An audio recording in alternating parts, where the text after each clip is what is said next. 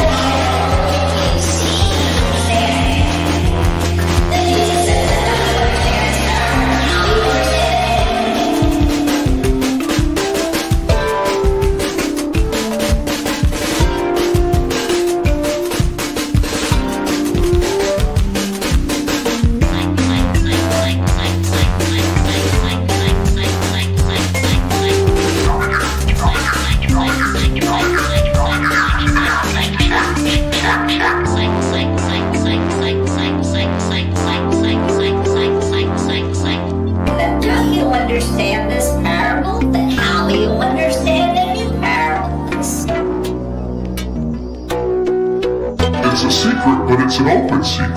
It's plain to all, but only a few see and understand. Then don't you understand this parable? Then how will you understand any parable? It's a secret, but it's an open secret. It's plain to all, but only a few see and understand. Then Jesus said to them, don't you understand this parable? Then how will you understand any parables?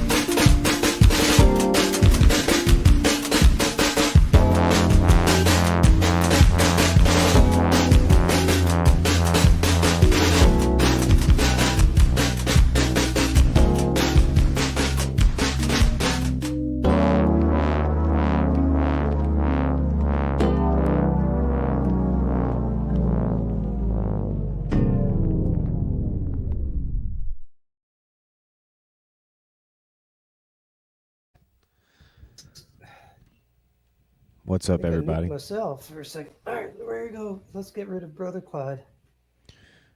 We're tuning Unless you into guys want the Saturday morning and exorcism Tayo, there ain't no grave. from the Woo Boys. We just You missed. want more? Ain't What else no should I play? I don't know. grave gonna I'll show you hold what I was my working body on. down. Let me get my camera here. Seems like Ron's just having some technical difficulties. Mark must have left him in the lurch. It was today's lecture class So is exorcism.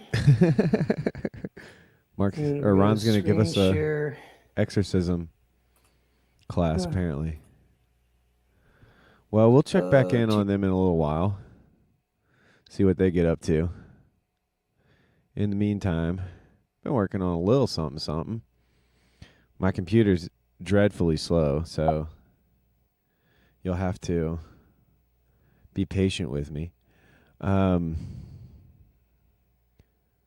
I will say, thank you to everyone who I texted yesterday.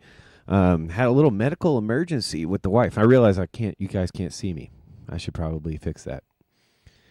Had a little medical emergency with the old wife yesterday. She accidentally, her medication recently got changed, the dosages of the pills that they gave her. She's on the same dose, but they gave her different sized pills, basically.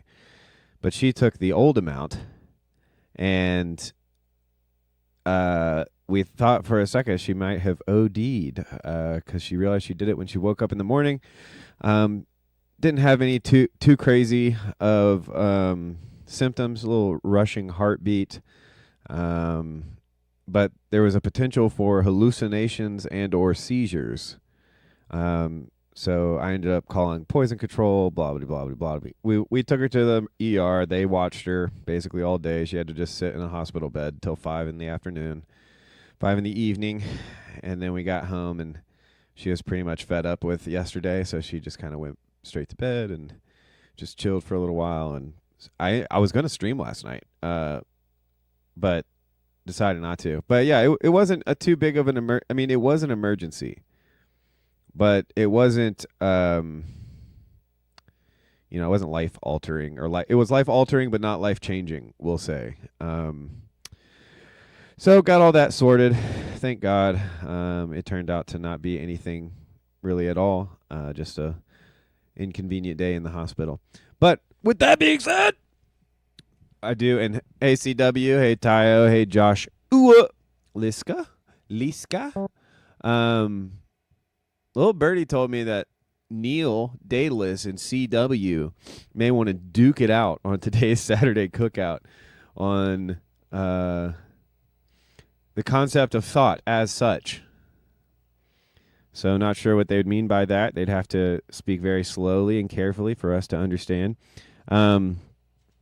But with that being said, let's go ahead and start listening to these chords and this little beat I got.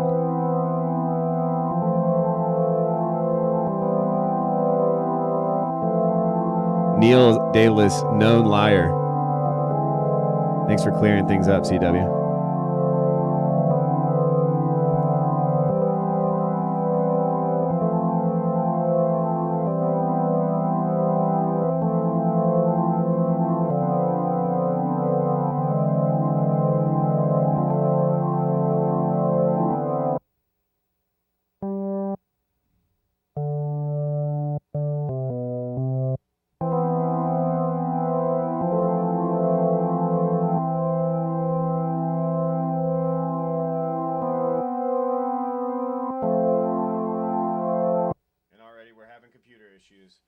Already we're having computer issues.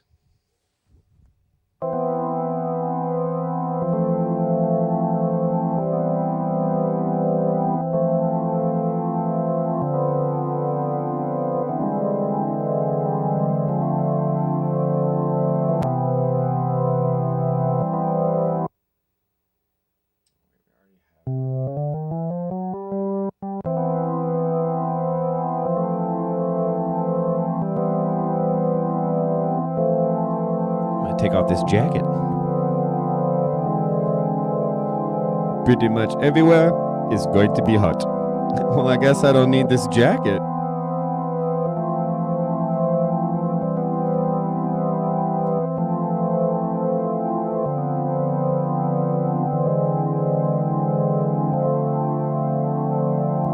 I'm glad I can give you a little McMo radio in the morning. Out to the falling snows in Minneapolis.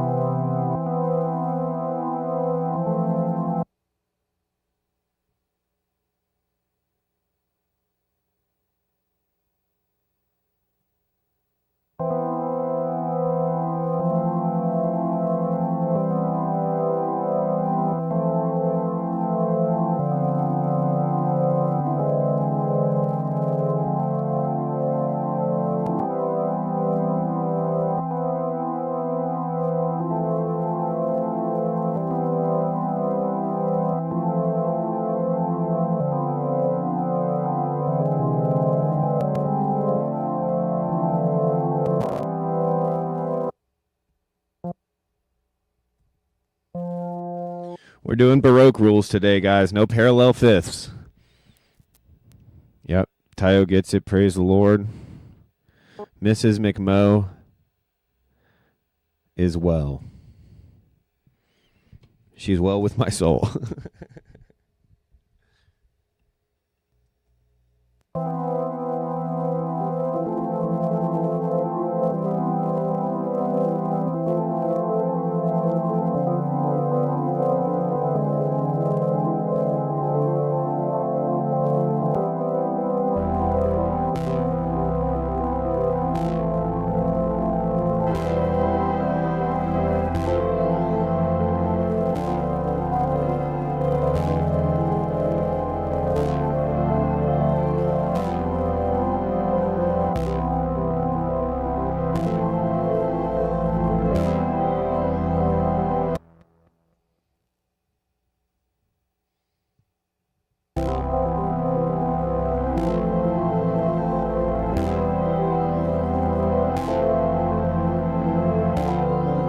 Tayo's saying Donda vibes. See if I can get my hard drive to load here. Maybe we can get some drums on this thing.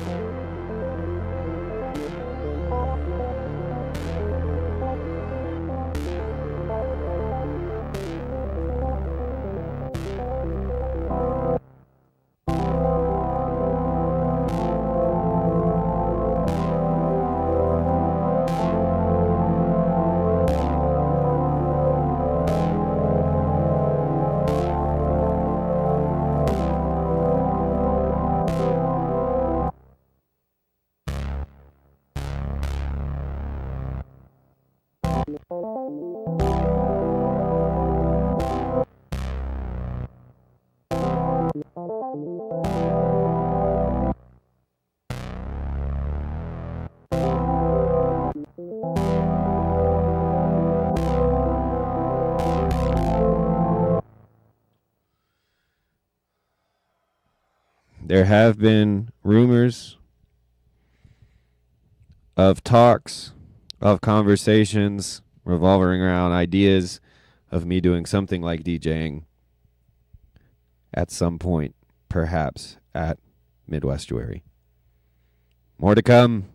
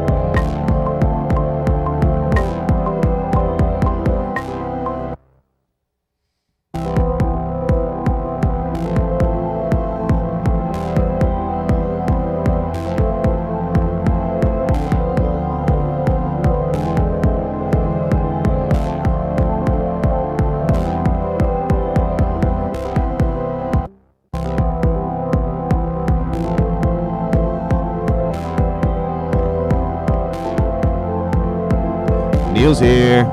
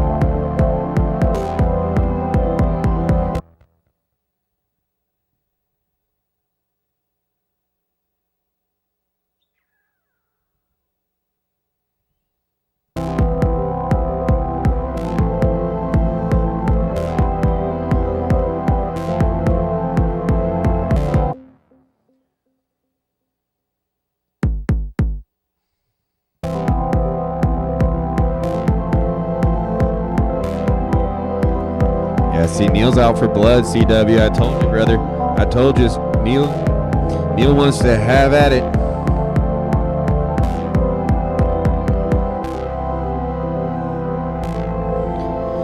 Yeah, I don't know what Neil's talking about, but this is actually a dance competition today. So if you come on today and you give me a little dance,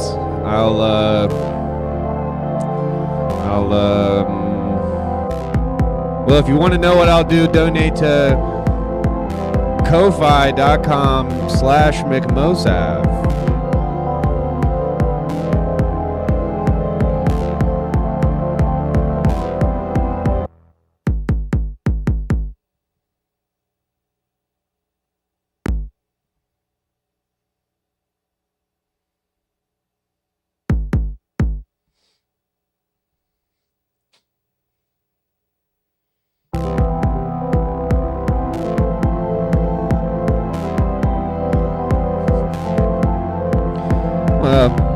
I don't know how public this is. I guess it is technically public. And you're wise to refrain from public spectacle. But this is a Saturday morning cook-up. I'm McMo. We're cooking.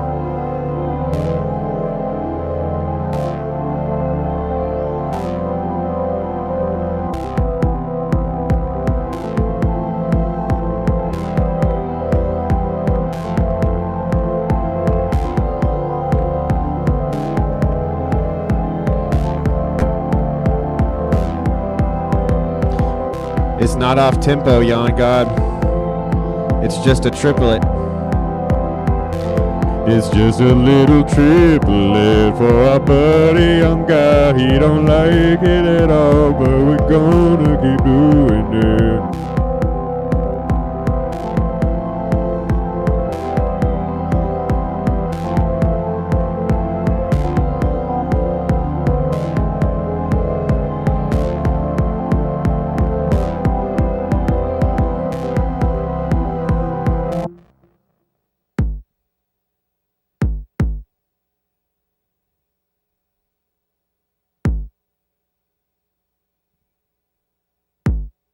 That's just what we want right there.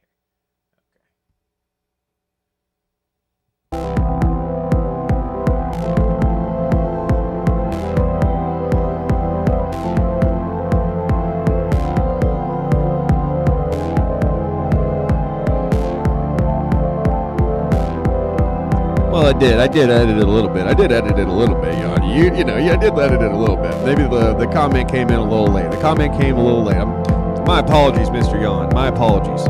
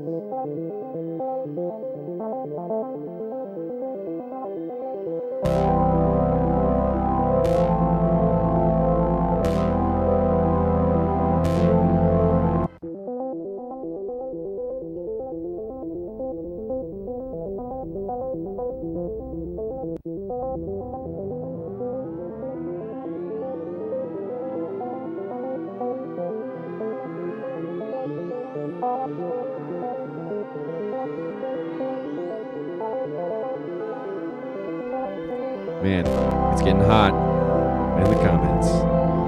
If you're not in the hive mind, if you're just listening in, you're missing a lot. Could have been here. Could have seen this. Could have been virtually not alone.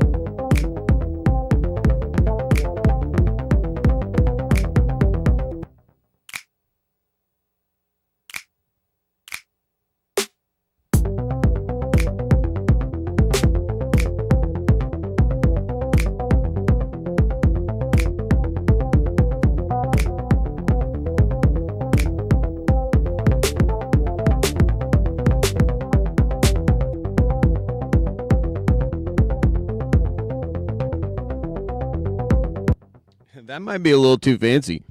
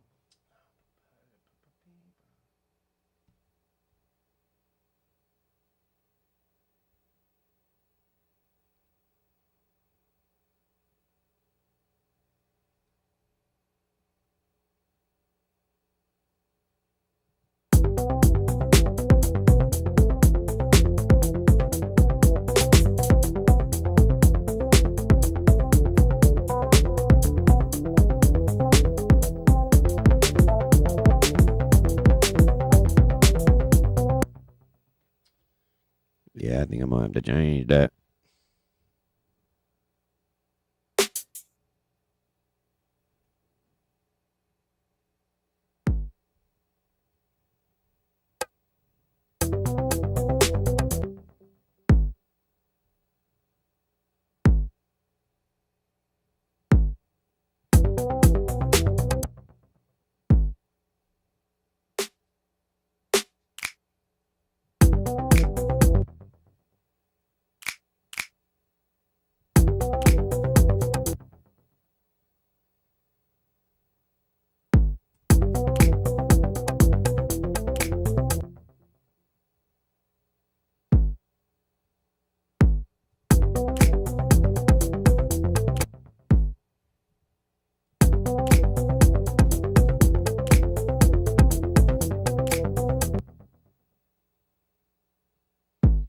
Bass transition into the snap.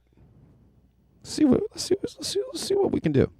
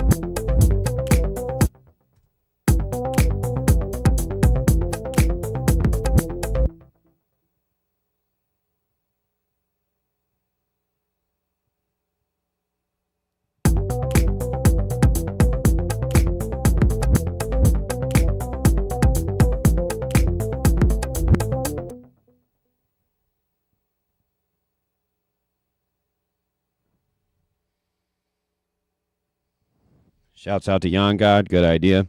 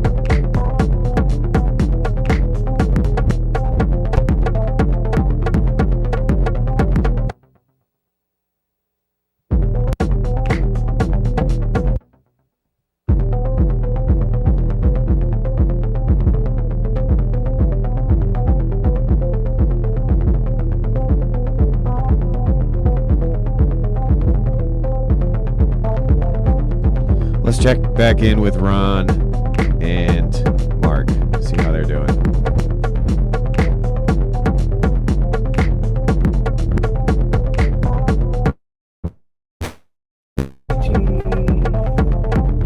Yeah, there it is. So, steps to exorcism: sermon, medical and psychological evaluation, spiritual examination, pastoral care, rite of exorcism. Common mistakes in exorcism: seeking quick fixes. Oh, I can take your time, Mark. I wish I had some coffee here. I had mine earlier. How does that look? Can you read that? Mostly because of the Buddhism. Oh, Ty is on with them instead of me. Okay, I see how it goes. In terms of scripture and the study of it, I think I can probably hold my own. So then it's a question of Elijah. I feel like one last thing, Ron, is that I feel like I'm on this subject of, not just within my church, but on the subject of apostasy, the apostasy of white supremacy in America, that it's really not been repented of. It's not really been seriously addressed in like society. What would it look like if it was seriously addressed and repented of? We would respect the history and address the persistent injustices instead of attacking the reforms that were made, the attempts at reform that were made in the 60s, 70s, 80s, well, actually just 60s and 70s. By the 80s, we were already in retreat from the attempts to change course. And now we're reaping the fruit of that lukewarm repentance that we saw in the 70s and 80s, or 60s and 70s. We're now turning to a point. We're now turning the page, and we're making things acceptable again that have been unacceptable for a very long time. Well, for a few decades, anyways. So yeah, that's what it looks like. It looks to start with the history. We acknowledge the history. We don't want to. You're probably not up on all the changes in various state laws that are already happening in the South.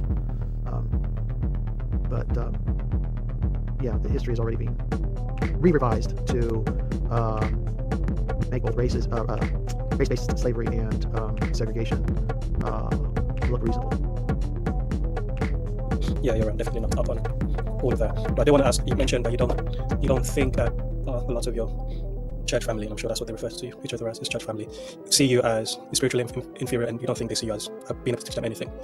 I guess I'm asking you the reverse question is, as on this topic particularly, is there anything you think they can teach you, or God is teaching you by, or God is trying to teach you through them by enduring them, or whatever? What does redemption of this scenario look like? This is the question.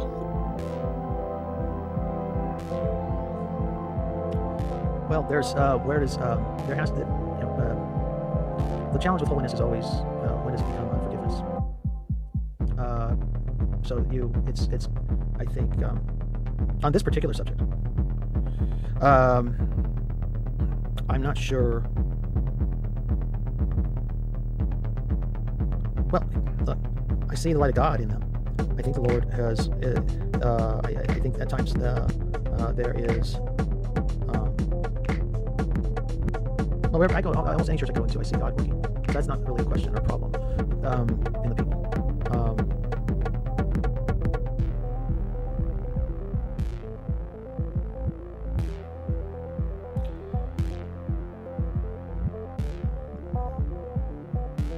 See, I've been meek for the last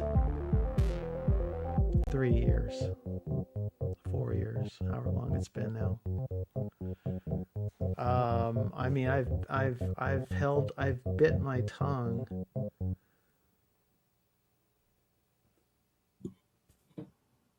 Just so you're aware, Mark, Ron did put a message in the private chat. I think he has to head off soon. Oh, sorry, Mark. No worries. We didn't mean to co-opt your screen. No. This is. I don't want to go. This is awesome. Can I leave it open and you close it? Or Dang, we missed the awesome. We'll just call it. And Tyo and I can talk if you want to. We can reopen. Tyo, you want to reopen? Yeah, let's reopen it on your channel. And yeah, because what happens is unless you're around to close it, I'm told it will keep going. Oh, I could always have it just stare at the wall. We'll see if they'll come over here. You don't want to do that because that'll use up your storage. All right. Well, all right. This has been. I don't want to go. This has been fun, quite a bit. Thanks, Ron, for hosting. This is a good time. We'll do more. I did coffee. not mean to take over your live stream. See, No, this no, is the just problem. this- You can't let me on, man. You just Yeah, can't no, let me this is fun. Hey, this Lance. Is exactly, dude. There is no crying in baseball, and there's no organization here. That's just the way it is. Good day. Good day, sir. God bless. I'll Thank see you in a you, minute, Paul. Tayo. See you in a minute, Mark. Bye, Ron. Okay, bye. Hey, Well, we'll see if they want to come over here. ladies and gentlemen, that concludes today's broadcast. Please follow. It doesn't conclude this broadcast. We're still going strong. And we're still having fun. Because you're still the one. I kind of want like a big, like, saw wave. Tayo, do you and Mark want to come here? You can just continue your combo.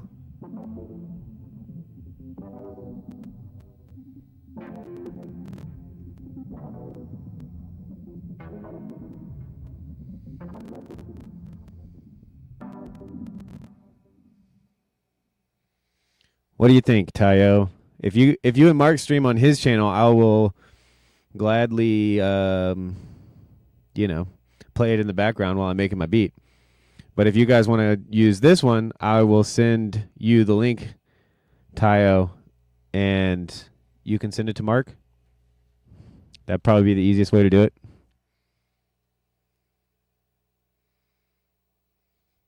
But, Tayo, since you've missed it, let's go ahead and listen to what we've got here.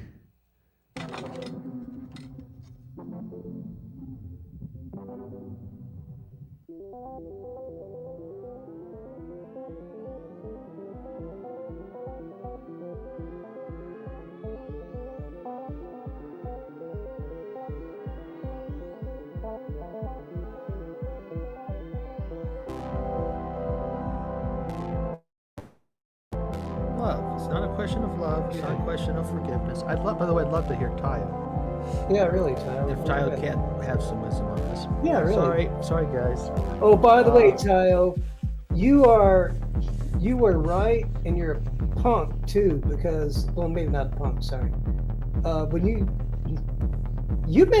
call out the obvious, and you bother me because I covered that ability, and you have a way of juggling thoughts and ideas and problems that is just Jedi worthy to be coveted. So get in here. You said, how long do you stay until? So how long do you stay in if you see something? See, they don't. Is it sin? You got to go back. Have you read the letters to the seven churches in Revelation lately? Yes, I have. Yeah, I especially Laodicea. That one scares me quite a bit. Mm-hmm. Yeah, they think they're rich, but they're poor. Yeah.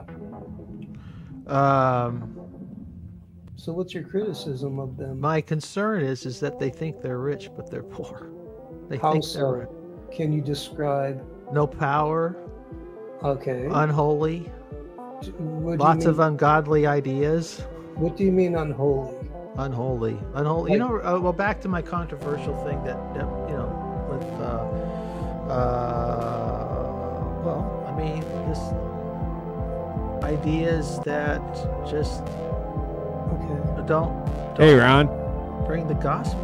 I mean, you're talking about how do you, in the context of America this day and age, how do you hold Tayo, I the sent it to you. position that slavery is biblical? That one's weird. I got to give you that one. You're like, that one's a little bit of a, huh?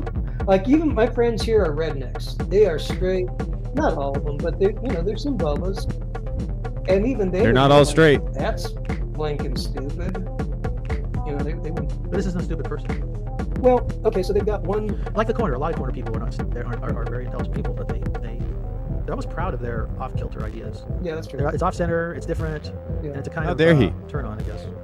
All right, so. But anyway, that's an aside. This is not a stupid person. The problem is they think they're wise and gifted, and the problem is always out there. Oh. All right, I'm listening. So they think slavery's. Well, okay. When's a deal breaker? When does admission feel? When do you risk going native, or when you risk? The irony of him saying they always think it's a problem out there. I haven't seen the rest of this.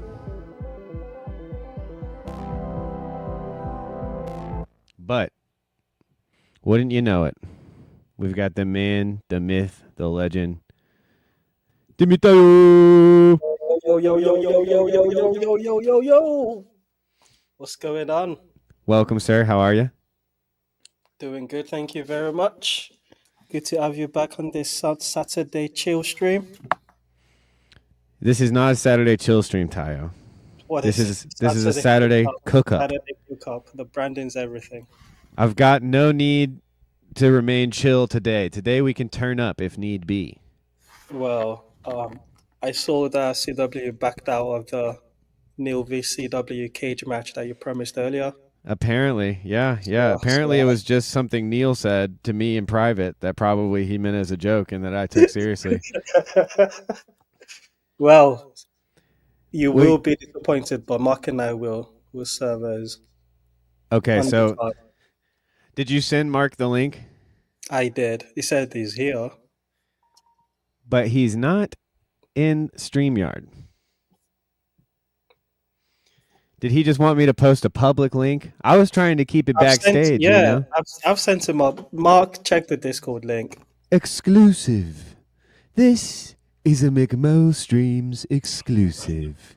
CW, I will take that privilege and run with it, and you will be saying the N word every 2 seconds. Not on my stream, you won't, Tayo. Not on my stream.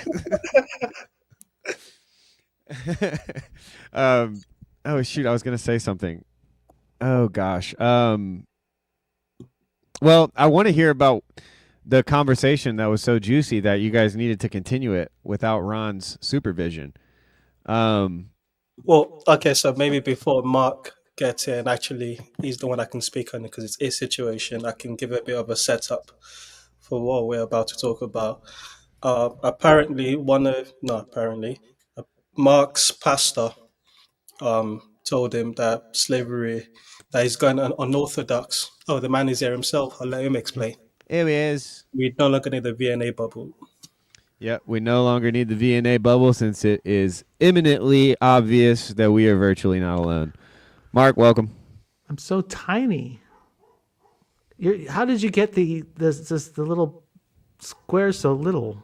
I made it a custom one so that Okay. it would not obstruct my beautiful gold and red name underneath, you know. Gotcha. I'm riding high on the big McMo streams. That's Yes, right. That's you right. are.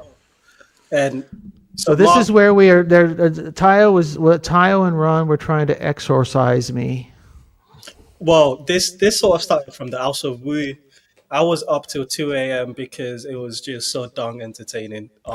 Yeah, I was trying to go back and watch that this morning to try because Mark had mentioned that there had been some kerfuffle or some, everybody in the corner is going to hate him for what he said. Now, I basically didn't get past the beginning with dog bark and what's his name, the Creek guy, Pine Creek, yeah. yeah, Pine Creek Dave or whatever. Doug. Yeah, who cares? He and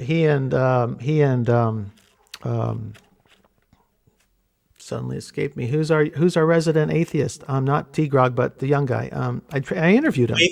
Nathan. Thank you. I know Nathan. Yes, and they're on the outs now. Even Nathan can't take Doug. You mean the atheists aren't getting along? What? What? Doug specializes in being an asshole. Let's just be honest. He's refined it to an art form. Well, I can respect that. He didn't know what to do with dog bark. Dog bark was right too. He lost the music, and he couldn't bear to even look at it in his own life. He was like, "No, I don't have time for it. My career took off." Do you realize what you're saying, dude? You fell out of love with music because you were unwilling to bow the knee in any way, and so you lost music. Great, congratulations, brother. You played yourself. Yep. And he's missing out on an opportunity to connect with his family, which, if you don't believe in God, I can't understand putting anything above family. And he's losing out on that too. Yeah, that's really strange to let your wife just go. She's still on the worship team, but you're going to sit at home and do whatever you do. Well, it's the Gen That's X up to- requirement to be true to themselves, right? Yeah. Well, were you guys having a disagreement earlier, or what were they trying to exercise you of, Mark? No, I Really, think what happened on the other? Yeah, what happened Well, on the other it's- night it's- stream? Do you want to summarize that part, Tayo, and then I can explain what Ron and I were talking about and what you came in to help me with, or how should we approach it? Because now it's I say we start from you explaining how your emotions got to where they got to before you even came on the House of Wu stream. Some of the things you were thinking and the things that happened that got you thinking in the way you were thinking.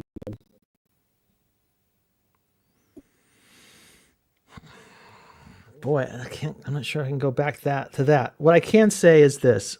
Okay, here I'll start. I'm going to work non-linearly. If you just hang in there. I recently, my pastor, who's also an old friend, who is also a member of my extended family, someone I've had some relationship with for quite a long time, many decades, told me very recently that when I mentioned the apostasy of white supremacy in America, and it's what I think of as its deleterious effects on the spiritual health of both the country and the church. He said, well, he kind of gave me a kind of enigmatic grin and said, well, I kind of have a funny opinion on that subject. I think slavery is biblical. And is in biblically justified because there are prescriptions in the Torah or the law of Moses about how to rightly treat slaves and procedures and so on. And in the course of that conversation back and forth, he,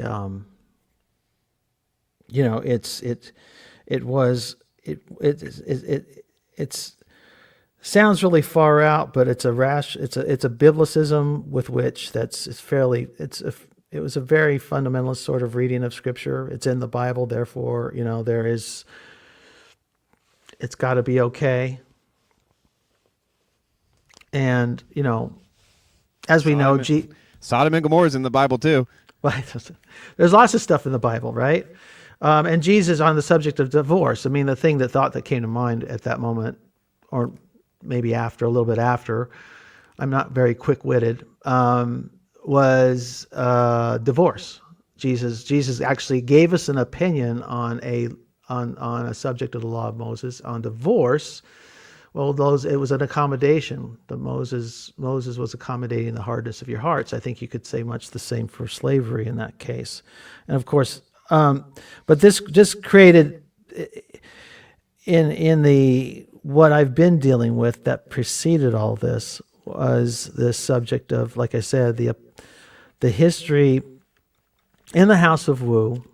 I brought up. I was looking at that map PVK had of the CRC church planting that occurred during up to and including his grandfather's time in the ministry, maybe even up to his father's somewhat, and it just showed a big empty pool in the South, which would have at that time been the segregated South. And most churches at the time were segregated. And most churches at the time in the South were white supremacist of one sort or another.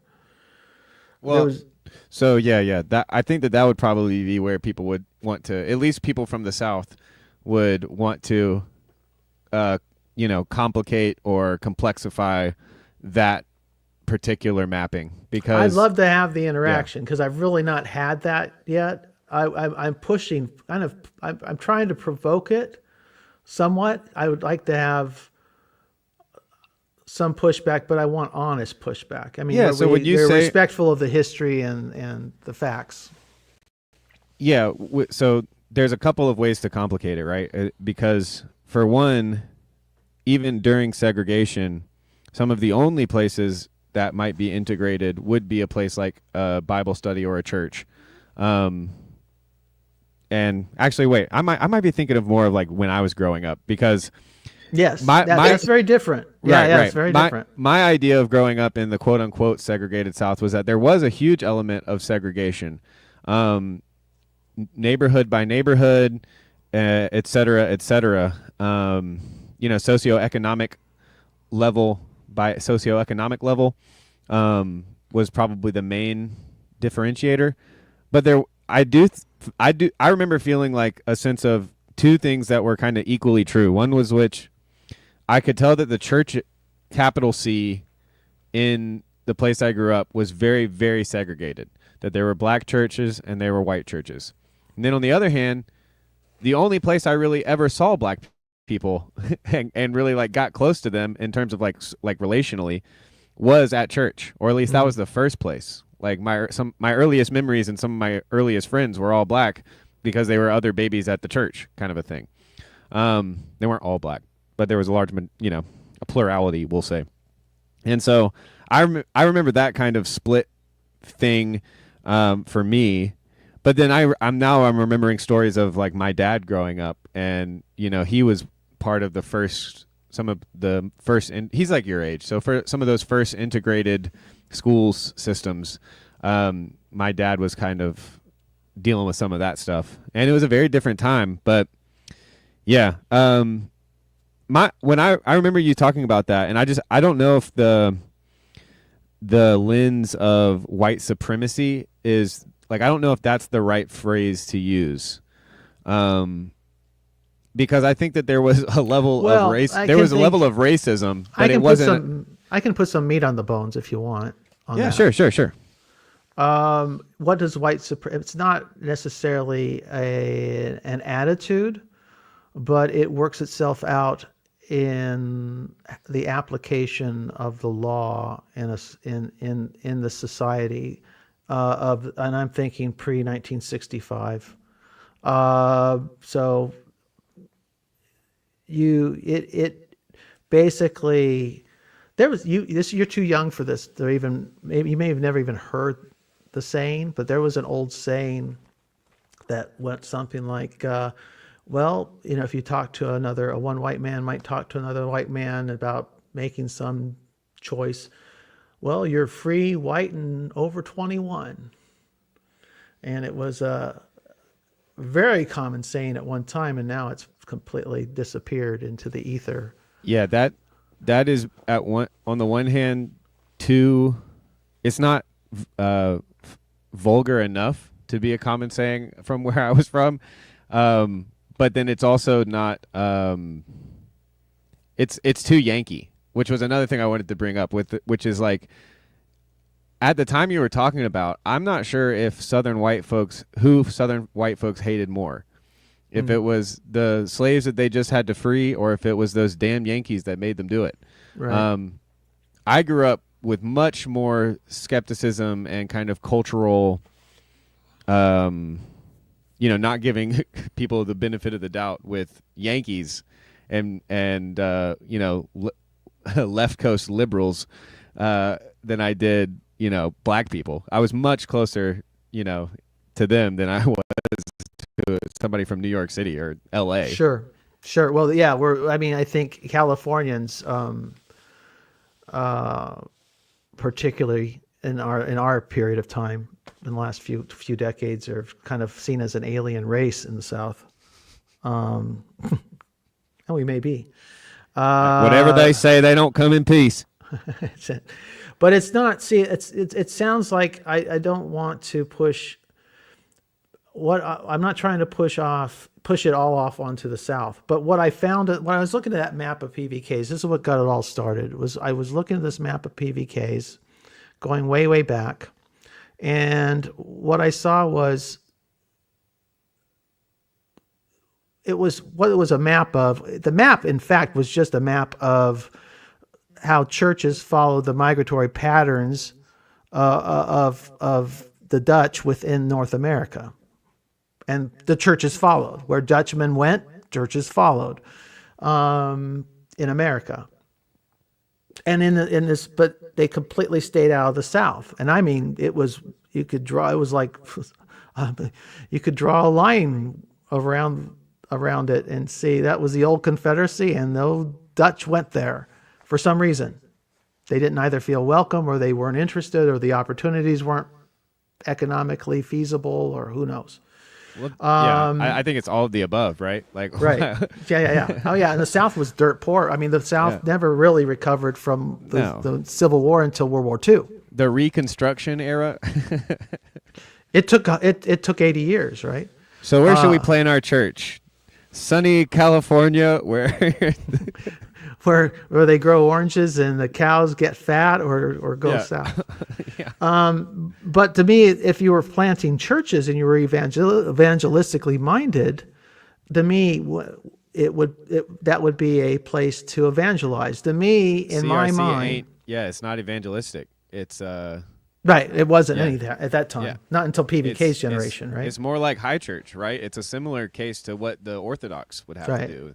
Christian civilization and all that sort of thing. Yeah, exactly. So anyway, I'm looking at this map. I'm like going, it was, again, I'm looking ahistorically or kind of non-linearly. My thinking was just like, that was a mission field. That the church at that time, and I'm thinking of in the 1920s, 30s, and 40s, the Southern church, white Southern church, was actively persecuting the black Southern church. Actively. What about this, Mark? Because it's always easy to look back and say they should have gone evangelized to these people. That's a mission field. But there doesn't seem to be a shortage of mission fields. And it seems only God is the one that sort of tells people, you go to this field. For example, you're off to your OnlyFans. There's a calling that you feel. We're going to get there.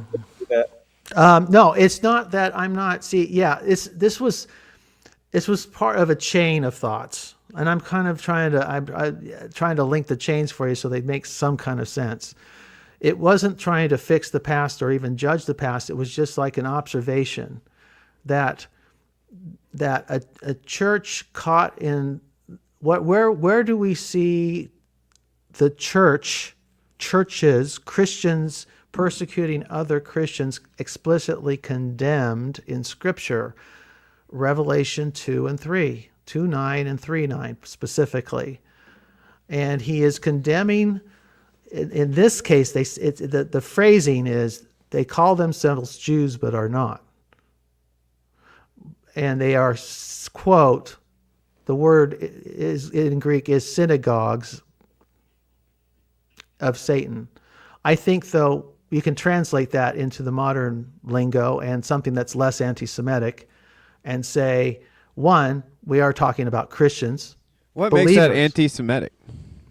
It's been used historically it's been used to anti-Semitic purposes. The synagogues of Satan thing. That's why I'm really hesitant to repeat it a lot. I'd much rather modernize the phrasing and say the word synagogue simply means gathering or congregation. So I think you could just as easily say congregations of Satan. I think this is a brave space, and if the boot fits, wear it. Okay, well, we're talking about Christians, though. Right. So Christians who persecute Christians, what are they? Christians who persecute other Christians are in the language of Revelation 2:9 and 3:9 they are ministries of Satan. These are in the spirit of Antichrist. And what I'm suggesting, and what had me thinking, is that it's this setup, this period of time corrupted the whole American church. The corruption didn't stay in the South. The North was guilty of turning a blind eye to it. I went to a Southern Baptist church. I was converted in a Southern Baptist church. And as I pointed out, the PVK, that church, and PVK didn't quite have the history right for once. But that church was formed out in the 1840s in in opposition to Northern abolitionism that was taking hold amongst Baptists in the North. So it was founded on a demonic principle. I don't think that I think that kind of demonic principle language gets overused, because I do think that, like, because it ends up being a war, it becomes good guys and bad guys. And I think we should be cautious that the entirety of the world now sees the Union as the good guys. And so the Confederates are obviously the bad guys, in the same way that, like, every single Nazi soldier is a bad guy and deserves to be killed. And like, so that would be my only hesitation. I think I see the point that you're trying to make, but I also think that it's not that helpful, because what matters is the individual, right? And so I would want to take the CW route, and you know what, actually this is a perfect time. I would want to take the CW route and introduce. We can summon I McMo. want to talk about which. What See if I is can it? summon It's McMo. all you have to do is say Kierkegaard. Kierkegaard. See if he stops in the chat later.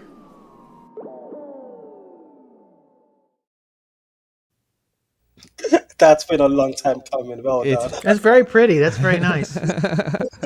Let me finish though with the chain, and then maybe it'll make more sense to you, because it all sounds like I'm trying to do some historical revisionism, or I'm trying to revive old fights. That's not it. I think, yeah, I'm. What I'm looking I want to at- be gracious. I think that you're using kind of a low. What is the phrase? Oh shoot! It came to me and then it went away, and I'm sorry I interrupted. But it was low resolution. You're using the low resolution framework to try to make a greater point. And so I'm sorry I keep tripping you up on that low resolution. It's your stream.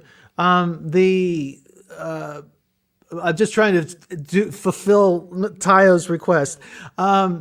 So what I see is the turning of the. See, there's also this passage from Jeremiah 6, chapter 6, verses 13, 14, 15, where it talks. Say what, Tayo? And 16. Remember. And 16 now. The Tayo said keep reading on to 16, and he's right. So 13 to 16. Read it. It's been read multiple times. We can read it here later if you want in a few minutes. But there's this idea of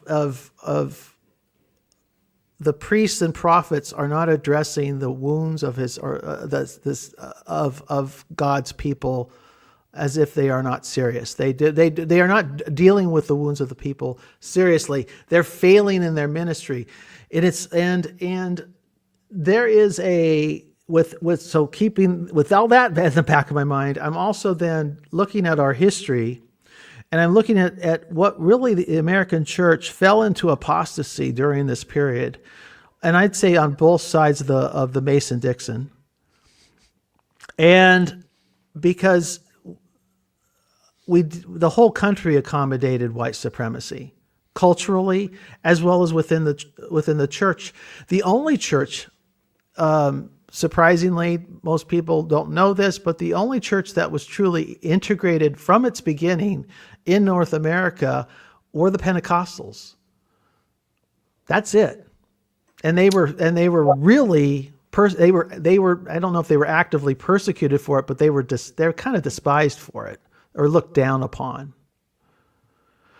Now, with all that history in mind, what I then am concerned about is we're now entering a stage where we're once again called upon to look the other way, to rationalize the unacceptable with Elon Musk's arm gesture at an inauguration ball or gathering.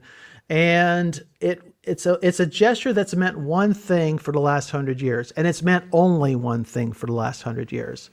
And suddenly I'm seeing people gaslighting me, saying he didn't mean it that way, as if the richest man in the world is a complete idiot. I mean, have you ever seen him move? So this all starts with Elon? Does it all start with Elon? No. It started with Or it ends with Elon. it ends with I'm saying that America the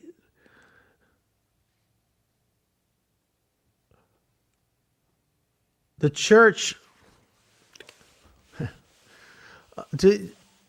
the American church is weak for a reason, spiritually weak for a reason.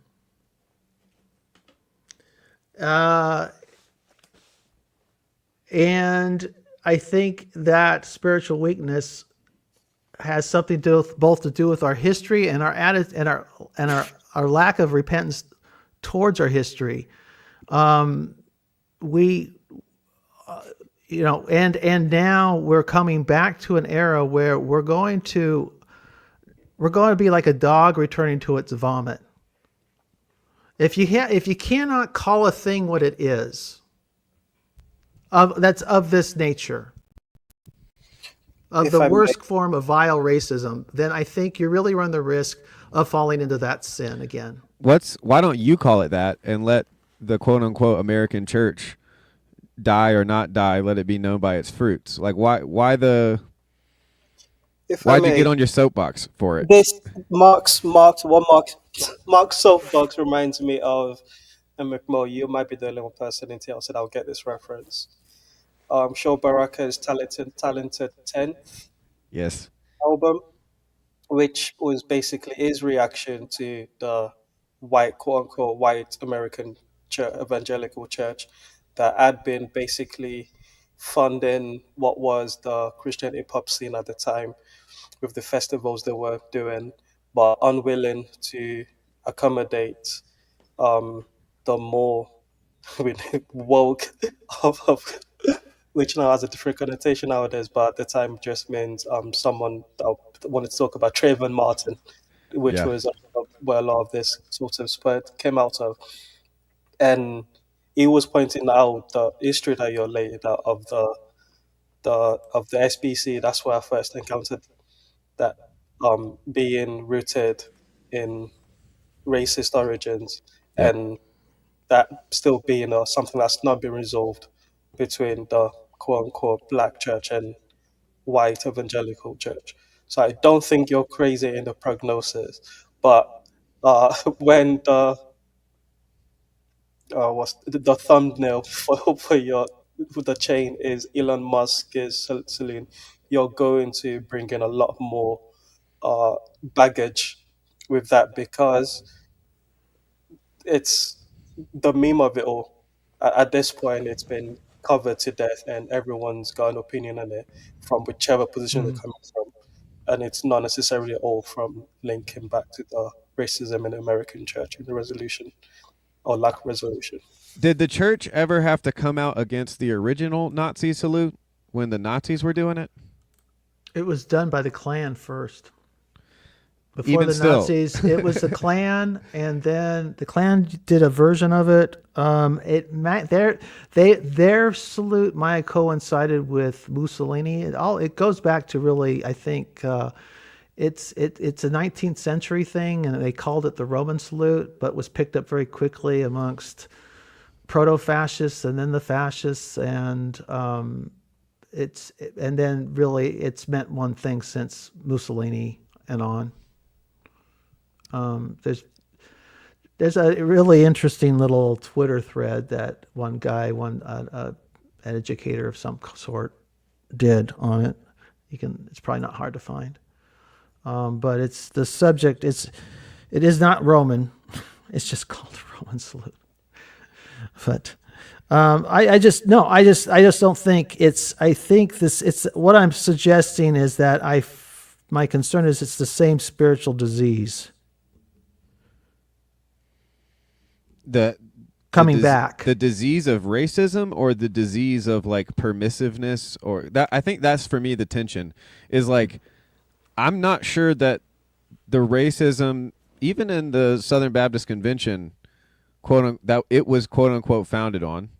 I'm not certain to what extent that should affect our views of it now. But then secondly, there is this weird I'm getting this weird tension of like, because I guess I don't go to church. I'm like, the bride of Christ is going to be the bride of Christ wherever and whenever she is, and to the extent that a church is allowing something like rampant racism within its pews, that church will be a very, woe be unto them when Jesus comes back in, like he did in Revelations, and says, "To the church of America, I say to thee," But on the other hand, the church is so fragmented. Like I'm hearing in you almost like a wish that the kind of, that all the silent majority who's not so silent anymore, the kind of the grown-up children of all of us who are indoctrinated by Rush Limbaugh in car seats, is now kind of coming to power. I don't think of it as a prime, like, if I had to guess, the number of Christians in America is still on the decline and gets lower and lower each year, and that's regardless of how many people are in any given church. But that's why the emphasis needs to always be on the individual, right? It's your job to root that stuff out in your church, which is, I guess, why this all started, because it kind of, you're trying to have to. Well, yeah, and it's not going to be rooted out of my church from, what short of a miracle. Well, this as is I what, expressed it, expressed at the very beginning, right? Yeah. So like, maybe that's a weak point in your chain, or not a weak point, but is there, like, maybe this was, I feel like Ron Copperman right now, but it's like, is there a way that we could listen to whatever your pastor had to say about slavery as a concept, and can we think about that in a way that's not connected to the sin of racism? Or because, like, you're not so radical, Mark, as to say that people shouldn't have bosses at work, right? No, the subject is not. See, this is the trick, though.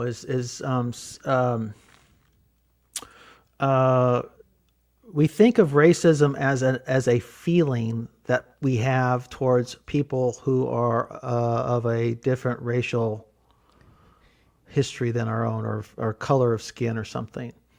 During segregation, Mark, are you about to? I'm sorry. Are you about to hit me with the systemic racism is real thing? No, let me finish. Okay. During the period of segregation and before, during slavery, it had hard consequences in the form of a white man could rape a black woman without suffering consequences. A white mob could lynch black men without consequences. Black men. Is that the type of slavery? Is that the type of segregation that you think your pastor is promoting? No. But this is what results. It's just you get real world consequences to just I'm not saying he's advocating. Was slavery that, like that for all of history? Was that the type of thing? Was that the type of thing going on in the Bible in Rome? Right, like in Rome. Do you think that stuff? The head of a household could murder a slave without consequences. He couldn't murder another man's slave without consequences, because that would be vandalizing someone else's property. But it was not too different from American slavery there. Just as he could do with his children as he wanted. He could sell his children into slavery, rape his children, murder his children. I see you're basically making the case that, or trying to make the case, and I'm not disagreeing with you, by the way. This is a fun. I haven't thought about this in a long time. I may not look like it, but I'm having fun. Well, so go ahead. Yeah, and we're not going to let Tayo tell us what he thinks about race, because it has no consequence. It doesn't matter to him in the UK. It doesn't matter at all. Yeah, nothing could be further from what Tayo cares about. He lives in a racial utopia in the UK. Yep, that's right.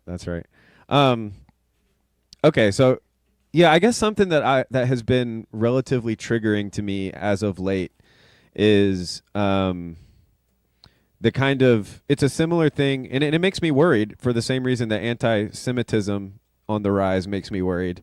But that kind of idea, yeah, like that the South will rise again, and all of that stuff. But I'm so aware of all of the propaganda now, because the thing is that that low resolution, slavery always bad, and we were that the Civil War was what made was the good guys fighting against the bad guys who don't understand that racism is evil, or they do understand it but they just like being evil. I think a lot of times that when we just kind of tell the story in that way, which I broadly think is probably close to some of the truth that was going on, we often can miss the individual. And I think oftentimes scripture is almost, to the extent that it's being interpreted by the individual, it is written to the individual as, God's holy word. And so I think that's a really American way of looking at it, to see it purely as individually, because I don't think I'd say it's very modern at the very least. Unfortunately, it's not American, it's not modern, it's Kierkegaard. I'm exploring the philosophy of Søren Kierkegaard. Let's see if I can summon McMo. Kierkegaard. Summon McMo. All you have to do is say Kierkegaard. Talk about Kierkegaard. So. Søren Kierkegaard was a brilliant, gloomy, anxiety-ridden, often hilarious Danish 19th century philosopher. Kierkegaard's philosophy is a reaction to the Hegelian synthesis. What makes Kierkegaard a precursor to existentialism is that he holds the view that there is no criterion for making this decision. In other words, he faces us with the grim, the horrifying reality of criterionless choice. Make a decision. You have no standards upon which to make a decision. Good luck. Well, we're going to talk a lot about what Kierkegaard means when he's saying that today, but I really like him. I find him really fascinating. He's certainly one of the funniest, and he has a thoroughly morbid sense of humor. There's so few philosophers with a good sense of humor. Kierkegaard is one of them. So, and you also have a choice about whether you make a decision or not. You must decide. Best of luck. So Kierkegaard leaves us adrift. He cuts us off from our moorings to rationality because he says there is no possible rational decision procedure which could give you grounds for choosing the moral or the aesthetic life. If you want to say that you develop some rational theory which shows you that only the rational life is the good one, you're presupposing what you are trying to prove. If you did presuppose that rationality would be our guide, then what would you say? Thomas Aquinas wouldn't call you virtuous for staying up all night tracking glacial melts in Greenland, but for many philosophers, including Kierkegaard, anxiety is a foundational human experience. Nothing. The vast silence of human existence becomes very, very clear when Kierkegaard begins to meditate and think deeply about the choices that human beings must, by virtue of the human condition, make. I'm anxious, and I'm not alone. For example, you guys ever think that some of your friends are only still friends with you because they've been friends with you and actually don't like you, and protect my back, and they talk about why they don't like you and everything you're with them? You're thinking like, am I not right? And I actually have friends? Søren Kierkegaard is best known as the father of existentialism. Is there a mood that expresses the human condition more than any other? For Søren Kierkegaard, that mood is indeed anxiety. And Like Søren Kierkegaard. Kierkegaard Søren Kierkegaard was a Danish philosopher, theologian, poet, social critic, and religious author. For Søren Kierkegaard, whose Kierkegaard's philosophy is very theistic and more specifically very Christian. So much so that he might well be considered more of a Christian theologian than a philosopher.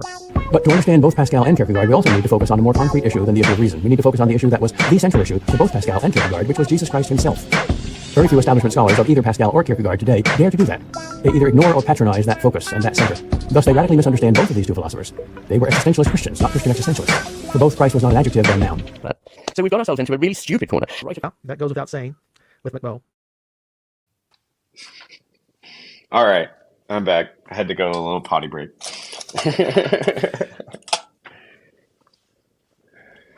So yeah, I think that I hear what you're saying. I'm trying to maybe give it a little pre-treatment because I hear a lot of boomerality or potential accusations for boomerality in the low resolution historical take. And I'm more comfortable with the type of individualism that says, serve your earthly masters as unto the Lord, and that being something that I can apply to myself. And masters, whatever commands the scripture gives to masters. I have pets, so yeah, I guess that I hear in you a type of you're a knight, dude. You are. Tell Michael Martin we found a knight. It's Mark Parker. He is willing to fight the dragons. And you oftentimes are trying to calm us down, us young bucks down, and I'm like, Mark, you gotta calm down on this, man. It's okay. We'll Well, let's. Here's the thing: is I've got at some point I've got to figure out what congregation I want to, I can be a part of rather than want to be. I mean, I'm willing to go where the Lord sends me. I'm not feeling I'm not feeling the feels right now. And that could easily be a shortcoming of my own. On the other hand, it could be, the column of smoke did lead the people from one place to another in the desert, and smoke could be moving on. Fire at night, smoke in the day, right? So, So this is a signpost to you that it may be time to find a new place to go, or is it just the fact that you haven't really been feeling the whoosh, as well, we have our friend Paul yeah, Van Zake? I was, bush is always good. It would, as I asked Tayo, and Paul and Ron, when do I risk catching their demons? Whose demons? When do you not? Well, when I don't, when I am, okay, Elijah is in Baal-soaked Israel, confronting the court, confronting the priesthood, and he presumably came out of it unscathed because the Lord took him up in a chariot of fire, right, according to the scripture. But we also know that the intermingling, that Solomon didn't survive quite so unscathed. I don't want to be caught copulating with the doctrines of demons while under the auspices of ministry. So you don't want to catch the demons from your church people, but you're willing to risk the demons of the OnlyFans girls and... I can handle them. They're easy. That's not a problem. Clip it, boys. We've got him. Frankly, I'm with Jesus. I think I look at Jesus when he pronounces over Capernaum, woe to you. If Sodom and Gomorrah had seen what you'd seen, they would be standing today. Mark, Okay. do you think that the Beatitudes and the harsh sayings of Jesus contradict an idea like you reap what you sow? No, I don't. I have no problem. See, this is the thing: is I think there are actually, I'm more inclined to believe that there are laws of nature in effect here. That are karmic.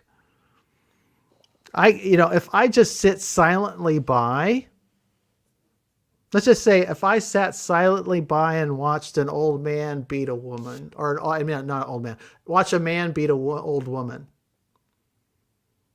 or a husband beat a wife, and I'm present for it, and I'm quietly turn and walk away out of cowardice, I will suffer karmic repercussions for that.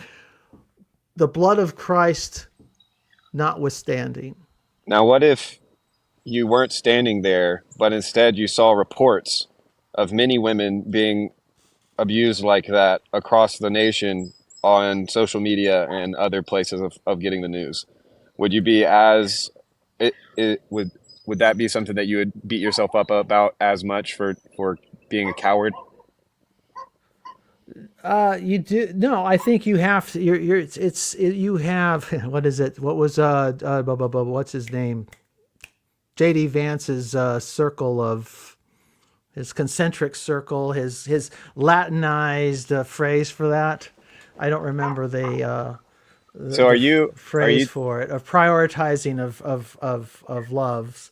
Well, it seems like there's two types of prophets, right? Like there's the prophets who speak to the people, and then there's the prophets that speak to the king. And so do you feel like you're on the side of like trying to convince the people that the king has no clothes and is evil, or are you on the side of wanting to talk to J.D. Vance and tell him that his views of No, I'm not trying. Ordo See, I'm not Amoris. trying to change America. I'm just trying to. I'm just trying to get through the day, man, and Yeah. without catching a demon.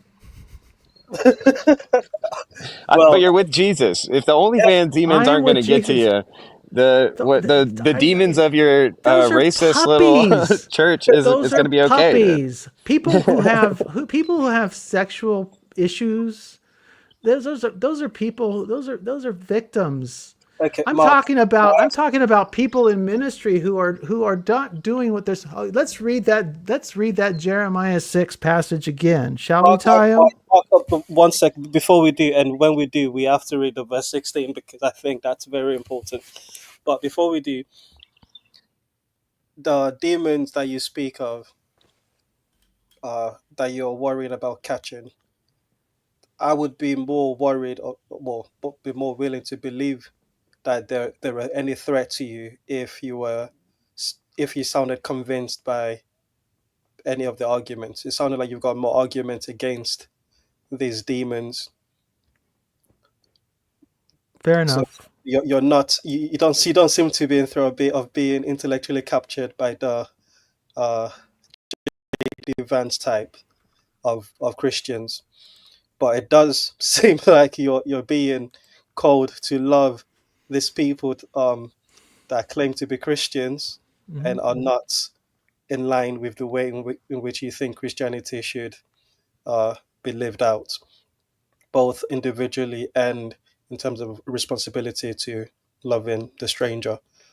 Well, when, Tayo, do you, as a Christian, this goes for you, McMo. When do you stand? When does your uh, Elijah moment come when you say, "Okay, let's see whose sacrifice God accepts"? When do you come in power in the Holy Spirit and say, "I challenge. I'm going to draw the line." The And we problem will is that we will have our confrontation. We'll deal with it About and risk schism and do all the stuff that we don't that we the reason why the American church compromised itself on the subject of race was because it was afraid of breaking Mark, apart.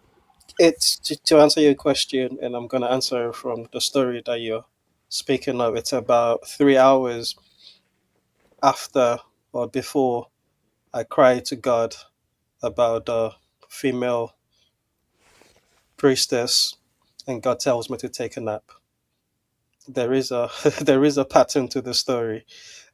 Even when you do that, it doesn't seem to resolve in the way in which we think it would resolve. So well, and even you exercise, you lined up all of the people in the congregation that are possessed by the demon of racism, and you kick them out into the deserts and say, okay, we start again. Um, Very quickly, you find out there are other demons that fill that space, and the challenge of being in a church seems to me to be more about not thinking I have the final analysis of who's possessed by which demon and when. Now there are exceptions when things are like you said.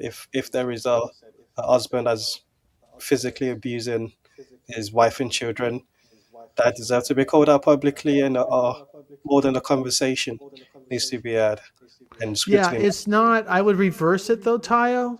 I'm not talking about kicking anybody out. I'm talking about risking being kicked out. I'll call the thing as I see it, and then if they find it if, and this is where I have not been bold in my local church because I've made it a habit of biting my tongue for quite some time because Allow I me don't. to But do a little Van Dunk evangelism, and this is why estuary, a place where you can have conversations across ideological divides, such as what do we make of the Elon Musk uh, salute, Nazi or not Nazi, and we can talk and have conversation and have some freedom, and still not feel like we have to leave the church. If we can stay in the culture of the church and have that conversation. Wow, hell of a pitch, Tayo. Hell of a pitch. Congratulate. Everybody's catching that McMo kind of sales, salesman, Southern Baptist preacher. It's the sales demon. Be wary of the sales demon. Mark, watch out, Mark. No, it's funny because I was actually going to say my response to your question, Mark, was that like, if there comes a day when I have to climb a mountain and prove to some pagans that sacrificing their firstborn is not required for the quote-unquote good life, and then years down the road in discipleship and sanctification, I have to tell them that the good life is not even what they should be striving for, I'll be willing to do that. But the point is, I'm McMo. I'm not Elijah. And so when we read the Bible, like, there is the temptation, I think, especially... You have not because you ask not, McMo. Yeah, and I'm not asking to face off with the pagans on a mountaintop. I'd much rather like to change the world through my stupid little beats and my chill streams. But, not my will, but his be done. And then there's also the idea of, I was originally going to say Gandalf in Lord of the Rings, where he says, you don't get to choose the days that you're born into. It's what you do with the days that counts, or something like that. But really, I prefer the Mordecai to Esther. Who knows but that you were born for such a day as this, right? And so I'm not trying to, and I did put out the link in the chat if anybody else wants to join us and change the conversation. It looks like, I know Neil is going to have some time this afternoon, so he might want to hop on and have some fun. But yeah, so all that to say, like, I think that it goes back to that Kierkegaard clip that I made this morning. I was so happy. I got a long one and a short one. But I do think that there's an element in which, like, we have to work out our salvation with fear and trembling, knowing that it's not us, but it's God's love that works within and through us for his good pleasure to do his will.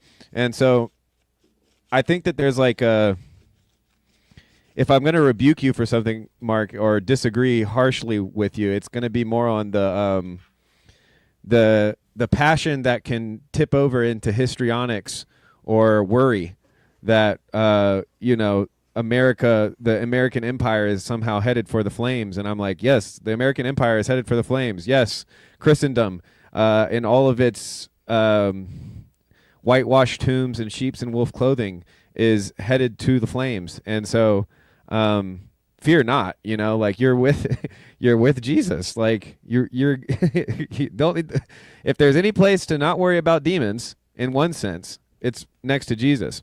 But then there's also the sense of, like, fear not, you're going to encounter a lot of demons, but it's Christ who sent you to them, right? And so this is where I think our faith should play a centerpiece in how we engage with the world, because if it's too Chicken Little, then I think we're a worse witness than if we had peace that we couldn't articulate and that nobody could understand, even not ourselves. So that was my only, like, I guess, response in terms of a pushback, is that I do think you might be getting closer to that. I told privately, Tayo, I know I'm risking monomania with all this. I do want to respond a little to what McMo said, because I mostly agree. But we do have a celebrity in the hive mind, and he's doing my job and keeping McMo accountable and asking where's the beat. Shout out to Freddie D from the SAC. Oh, Freddie D.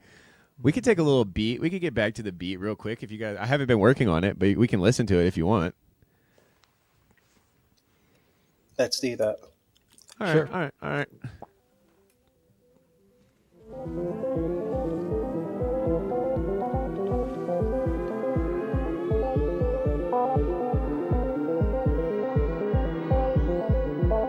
This is for you, Freddie.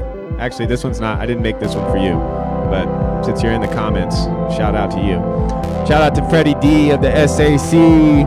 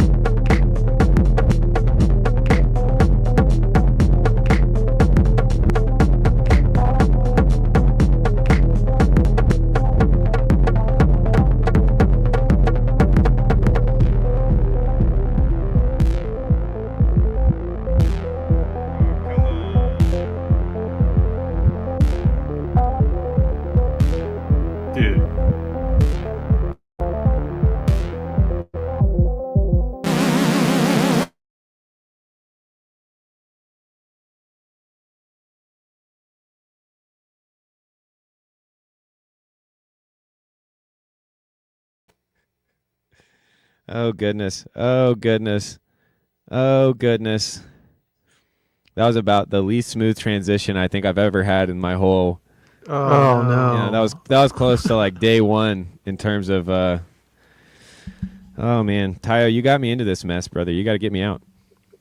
Well, the hell got echo.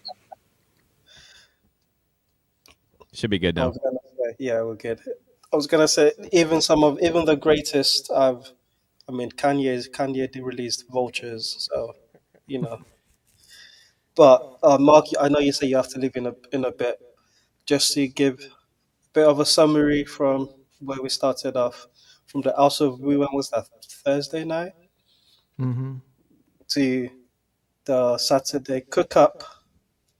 I think I just want to encourage you. I feel the need to encourage you in your wrestling with the body, because I've been there. McMahon and I very much. He more than I, but I too know what it's like to be like, wait, is this is it? This is the people I'm meant to be building the kingdom with. This is how the good news manifests. And looking around and feeling the need to sort of, lament. And it's understandable now. The details of what you're lamenting about will be scrutinized, and that conversation might distract, but I don't want it to distract too much from the pain of, wrestling within the body. And I know you were threatening to jump off and just full and embrace Buddhism, because that's also part of the reason why you don't really speak up. But I just want to encourage you to keep wrestling. These are somehow Christ promised to redeem all of this mess and make it all beautiful in the end, and that promise still stands. Yep, I trust in that. I don't want to fail in my own obligations to participate in his work that he would have me do. As I said, I think in PVK's live stream that I was, I'm not a charismatic because I speak in tongues. I'm a charismatic because I wake up every morning kind of expecting to hear from God, and which makes me something in between a crazy person or Pentecostal. I'm not sure which, but have you considered starting your own church? I'm allergic to church entrepreneurism. I don't. It would be. I'd much rather be in a position where I encourage people to find churches and join them. Let Neil in. Oh, Neil's here because actually on Ron's stream I think I did. Were you there, Tayo, when I said I'm thinking I've seriously tempted to just become Catholic? I heard that. I saw that. Yeah. Before you become Catholic, I recommend starting your own church. You can call it the Church of Jesus Christ of Latter-day Buddhists. Huh? Yeah. Reformed Buddhism. Neil, welcome. We all know what happened to the Church of Jesus Christ of early day Buddhists, so we don't want to go repeat that route again. Neil saved it. Neil saved your ass. If Marcher were here, he would say that Buddha was just a prefiguring of Thomas Aquinas, the fat saint. It was all just a prefiguring. You're not thinking the laughing Buddha is a bodhisattva. That's not the Buddha. The fat Buddha is not the Buddha. Gautama Buddha is a different historical. Mark, I know you're like an expert on this or whatever, but I'm not an expert, but I'm just saying this is just basic stuff. The only thing I liked about Buddha was that he was okay with a little. He was a fat guy with a bag full of tricks for little bad gifts for children that he'd give. I had so much Buddha cred when people just thought it was a smiling overweight guy. I related to that. Come on, you're crushing my dreams here. What? He's not as hairy as you. I'm not that hairy, dude. It's just on my face. I have not seen your full body shot, so there you go. Well, ladies and gentlemen, here we go.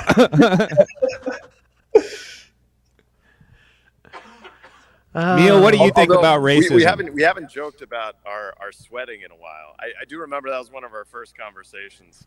How you're a rather sweaty lad, and Yeah. I had something called palmar hyperhidrosis, which made it a pain in the ass, well, pain in the hands, I would say, to ever meet anyone, because I shake their hand and they think I'm nervous as hell to meet them because my hand's sopping wet. It's like, Yeah. no, I'm just weird. See, But then that's again- but me then and again, Neil you are have both. Jesus. me Real and- quick, you got Jesus in Gethsemane sweating blood, so we're in good, we're in good company. Yep. Well, Neil was like, "Yeah, I've got this Palmer thing," and I'm like, "Oh, it's just on your palms." But yeah, Let me that's be- one thing. Before I go away, and I don't want to be thought of as I am trying to trash the folks in the pew. It's not the folks in the pew. It's the people behind the pulpit, people in leadership. And I think the American church is weak because and this is where I'm with Kingsnorth. And he's just approaching it from a different angle. Is that I think the corruption is top down, and but it poisons it's poisoned our witness. The reason the churches are shrinking because nobody. Why would you come here? It costs you money. It so costs Mark, you time. It's going to be, you're going to have to deal with all kinds of bickering and nonsense and arguments between one group and another group. Go ahead, Neil. Yeah, I mean, why isn't that what you just described, the opportunity to just be a hero for Christ? What I mean by that is like my church just closed, or it merged with another church. The church we merged with, it's not doing great. You know, there are innumerable problems with it. And it's like, I feel more content knowing that I'm in the right place at the right time because of that. Because like if let's say everything is going wonderful in the church context, that's when I'm about to be humbled. You know, that's when my faith. But like if I'm in a place that's really struggling and dying, and I don't even know how to add value to the place. Don't get me wrong. Like I sing, I do Bible study. Like I can add value in some ways. Not to brag.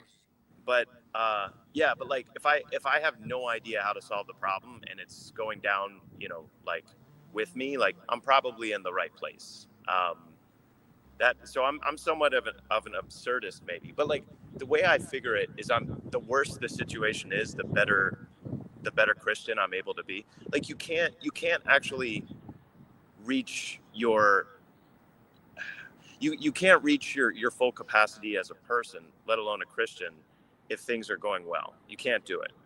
Like in order to reach your capacity for what you're capable of and what you can withstand and how you can rise to the occasion, things have to get worse. Yeah, that's how I see it. Also, Mark, knowing you as little as I do, I don't believe you've got the temperament to be as obedient and not a troublemaker. You're going to pick up the Bible and shove it in the face of your priest and say, "Why are you doing this?" It says X in Jeremiah, and you're saying Y from the pulpit, and that's going to be more frustrating to you, I think, in Catholics. So, say Protestants, we're further out on the fringe, or even if they kick you out, you're still in the body. Yeah. I probably don't make. I'm not good Catholics. I don't make for good. Well, it's like my breed of dog is not very Roman Catholic. The thing about Catholic, Mark, you just go to the liturgy and you shut your mouth and you take communion.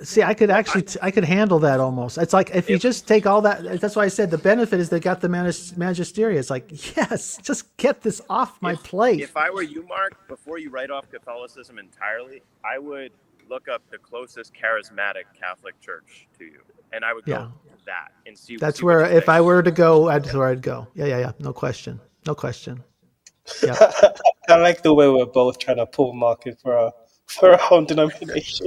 No, Mark, I think you should be a Christian absurdist. I think you should just not go to church on Sunday and just wake up every morning, read your Bible, and pray, and see God at all time. Pray continuously. How about you just become a little Protestant hermit out in the wilderness like me? Why don't you just do what I like? I've done that, and God attacked me with a dog. Oh, you got a dog? I got a hurricane. Neither one of us seem to be catching a clue. I got my message loud and clear, man. I can't speak for you, though. First, there was a dog, but God was not in the dog. Then there was a wind, but God was not in the wind. And yet a still small voice. See, Phlebas said something in the comments, and it's a good point. We are disproportionately exposed to the pulpit problems now. I don't think it's as bad as you think, and I will agree with that.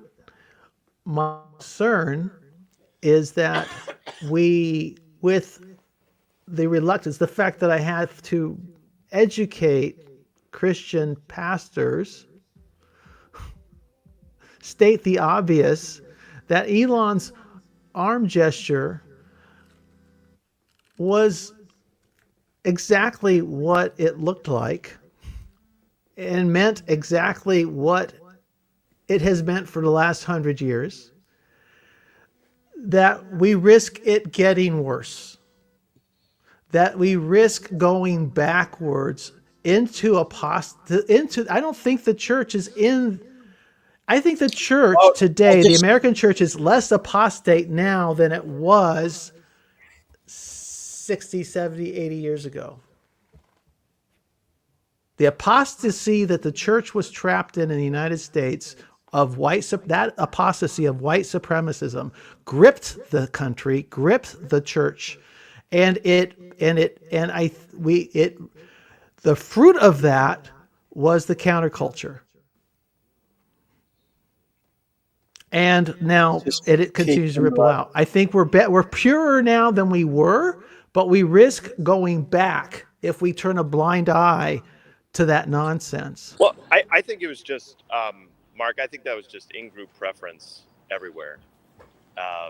And the in-group preference, I would say, is weaker now than it's ever been, which is wonderful. But no, that's not true. The in-group preference now is based on mutual interest and mutual, let's say, agreed upon. So inward out tribe versus outward in tribe. It's not about whether you look like me, it's whether you think like me. And that's when Luke talks about the last, what is it, McMo, you can get this quote, like the last justified bigotry is the bigotry of when someone disagrees with me. What is that? Like I'm messing up Luke's quote. It's one of his best Lukeisms. I'm not going to help you out. You're it's just going to have to. Bill Clinton quote, isn't it? Mark, I'm just warning you. You said you had to go. I don't want to have to pull the go to bed, Mark. You're drunk. I'm going to have to deal with some business soon. One thing I just say, I love that, and then I'll stop. Be careful, and I know you, Neil, that you don't mean it this way. So, okay. With that caveat said, I think we risk sanitizing the evil of what occurred in the United States through white supremacy and segregation and slavery by calling it in-group preference. We can't sanitize, because the real world results were the kind of resulted in gross injustices that included rape and murder that went unpunished. Yeah, so I'm not and I know you're not trying to do that. I'm not disputing the depths of the evil. I guess what I'm disputing is find me a place in history on planet Earth where a similar vein of that evil did not exist. Whether it's Japan to China in World War II, whether it's Genghis Khan, whether it's Islamic Empire conquering, whether it's Christopher Columbus, Native Americans, Cortez. Like what I'm saying is that was the status. That evil was the status quo through all of history. That's what I'm saying.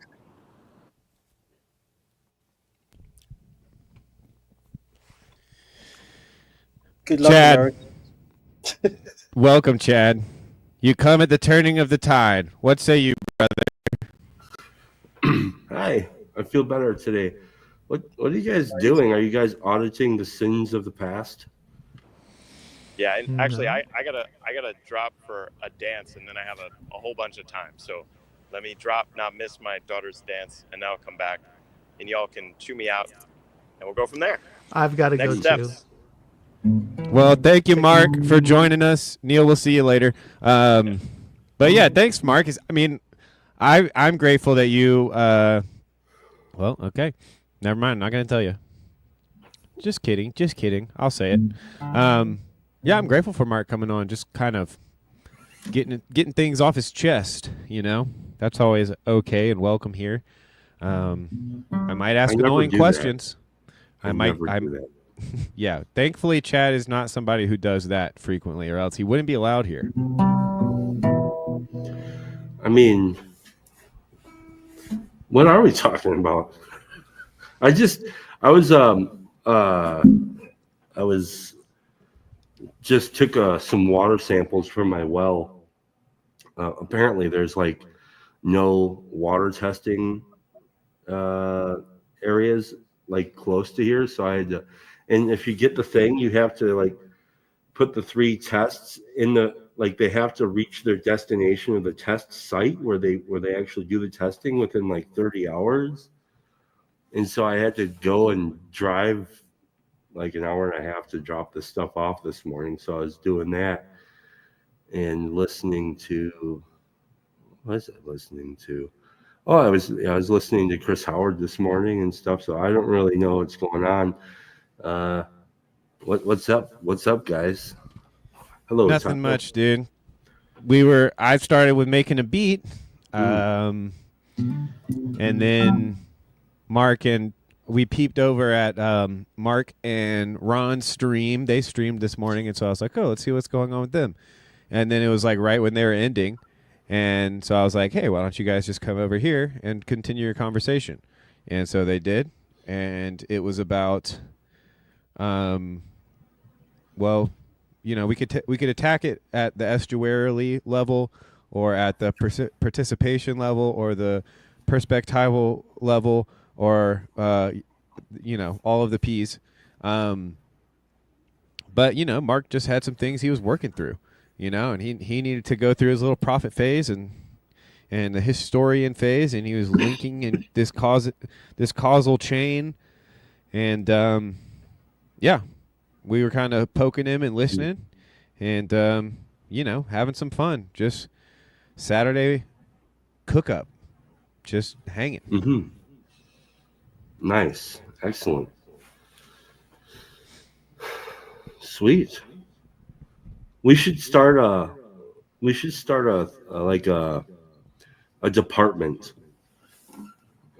We should call it DOSE, Department of Sinner Efficiency, where we audit the sins of the past. I'm all about let's do it. And then how do we like expel the sins of the past?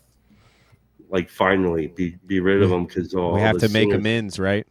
All this inflation, you know, all this what would we call that? I'm a part of the sins are too damn high party. We're a small political movement located, you know, really actually very close to where I live. You know, it's very close to where I live, where the party's headquarters are. You wouldn't believe how close it is to where I live. But yeah, that's the party I'm a part of politically. Is the sins are too damn high. Sweet. What else was I thinking about today? I don't remember. Oh, dude, this is crazy. So, like, basically all of the new music that I've been listening to over the last couple of years, I've only had an opportunity to really listen to in my earbuds. And this morning, I got to drive my mom's nice ass Jeep. And it has like this killer sound system. And dude, records that I've come to fall in love with over the last couple of years sound so cool when you get, because you forget how nice a record feels on your body in a sound system. Well, you might not forget that, but I do, because every other sound system, it doesn't pay for me to play it through like just a standard BS car stereo with like blown speakers. It's trash. But Oh man. Yeah, even you saying that, I'm like getting that sensation in my body. I know exactly what you're talking about. Yeah, it's nice. So great. So much more depth in the music. It adds a whole nother dimension when you, because I know, like, I'm very familiar with how a record feels on my body, but when you just listen for a long time, you kind of have intimations on what that would be like to hear in a loud system, and then like to actually hear it is like, oh man, there's like these layers of like actual almost spatial depth, not just volume. So yeah, that's pretty cool. Tayo, you listen to anything cool lately?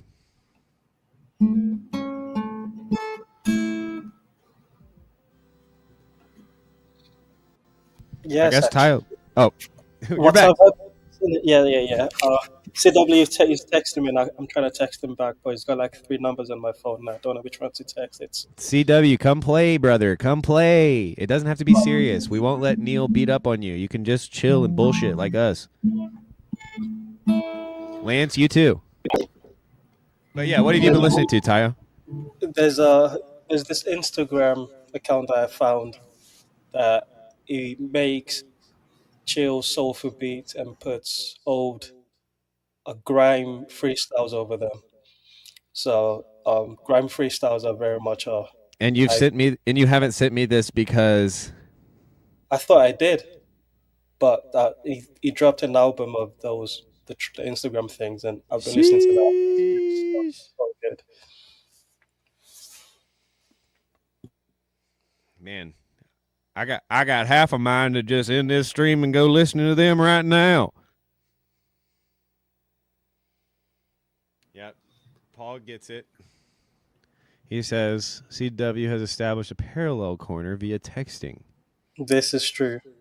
When CW made his mysterious exit and pledged to be gone for nigh on 5 years, he was receiving accusations of being the head and most influential bookmaker of the TLC.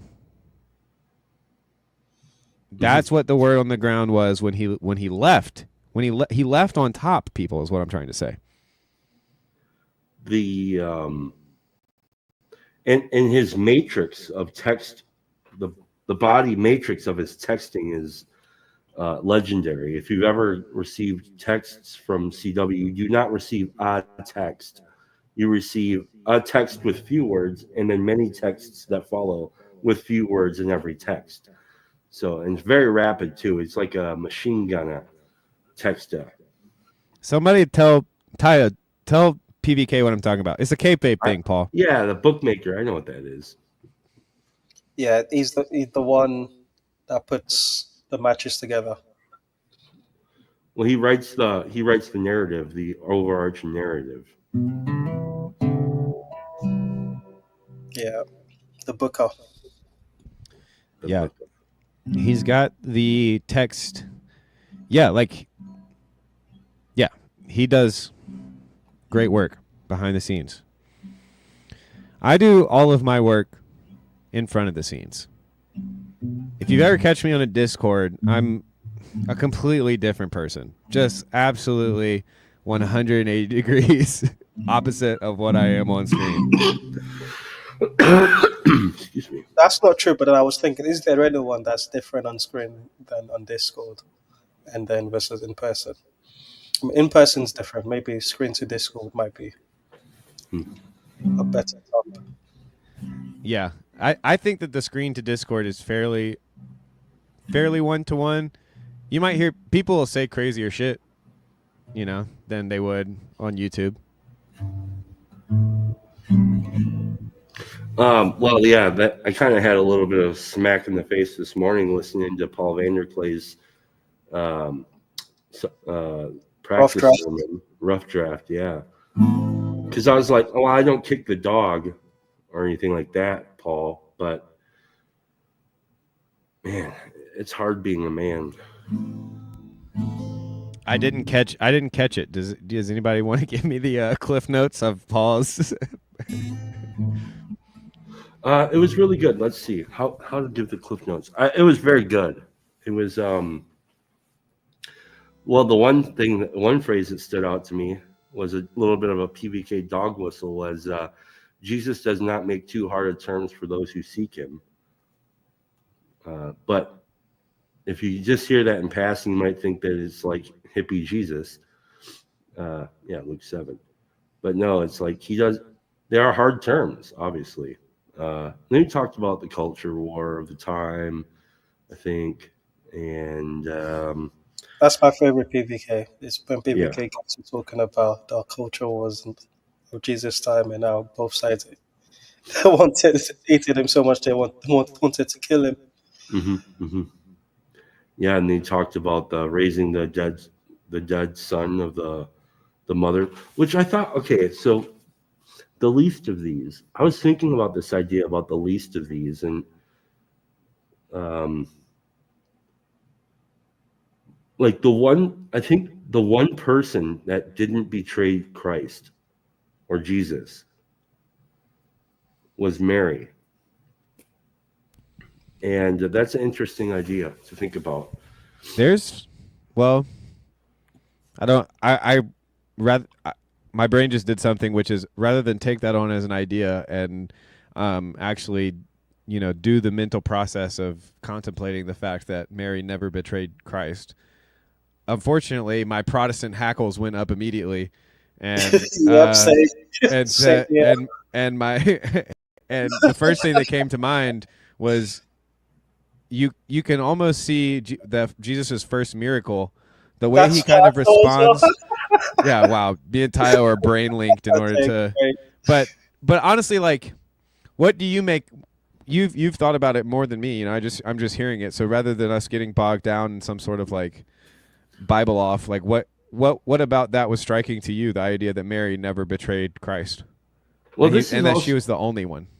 Well, this also has to do with kind of PVK's sophisticated Christians don't operate as a high level as us simple ones. So good for you guys. Now it's just I can never tell good jokes. Fuck my life. Anyhow, they're just over. They went over our head, dude. You don't need to beat yourself up. It's just so you might have to say I think you could probably stretch the wedding thing as a betrayal, or you can look at it as what's the word, a pushing out of the nest into the potential that he would have to eventually fulfill. Yeah. Or you could say that was an Eve move. Like. It's interesting. It's not Mary that like makes it in a disagreement, right? Like she just comes to Jesus and says, "Hey, there's this problem. Will you solve it?" And he's the one that kind of acts like unreasonably in terms of just like how you would treat your mother, because he's like, "Woman, don't you know my time hasn't come?" And it's honestly a very similar energy to when they leave him in Jerusalem at the temple and they don't realize it until like a day later and they have to go all the way back. And he's like, "What's the problem? Didn't you know that I would be in my Father's house?" kind of a thing. So I do think that that's something interesting about Jesus' personality, but that's kind of away from what you were kind of talking about, which was the idea of betrayal. Because I mean, maybe keep talking about that idea of betrayal, because I think that that's the thing that I was I'd rather double down on than like whether or not like Mary is perfect because she never betrayed Jesus or anything like that.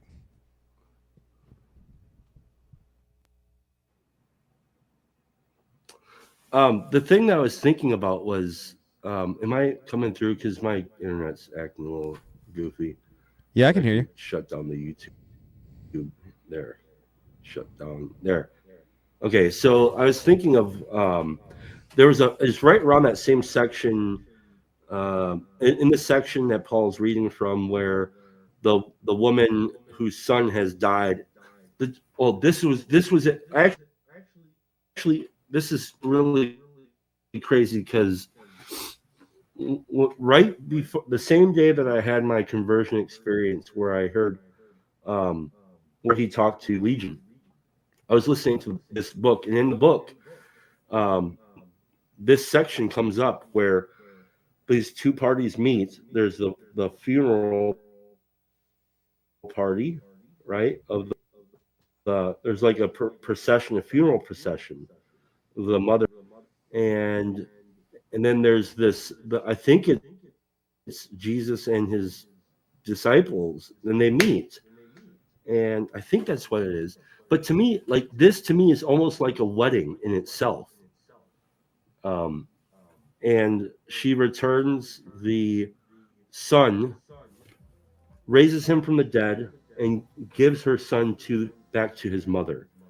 And I was thinking about that as it relates to Christ's ascension and the wedding of the church and people, and then or the bride of Christ is the church, but also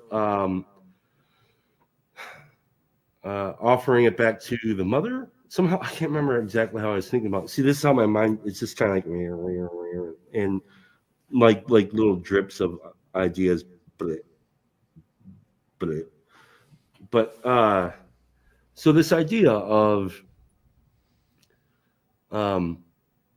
the least of these in this particular case is the mother. She has nothing left. And also I'm assuming that in her time, she was like being a woman, she wasn't of high value.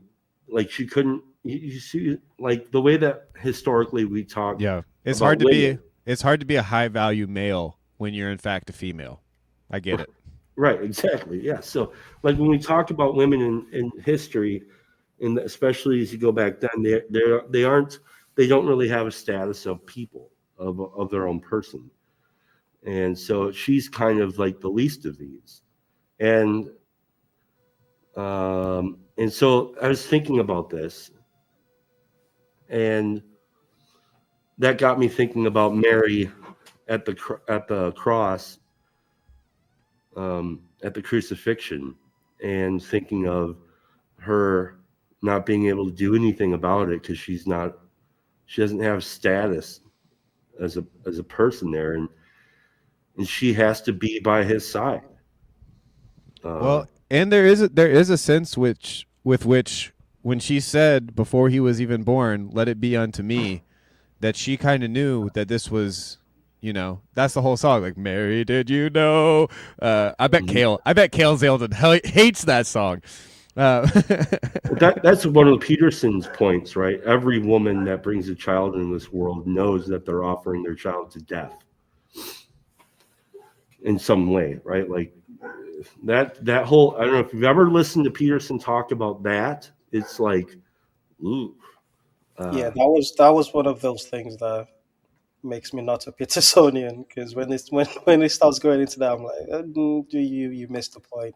No, you missed the point, because that wasn't the point. He was talking about the point of one of the parts of being a parent. He wasn't talking about necessarily Mary per se, like as such. It's like, this is a thing, like, that every parent knows that they're bringing their child into a world, and they will suffer greatly. And if suffering was so bad as to prevent life from happening, then you just wouldn't bring them into the world, because that would eliminate suffering by not allowing them the opportunity to suffer in life. And I don't know, it's you can't look at that, Peter. I personally look at Peterson and kind of like he has his things that are useful little tools that I can kind of work through some ideas in my own life about, but they aren't canon. But so I don't know. Sorry, I didn't mean to shit on you in that way. That was rude. I shouldn't talk down to you like that. That was rude. Well, what part of that don't you agree with, Tayo? Or what was the thing that you were responding to in the Peterson's view of it? Peterson received, like I said, I've never actually gone through any of the biblical series. I've only mostly received them through clips on Instagram and then PVK's commentary. But it was one of those that, with the context that I've got now, he's always emphasizing that he's only ever speaking psychologically about the Bible, giving a psychological interpretation of the Bible. I didn't have that context when I first encountered him. I thought this was this person that was secularizing Christianity at a time where it seemed Christianity was being secularized at a rate. So that's why I was reacting to. I came across that clip on Instagram whenever it was. I can relate to that. I can. What I kind of see it now is like there's a lot of people who were once on dry land who have somehow made their way out to sea, and they're trying to figure out where the hell they're going and how to get back. And there's a lot of fog all over the place. And there's some weirdo way over there, and he's holding a lighthouse, and you can't see exactly where on the cliff it is, but it seems to be over there. And I think that's kind of what he's doing. It's like, come back this way. So yeah, but I also agree. I mean, like Josh and I talked about this yesterday. There's a lot of Peterson stuff that I just disagree with wholeheartedly as it relates to, because I don't like. I'm not a big fan of self-help shit. Like, I can't help myself exactly. Like, submission is good. It's good, but like, I can make some ramen noodles and like I can go to work and get a paycheck, but I don't keep my heart beating. I don't operate my lungs willfully. You know what I mean? It's like, I don't know. That's what I'm saying. I'm just blabbing now.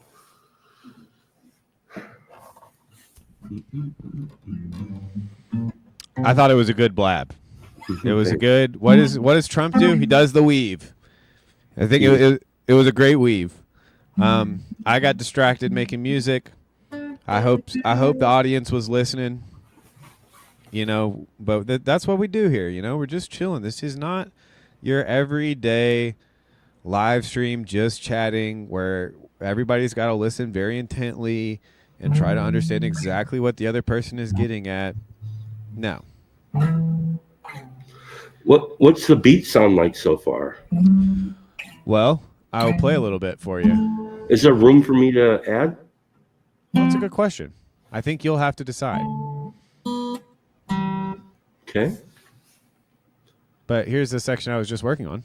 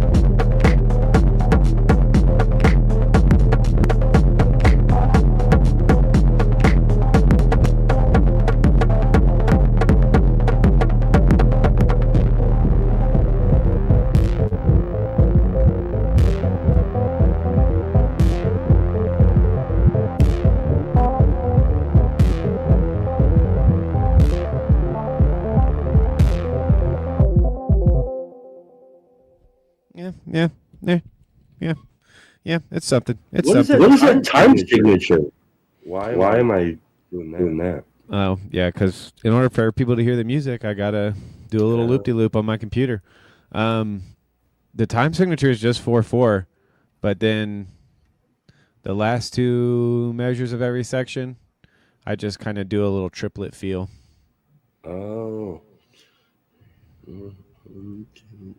It sounds stuttery like that. Or is that just must be my StreamYard. Phlebas says it's the weekend.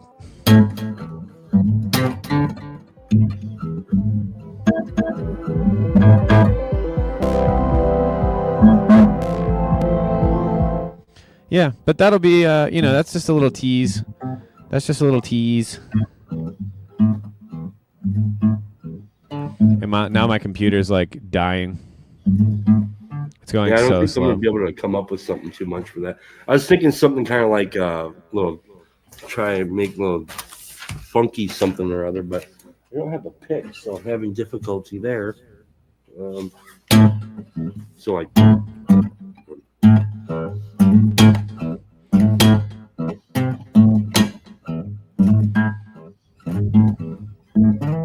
It's not complicated at all, but. Taya, what was that emoji you put on the screen earlier? Or in the comments? I could not tell for the life of me what that emoji is. Brick. Oh. Oh, is that my shitty comment? My bad. No, it was my my crappy comment. That's what happens when shitty comments meet each other. They just brick. You saved it. Well done, Chad. Guys, you want to take a quick branding break? Yeah, let's do that. Smoke break. Place. And when we see each other, we can start playing together and working together. Those things you call commercials, I don't make those. People who want to play make them. And I don't know what my control is, especially that make them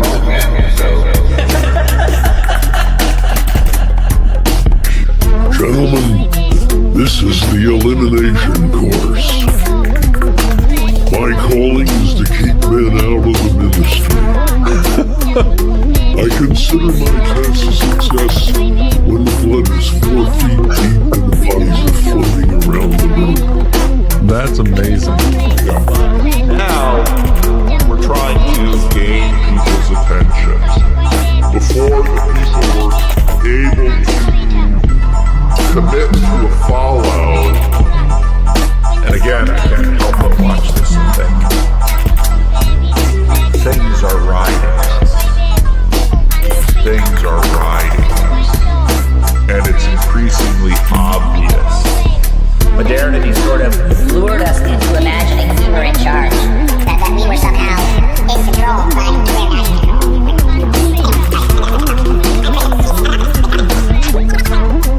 You've got a tiny group of people that are just sort of hyper about the blues, and they're learning together, and all of this new stuff sort of bursts forth. And in Laurel Canyon, you have this tiny little group of people that are sort of working on this, and then, in some ways, via technology, this stuff just spreads all out throughout the world. It, of course, made me think about this little corner because.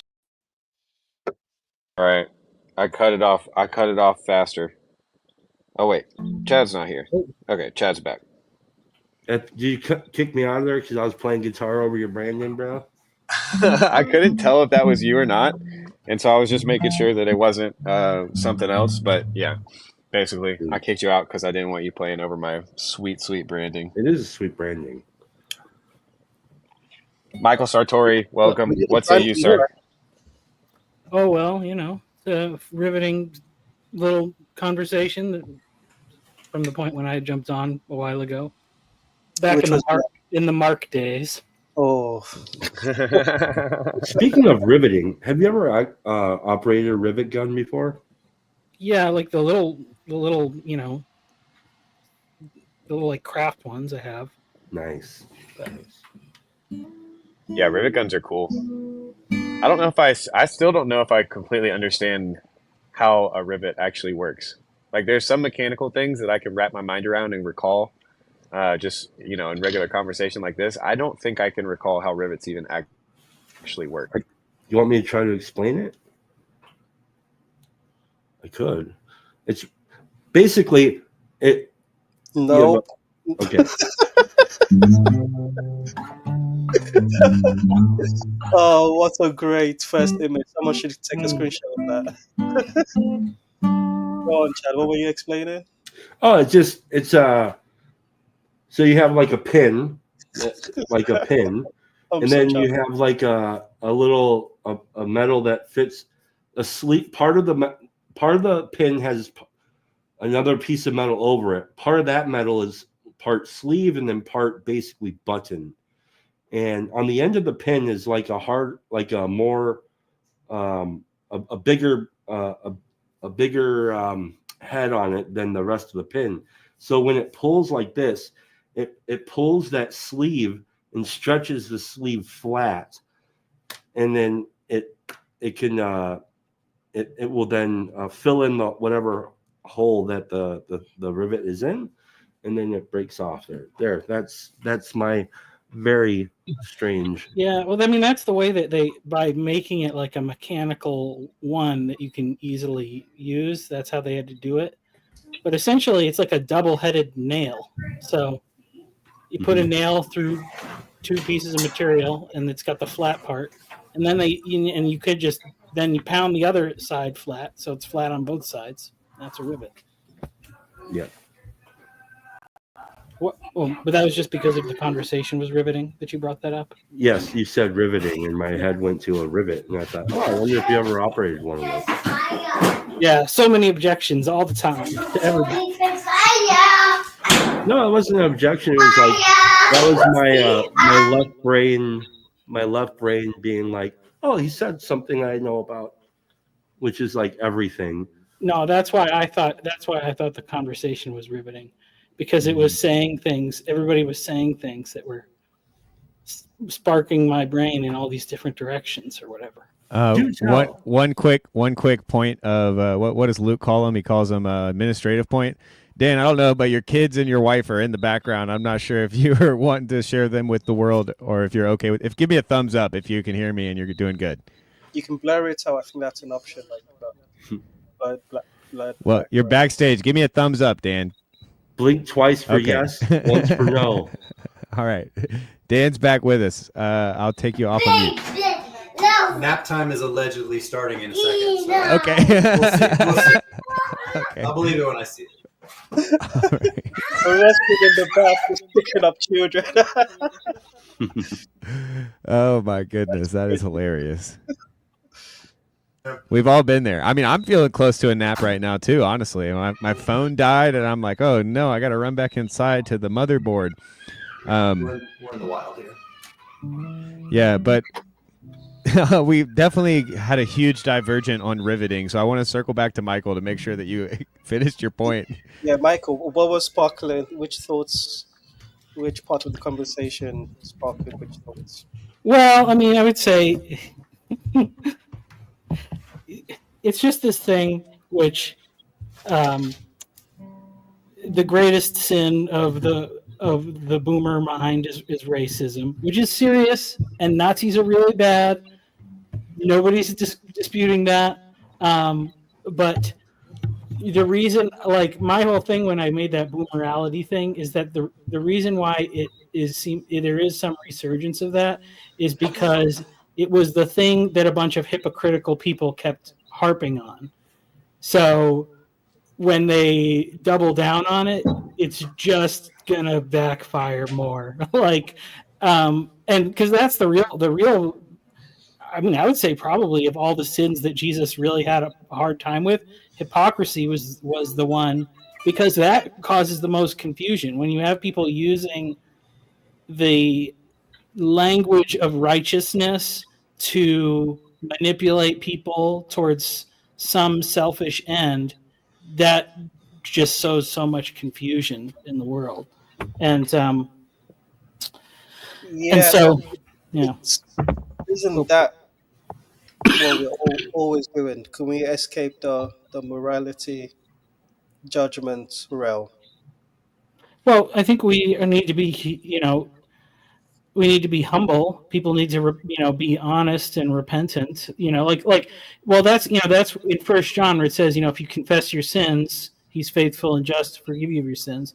And He says, if you say you have no sin, then Christ is not in you, and that's the test. So it's like, and people do, it's like almost maybe it even creeps up over time. Like I would say that, if you're in evangelical churches and stuff, there's this thing where it's like there's a period where you're allowed to be a newbie and everybody's expecting you to screw up and you can repent every week and you can have your mistakes. But then it's like, whoa, I've been a Christian for 10 years. I can't, if you at some point you find out like your confessions aren't good anymore and you get in trouble because you should know better. And so then everybody just starts acting like a phony because like they're all supposed to know better, and then they just slip into that other mode of being where which is really bad for new people coming in to the situation. Protect mode. Yeah. Mm-hmm. Yeah, what happens when your protection mode becomes like the nominal way of acting in the church? It's really bad. We saw this in the culture, just not in the church. Like I was on a job once, and this younger dude, not too long ago, was like, he was starting to say something that was like just normal, I thought, but it could be perceived as like offensive in the culture, and he was like self-correcting himself, and like then like that was the whole point of I think Vanderklay when he talked about we have to have the confessional conversation, because the more that we hide from it, the more we're just going to be full of shit. Mm-hmm. Yeah. And say what he said, Chad. Yeah. Say what he said. Well, that's what I thought he said. That's what I heard. Whenever I'm quoting anybody, I'm only quoting what I hear, not what No, I mean, say what your coworker said. On the work site. I don't remember, actually. It had something to do with some, probably to do with sexuality or something like that. Oh, I see. It's just something like, it's just ridiculous. Or like if you were to say retard on the job or something like that, you're like obviously you don't want to say retard, but like sometimes you say retard. You know what I mean? Like I don't. Yeah, there was this comedian who I had the VHS of growing up. Surprise, surprise. I used to like watching a Christian comedian's VHS over and over again when I was a child. What's a VHS? But he talked about Christians like euphemisms when they like hit their thumb with a hammer, basically, and just how funny it is. It's like, dead gummit dog blasted. Ah.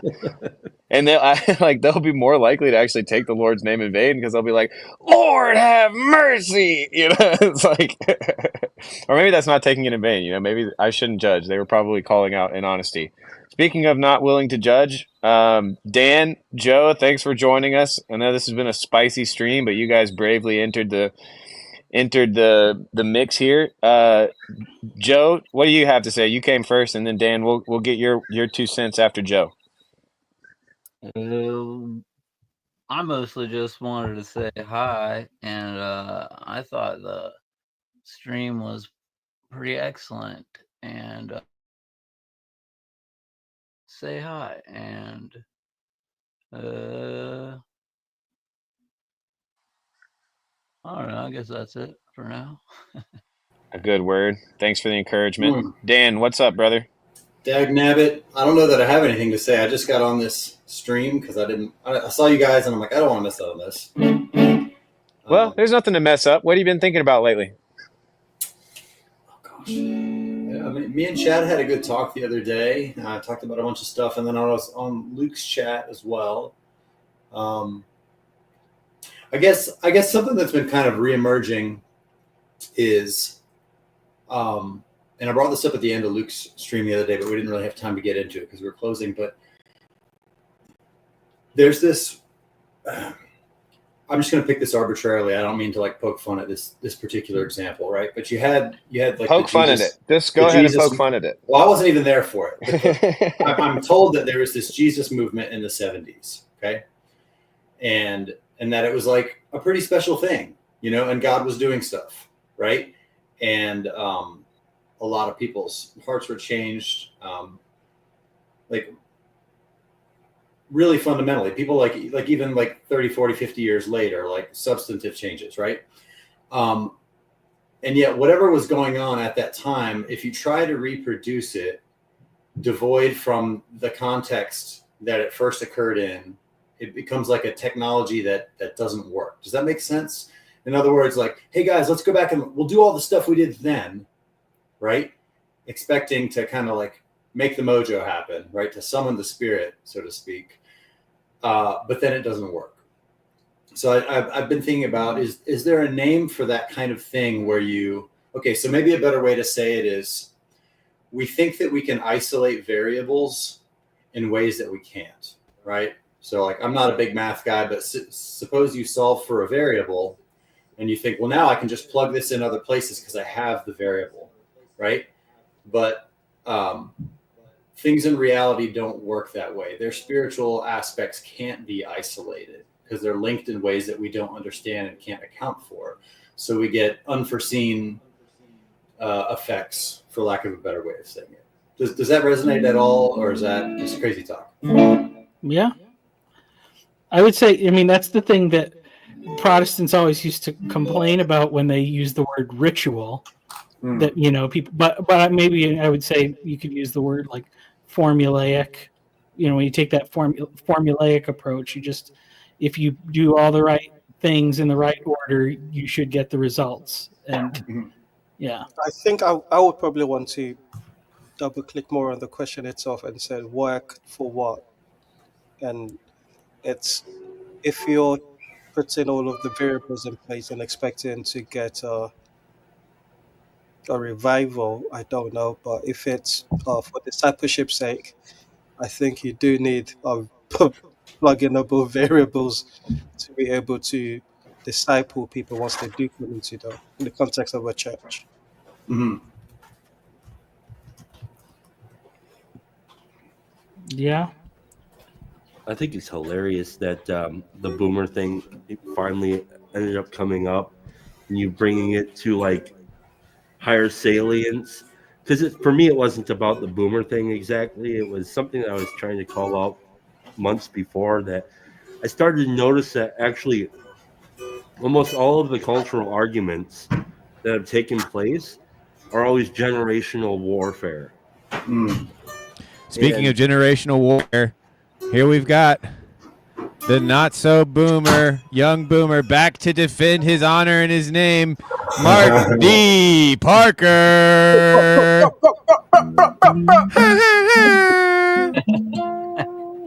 Welcome back, sir. Can you hear me? Yes, sir. Just regarding this, the Satori's hammer. Every nail is boomer reality. Yeah, but I was related. No, that's not the point, and it's not also to go to Chad's point. I'm sorry by the way, for the abrupt exit. I didn't mean to be quite so abrupt. It just happened that way. We're not revisiting. We're not trying to revisit the sins of the past, but the point was to look at the past to avoid repeating the sins in the future and in the present.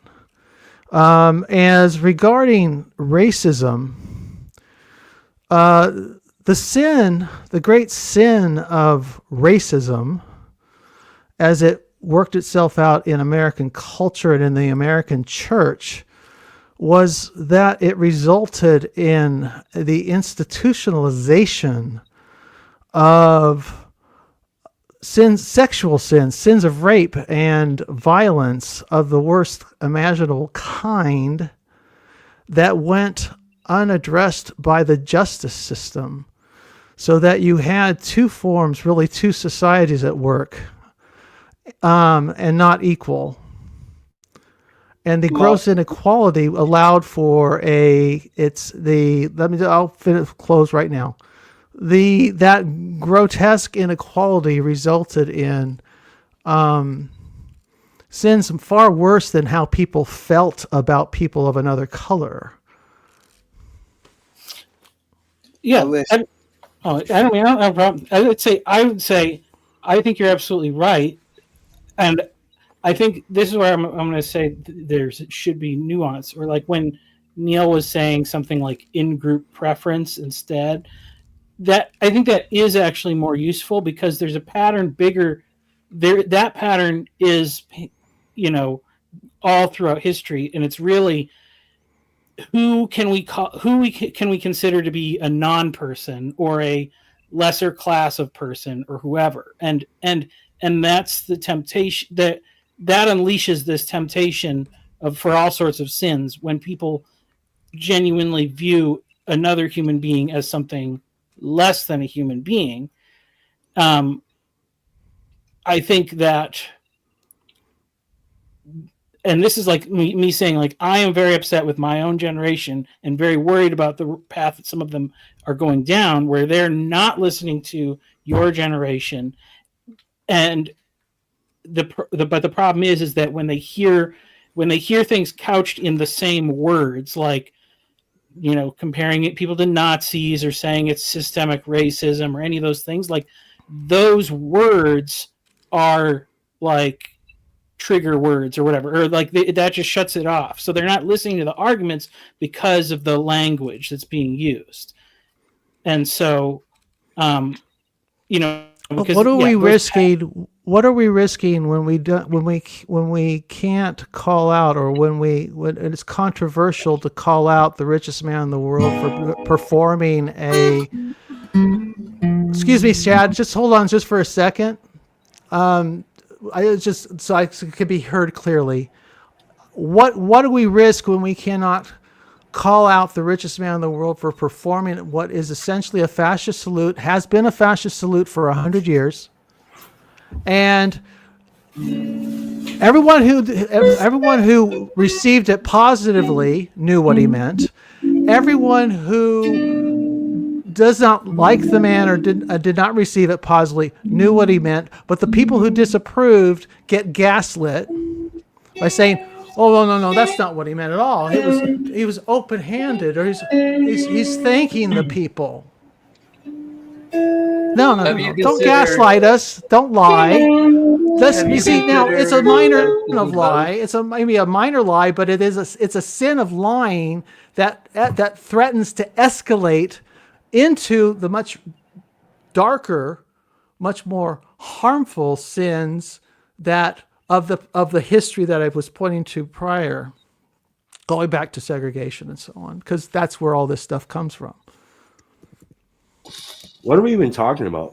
Who did it? What are we talking? I think your generation is propagandized to see that gesture that way. That gesture has meant one thing for 100 years, Michael. Okay, maybe it's something different now. Why is it different now? I'm saying maybe it does. Why? No, why? What would change? What do you think he's trying to do? All right, calma. This is the how they cook up the shit. And that's what it takes, folks. That's all it takes on the McMo stream. Big Daddy Mo's still here. McMo's not going to let Boomer and don't lie to me, McMo.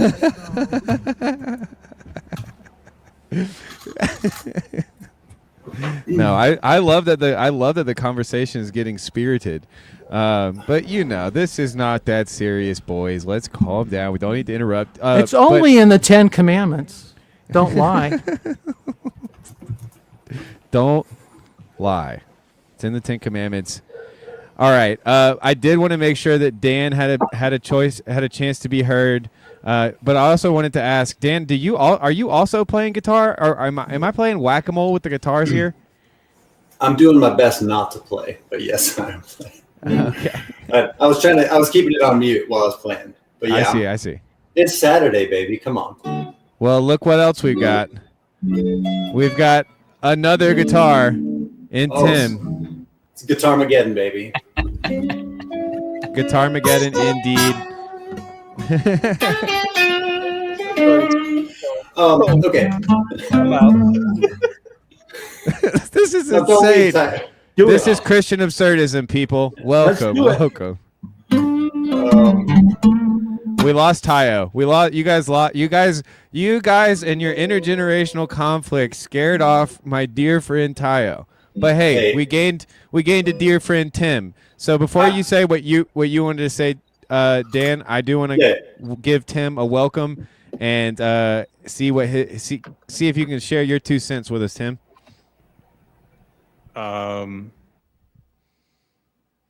Yeah, I mean, I don't like. Basically, this is a test for me because I'm trying to get my condenser microphone to work with my Android phone. So right now, the condenser microphone is going into a mixer. The mixer is going out into the audio interface. The audio interface is plugged into a USB-C adapter, which is being plugged into the phone. So if you're able to hear me, you sound good.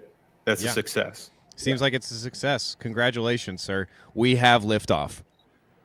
Because what I'm trying to do is do vertical live streams of like a songwriting session, but but it's just not like the audio from the there's so much like background noise and stuff. So I got this idea of like how to make it work with my phone, and you wouldn't believe the amount of, I mean, it's kind of like I don't know what the euphemism is or whatever, but like I've used the entire toolbox just to hammer one nail, But it's about the process, man. I was about to recommend you should make a video about how you figured it out and how you plugged it in, because that would be super valuable and probably get you lots of. And then at the end, you could be like, "This is just pro felicity and grift lessons with McMo today." But like, basically, I don't actually know how I got it working. It just like started working. It like wasn't working, and then it just started working. I think mainly because I downloaded this one app, which shouldn't really make it work the way it does, but it does. Man, I thought you were gonna say it started working because you joined the McMo stream and it was a miracle, and we could have claimed that. McMiracle. We should do a guitar off. We should do a riff off. I mean, to be honest, like I think Mark D. Parker's points are really sort of dismissed, like in general. I know he comes at things from sort of a more liberal mindset, but I hear him often make these like really profound points that, like, because they don't sound like something you want to hear, or they reveal something about the world that you don't want to look at, like he just kind of gets talked over, and it's a bummer. And like I don't understand. I don't know the background of like the argument. I mean, from what it sounds to me is that he's making an argument that Elon Musk's hand gesture is the Roman salute, the Nazi salute, which I'll agree with him, for as long as I've been alive, it's meant one thing. And I'm really shocked at like the amount of pushback he's getting. Like it's just shocking to me. Are you is it shocking because it could pertain that this little TLC is racist or something like that, or is at least willing to turn a blind eye to the reality of racism? Well, the fact that Elon Musk did it was shocking, and then the response to it has also been shocking, because like I don't like I'm letting myself just be shocked without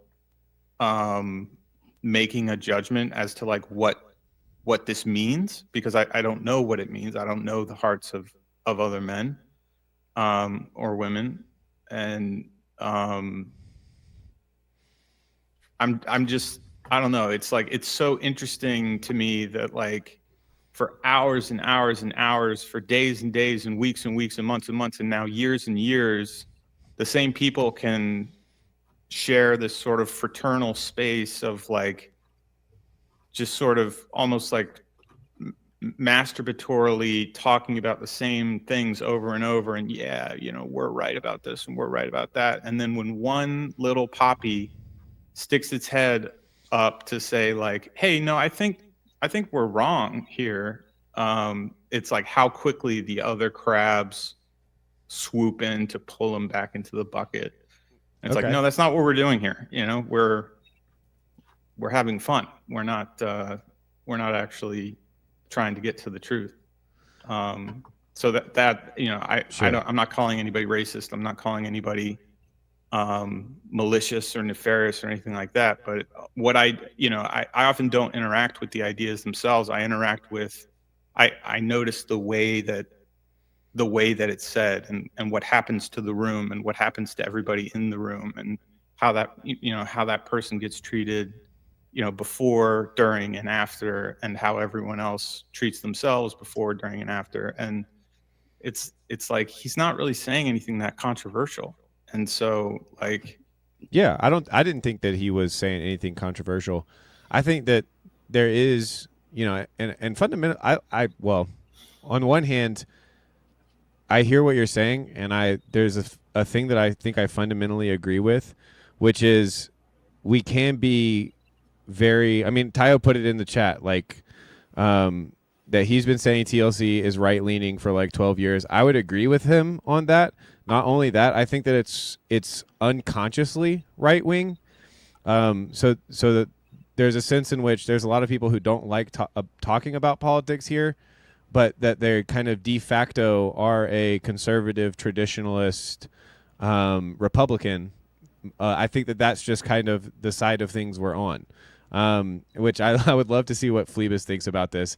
But yeah, I was agreeing fundamentally with Mark. The places that I had disagreements were more on the side of kind of like existentially, where do we place our anxiety? And like, if we think that we're going to change the culture with like what you described as just like us just kind of hanging out on the internet, and, you know, like I'm sure the case could be made that what we're doing here is very important. Well, but the reasons it's important, I don't think are because it's going to solve racism. You know, like no. I'm like a level either above or beneath that, where like I've noticed in myself, right? Like there is a certain amount of like interaction that I have to have with the social community, whatever we're going to call it, society, civilization, my community, you know, just whatever's in front of my face or whatever. And there does seem to be like this tax that has to be paid, like, you know, like for instance with police officers, like I feel really conflicted, you know, when somebody says like, do you support the police? It's like I have to really think about what I'm going to say, because like all you need to say is, who's asking, Buster? Well, it's like there's no in between, there's no space for you just to notice problems here and there. It's like you either have to like be all in on this or all in on that. And it's frightening because, you know, normally intelligent, thoughtful, critical thinking people just let these like asteroids go right by them and be like, I didn't see any asteroid. And yeah. like, well, you know I hate to, you know, I'm not going to do the branding again, but this is my Kierkegaard, right? Like, we work out our salvation with fear and trembling, lest we be one of the Southern slave owners, or one of, you know, pick your historical bad guy. But I do want to recognize that we have Phlebas and Mark S. joining us. This is more people than I feel normally comfortable with aesthetically on the screen. But Phlebas, what's your 2 cents? And then Mark S., welcome, sir.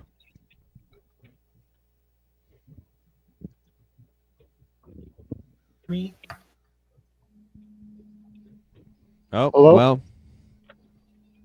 Yeah, it's more than I'm comfortable with too. I'm right there with it.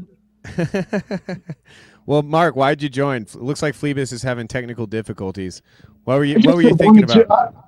oh, not much. I've been like helping a friend move one morning, and then so I kind of like listened during a driving trip, and I just wanted to get in on it.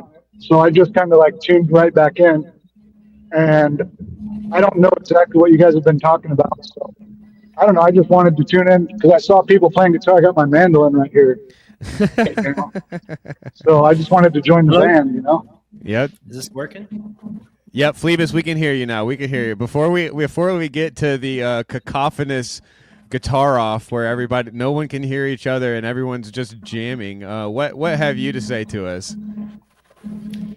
I think what Tim is talking about when he said, do you support the police? That's the same thing with this Nazi salute. There's a lot more nuance there, and I don't think anyone could argue that what Elon means by it is the same thing as what Hitler meant by it, right? So Elon does it childishly to trigger. It doesn't mean he wants to start opening concentration camps or something.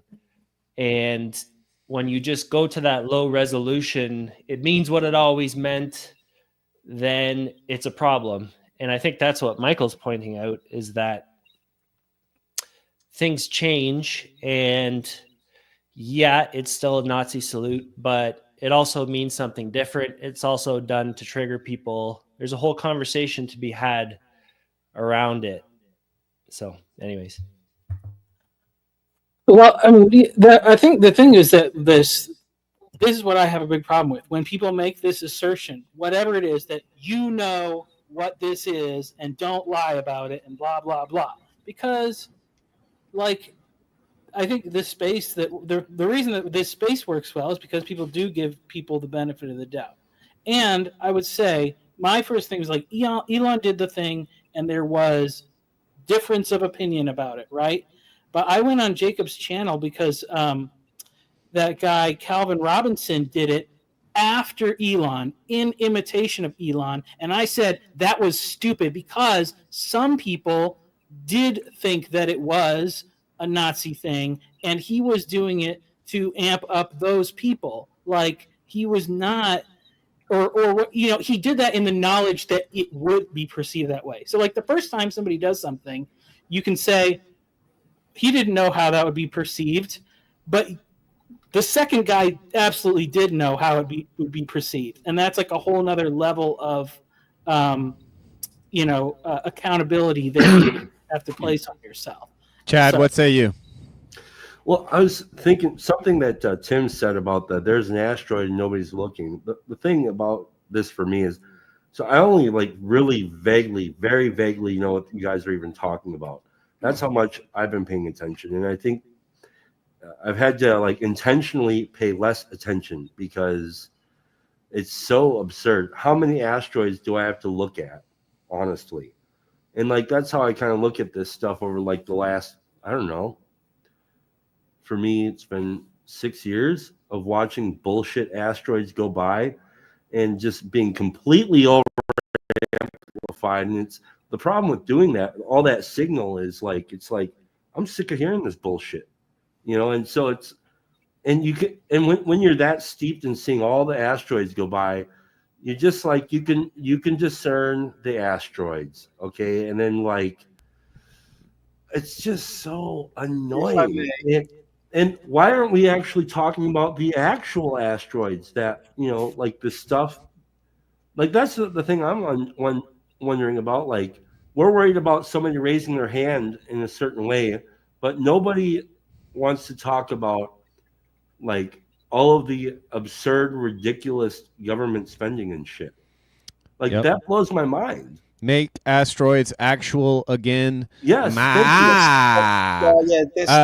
This is more of the right wing swing of the TLC. Is when a left wing petty point gets brought up, it can still be dismissed away as petty. No, I'm not dismissing it. The thing is that the left wing talking points have been so amplified and shoved down our throats for so long that I'm just sick of it. Okay. I So don't have to pay attention to it. Let's let Tim talk, because I feel like a couple of the comments were kind of directly about what Tim had to say. So Tim, let's get your opinion on the matter. And guys, come on, let's make it chill. You know, this is the McMo stream. I know all of you guys. Don't make me look bad by talking over each other. Come on, Tim. What say you, sir? I hear Chad's point. I agree. I appreciated Phoebus's point. And I heard Michael's point. I just like, I want to be, I don't know how to properly articulate that, like, in many of these situations, I'm not making a decision about what something means.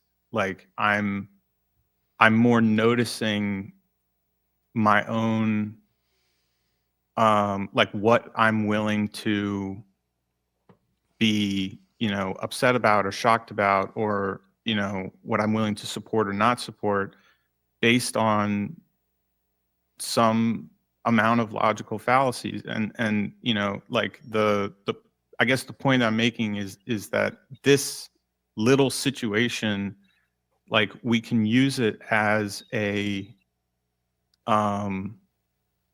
as like a little, like, example, so to speak, of the way that we do this in our own lives.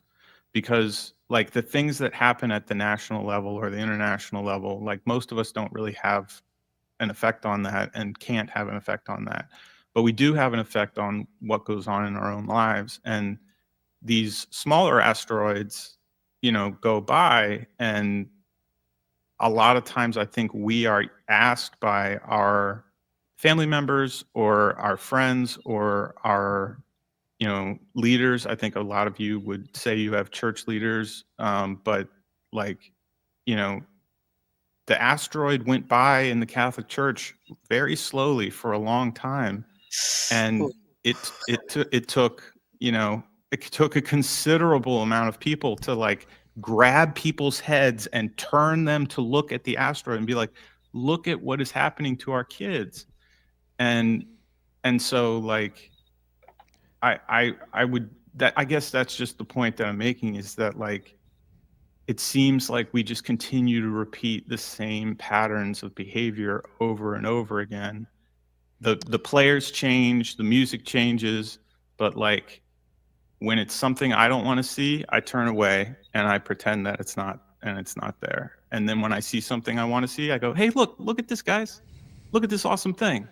And I've just been really focusing on, like, telling the truth, whether it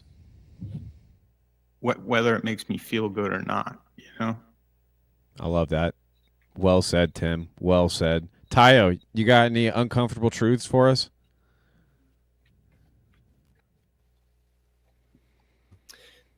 The only appropriate thing to do there was to say the N-word, and I resisted. So praise God for that. I'll say it. Tayo, come on, dude. You had the choice to do something legendary, and you gave it up. Well, if you don't have anything to say, Dan, what do you make of all this, man? You've been here for a while and haven't heard from you. What do you think? Man,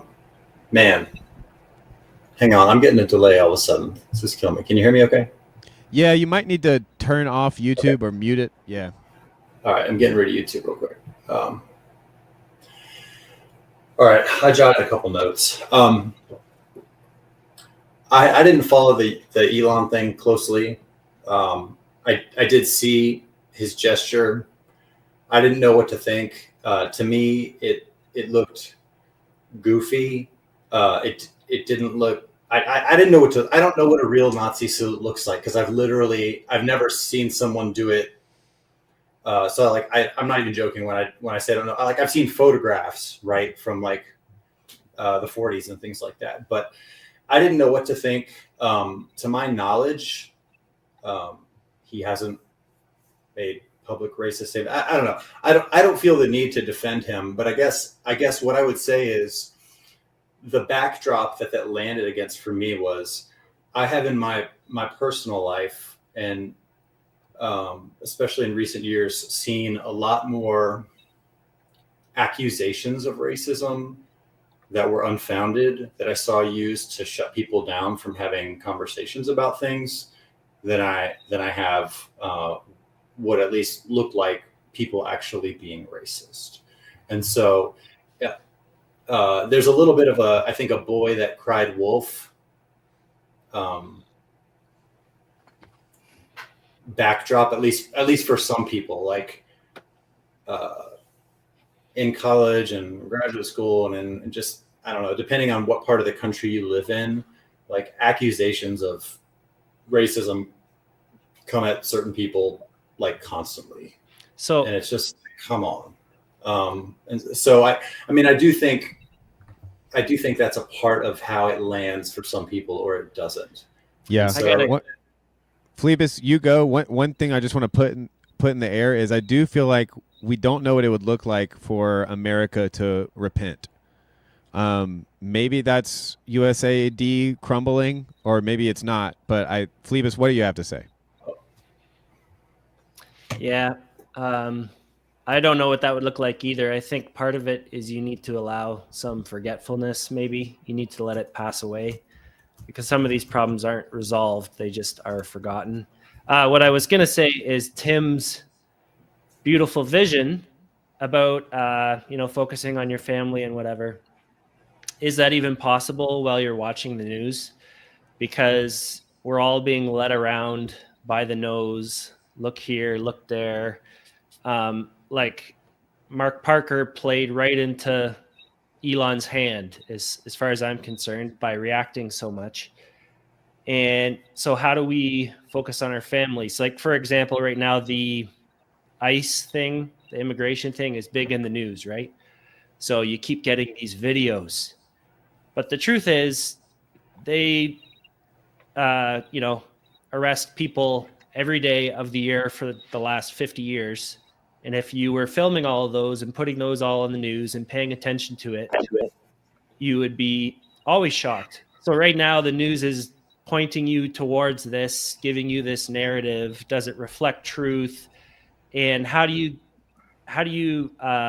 pay attention at that international or national level Tim was talking about, when it's so deceptive? When he's talking about, focusing on the family. Well, and that's the problem with the level of propaganda, right? Is because that kind of argument goes both ways. Like, you're stuck with your algorithm, bucko, and like, woe be unto you if you try to see what's not in your, government mandated or big tech mandated, lineup of mind control for the day. And so I think that it's helpful for us, back to Tayo's pitch about probably an hour or two ago, about this is what's so great about Estuary, being able to talk over ideological lines. It's very, very cool, I think. But I don't want us to miss the seriousness of what Tim was pointing to, because I do think that when I kind of just think to myself, what would it look like for America to repent? It's kind of like that idea where it was like communists always bring this up. It's like, we can't imagine a future beyond capitalism. Like, what? Oh my goodness, we can't imagine a future beyond capitalism. And so, yeah, what are we thinking about those kind of thoughts? Specifically, Joe or Mark S., but then also I've got a thought.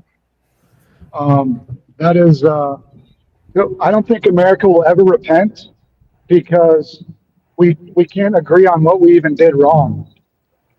Everybody blames each other for America's sins. So I don't think it'll ever happen, because I think the people at the very top just really get off on that. Like Larry Fink said, he doesn't care who wins the election, the head of BlackRock.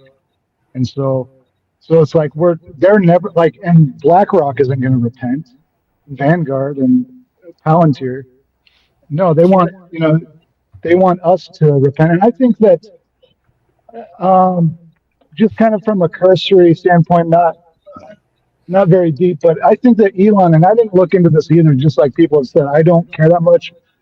But in my own speculation, I think that Elon is just like a dork edge lord, and he did that kind of subconsciously as a Freudian slip. Like he didn't really mean it, but he kind of did, and he did do it. That's the thing. It's like he did do it. The question is like whether he really meant it that way. But he should, like, I agree with Mark Parker. He should know what that means to the entire world. And now like I saw Kanye was going off on Twitter yesterday, like with all these weird, insane tweets, like defending P Diddy and everything. And the funny thing was, people were saying it's like nobody even cares anymore. It's like all this stuff, like this. We have surpassed the boomer area. Now we are living in the edgy Gen X imperialism, and these are our leaders now. Like Elon Musk is basically just like a 4chan tech nerd who's now like in charge of stuff, and he like gives Nazi salutes on accident because he's just an awkward dork. And I mean, America can never repent. Canada repented and it didn't work. So, like, with all the Indigenous stuff, we went through this 10-year process where we recorded every story, we grabbed every piece of information, we held a legal tribunal, we listened to everything. Anybody could come and talk, and we said, we expanded the definition of genocide. We said we're complicit. We apologized, everything. We repented, and then there was no forgiveness, and they revived that dead horse, and they continued to walk it around, and it remains with us. It hasn't worked. Very interesting, but ultimately that is Canada, so who cares? Much more importantly, if you want to make sure that Tayo gets the reparations he deserves, click my Ko-Fi link. It's ko-fi/McMosav. Dan, you got your hand raised in the private chat. What say you, sir? I've been thinking about the gaming of systems, right? And boy, hard to distill, but I think Christianity is a complex but comprehensive system. And so you can't a la carte, you can't Golden Corral buffet your way with Christianity and have a good result. Does that make sense? If you just pick and choose the aspects of Christianity that you want to apply, you're not going to get anything like you're not going to get anything Christian. Does that make sense? Like every element of it is integrated in the system and has to work together. And so part of what we're seeing politically is people want to deploy aspects of Christianity that can nudge along their political positions. But the irony is, if you were to say, well, do the whole system, that's Christian nationalism, right? And that's a big no-no. And so people just are stuck trying to do parts of it. And the other thing that I wanted to say is that kind of leads to the gaming of systems, right? Like, for example, taking in refugees is obviously a good thing, right? But as soon as anybody realizes that all I have to do is say I'm a refugee, I can do anything, and I don't have to follow this system that everyone else does. And I pick that example arbitrarily, but like you could use that for anything, right? So for racism, once you figure out that racism is the worst thing ever, then all you have to do is make that accusation and people have to cave, or else they're just done. And then the reverse is also true. If racism is not a big deal, now people can be racist. So there's not a way that anything can function without integrity coming first, if that makes sense. I don't know if that was coherent. Yeah, that it was. And I'm going to respond to the last part of that. But first, I think, just not to misrepresent what Mark Park was actually talking about, it was not talking about a repentance for the past sins. It was more so talking about the asteroid that Tim mentioned at the end, and the fact that if we stop paying attention to this asteroid because there have been so many false flags, then what happens when the asteroid smacks us in the face and we just say no, it's another boy cry wolf? And I think it's a fair position to take. But the and also I think using the Musk meme of the salute is actually the right one, because there is a readiness from a lot of people to say, no, this is not a Nazi salute. We've seen this trick before where you call something racist to try to silence it. But the reality is, yes, is awkward. Yes, is autistic, chap. But a Twitter has definitely become a lot more anti-Semitic and racist since Musk took over. If you're on Twitter and you say it hasn't, then one, you're not paying attention. You're in an echo chamber. Prove it, Tayo. Your algorithm's degenerate, dude. You get a certain jouissance from following all the racists. Admit it, bro. I really, no, I really don't. That's I find true. it It's so. true. But can I throw out? I don't necessarily think that's a No, bad sorry, thing. Wait. All right, hold No. on, everyone. We can't all talk at the same time. I threw a lob at Tayo. He needs to at least be able to defend himself from my dumb joke before Michael starts talking, or Neil. Also, as a point of admin, it does look like we have other people trying to join. So if you have something to say, feel free to stay on. If you'd be willing to hop off, that's fine too. I'm not kind of trying to kick off anybody, but just letting the group know, and you can do with that info as you will. But Be jumping off after this, so don't Tayo, worry. go, brother. But yes, so I'm saying that it's a good meme because there is a sense in which it's something that, like you said, 10 years ago, out of context, without the many examples of false flags that can be pointed to, people be like, oh, at least everyone will be like, that's weird. Like, it's, even if you're autistic, that's way too close for comfort. But that reaction isn't even there anymore. It's just that, no, this is clearly not a Nazi salute, even though the movement seems to suggest otherwise. So it's him freaking out to say, okay, people around me are am I the crazy one? And also, it's not just about the meme. He's more like, if you listen to the chain he was weaving, he's more concerned about his pastors and the leaders at his church are not paying attention to the asteroid of racism because of whatever reason that is. And I think that's also a fair concern.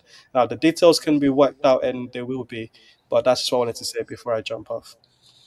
Jacob, it's Neil's turn, but I do want to acknowledge that we are blessed with someone, numbers and numbers above us in the status hierarchy. The TLC OG, the real decider when it became time to switch titles from TLC to this Peterson sphere. Jacob is our leader. He is a big deal around here, and I am humbled that he would come to the bad side of town and roll around with the pigs here on the McMo stream. But it is Neil's turn, so Neil, you go first, and then Jacob, please bless us with your insight. I'm going to honor Jacob and quote Thomas Sowell. There are no I'm going to mess up the quote. Shoot. Solutions. There are no solutions. There's only trade-offs. Yeah. So it's like if you drive all the speech underground, that manifests itself typically through action or through, let's say, some way, shape, or form. So you can think of it as a collective spirit in some way, shape, or form, and it will be manifested, and then there'll be an equal and opposite reaction. I think speech is the best way. One thing I found when I participate in these streams is, so Carl Jung called it psychic energy, where if I participate on these streams for a long period of time during the day, I have less energy to do creative output. And that's actually a problem if I'm trying to produce something creatively.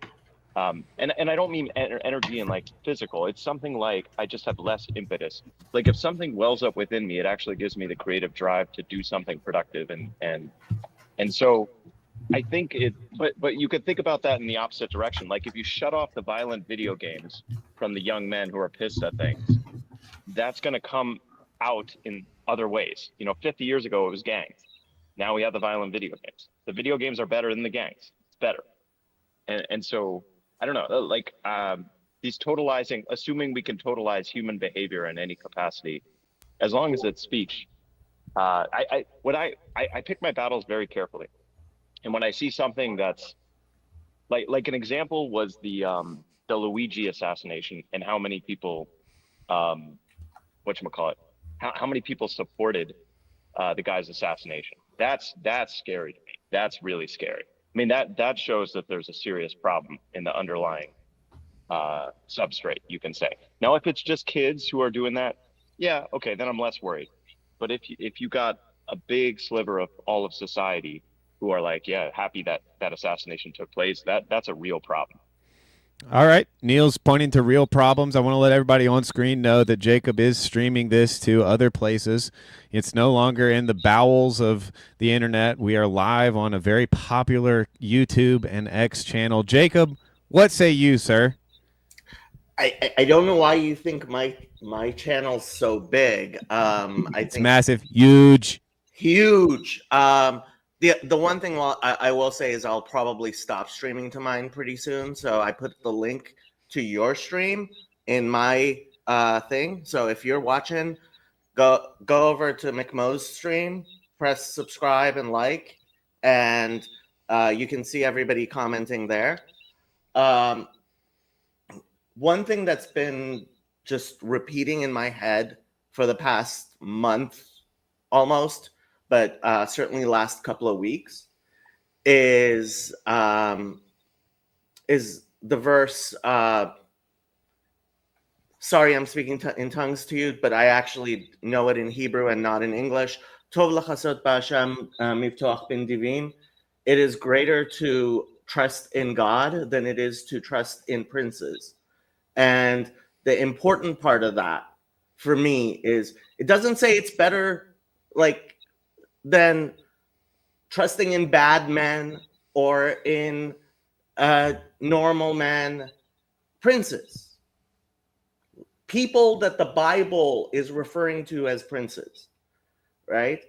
And I think a lot of times we forget that even the best of men are just people.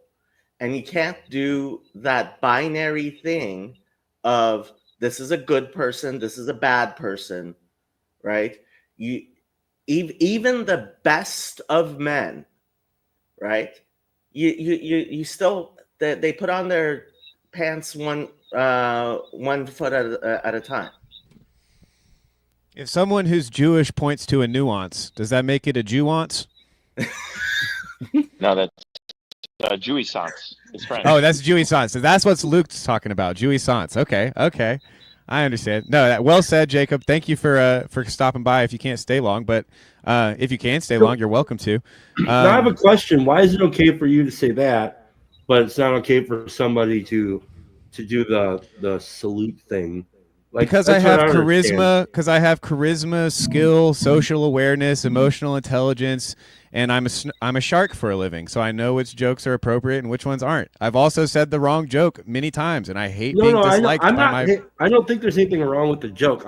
My point is the ridiculousness around just the ridiculousness. That's all I'm trying to point to here. It's like, come on, guys. Phoebus, what did you put up? What was the joke, Phoebus? Own up to it. You're crushing us with your moderation, McMo. You just got to let us fly. This is my channel, I'm the dictator. I can have the conversation I want, I know. I've got the power of the pulpit basically right now. But if you want a free flowing conversation, I'm okay with that too. I know McMo's bishop, so I can contact him after the stream. Good luck. I wanted to say, just the way maybe to reframe the whole thing is the question you should ask is the machine or the apparatus that tells me who I am supposed to hate or who I am supposed to be afraid of, is that system working properly?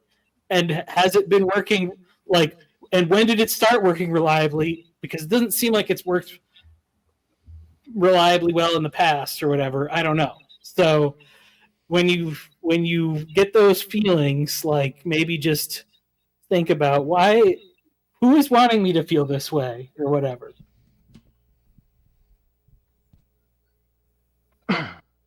Well, I've got something to say because I must drink me about 15 Dr. Peppers, so I'm probably gonna hop off after this.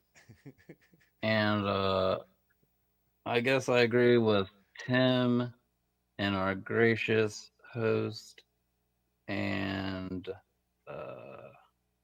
in my opinion, I kind of like typed something out so I wouldn't forget actually, but in my opinion, he didn't do it on accident, and it was definitely on purpose. And when we waste our time and energy arguing over it in either direction, we are falling for the mind control, and our eyes are off the snitch. Later, guys. Thanks for joining, Joe. I thought that was pretty good. Pretty good take. I'm sorry I'm moderating Phlebas. It's also called hospitality. If Luke could do it this well, he would. You know. But Chad, I feel like you've got the most to say, so you should probably talk some more. I don't know what I want to say. All I know is like part of my experience is so. I take great offense to being called racist, and people have done it, and I know that they're trolling, and I don't know what that means exactly, and it bothers the shit out of me. But part of it's probably true, and this is why. Like, I remember when I was 10 years old, we ended up taking a Greyhound bus from California to Wisconsin, and somewhere along the way there, we were at one of these Greyhound stations. I was with my mom and my brother. It was just her and my brother and myself. And she had to make a phone call on the payphone. This is back when there wasn't no cell phones. And she said, stand right here. Don't go anywhere. Stand right here with me. And we're standing there, and this dude, a black dude, is standing right outside the door of the Greyhound station, opens the door, and he says, hey, kid, come here. And so, like, that freaked me the hell out. That's one instance. Another instance is when I was 10 years old, later on that year, when we moved to Racine, we used to go to Skate Town, which is like a skating rink. And it was right around the corner from where we lived at the apartments. And it was just my younger brother and I walking back, donate to McMill, help my, yeah, okay. So we're walking back from the see, it's okay for somebody to make fun of my racist, the things that have happened to me that were racist actions against me. It's okay for them to diminish my trauma, but I can't do it to you. So here's the thing. I'm walking back from the skate town with my younger brother, who's 2 years younger than me. And there's 10 kids across the street, all of them black, for no reason whatsoever, walked across the street and beat the shit out of me. As I told my brother to run away for no reason at all. And I'm not supposed to take notice when I see suspicious people of other color, and you can make fun of me for having race trauma. So am I a racist? I guess so. So like, that's real racism to me. All this bullshit that we're talking about over here is just bullshit. Like, can a white kid walk down the hood without getting his ass beat versus a black kid walking down a white neighborhood? Let's think about that for a second. Nobody wants to say that shit out loud? What's wrong with you guys? Let's stop bullshitting each other. So that's all I got to say about that. Can we have a guitar off now? Powerful word there, Chad. No, because I need to help you see what was going on. Okay. You saw my comment in the Hive Mind. I was talking about your story that was going on. No, I was calling back to McMo and I joking about donating to his stream to help my racism. This stream is beginning for 3 hours. Was a callback to your comment from an hour ago. So Okay. I was not making fun of your racist trauma. But I'm an emotional bitch. I'm sorry. it's fine. if No apology is necessary. I do want people to comment on your story you just told, not just skip over it. So, McMo, may I? Please do, sir. So I think it's really important to realize that as human beings, whenever we try to hit the mark, we will miss the mark, we will sin. And so for me, a big thing has been pendulum swing, because we start trying to do things like in the 60s, we tried really hard to make up for all the stupidity that came before, which was trying to make up for all the stupidity that came before, which was trying to make up for all the stupidity that came before. And which for me, one of the big things has been when the pendulum starts swinging, trying just to slow it down. For instance, I recently have started talking about Antichrist, right? Whereas I used to constantly talk about why aren't Christians more messianic? I've started saying, hey, let's talk about Antichrist. Because a month ago, and I'm talking mostly about me, right?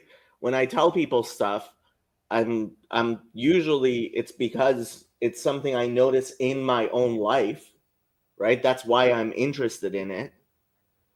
I had lost hope, right? I had completely lost hope, and I needed that reminder that there is hope, that there is a Messiah that I believe will arrive. And now I'm seeing the pendulum swing the other way.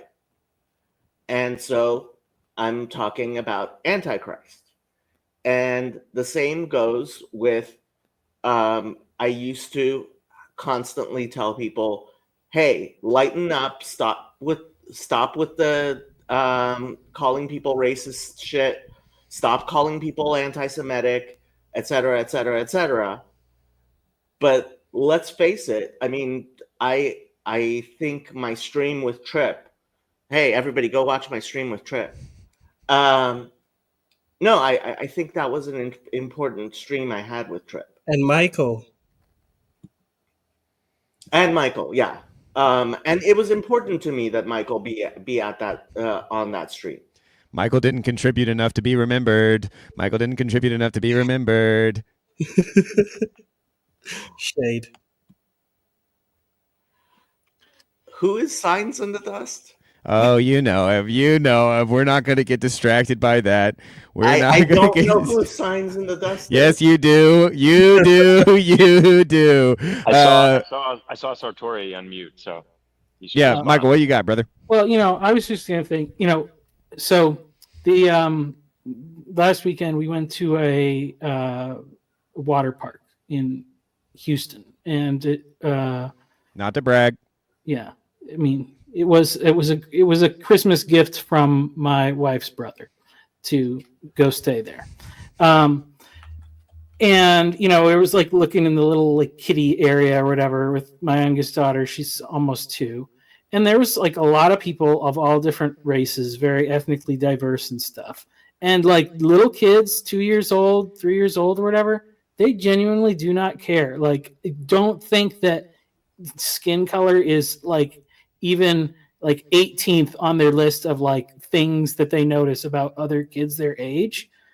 But then I was just thinking about like, it's so at some point these tensions or whatever, they arise because of what the parents teach their kids, and fair enough that parents are teaching their kids things to warn them to be safe, sometimes to avoid mistakes. I mean, like, so then my older daughter, my wife's had to correct her, not for any racial thing, but because like she doesn't want to talk to people that she thinks are ugly. Like Tell me that you've lived here your whole No, well, we don't do that. No. yeah. So anyway, but I mean, you know, there is something to the fact of like sometimes it's like these things where it's like we need to remember these terrible things. And like I don't know, it's just something to wrestle with. It's like obviously there's a truth to that, but then sometimes are we making it worse by trying to like pass on these like historical injustices? Or you know, there's a way to do it the right way, and there's definitely a way to do it the wrong way. And it's like, and I felt like when we were kids, you know, the like MLK message of, you know, not to be judged by the color of your skin, but the content of your character, like that was like, yes, all the children agreed. And then it started going like beyond that into this other like thing where it's like I didn't feel weird talking to people that were of another race than me before, but now I'm worried I might say something that I had no intention of doing. That's, you know, because of my unconscious biases or something. Well, you know, I think that kind of, you know, it's low resolution, Martin Luther King neoliberal vision became axiomatic, I think, for a lot of us who grew up like that. That's not on the level like I think it's very difficult for people to see that that propaganda may have played a role in that view, that, you know, maybe the way that the textbooks are written is something to be looked at. But then also I think that like it's weird because it's not like that it's necessarily wrong in the sense that like the good people are the racists, like obviously not. But when it's such low resolution, like you were talking about earlier in terms of boomerality, I think that we do end up missing some of the nuance. And so like, and that's nothing to say of, you know, Chad's story and how the fact that I'm always going to want to point towards the individual and the fact that we all kind of, we get one go at this, and it's the God who knows the hairs on our heads that like can kind of put together the infinity of human experience. But with that said, Joe, you came back on cam. Also, Neil and Phlebas and Dan, you have not spoken in a while, so please feel free. I think Jacob nailed it, that we're in the back of a yo-yo where distinctives a long time ago, or, you know, previously held too much power, and then it became you cannot even notice any distinctives, or else let's steer away from the racism. Let's just say like immigration. You're not allowed to say that an immigrant from Japan might be different from an immigrant from Russia, from et cetera, et cetera. Everything got flattened. And now we're back into a period where the generation right now is more comfortable noticing distinctives and joking about it and et cetera, which I think is healthy. And I think it scares some of the previous generations who were formed in a different era. And we're just all sort of trying to figure it out. And we're bouncing off the walls in either direction, kind of like what Jacob was saying.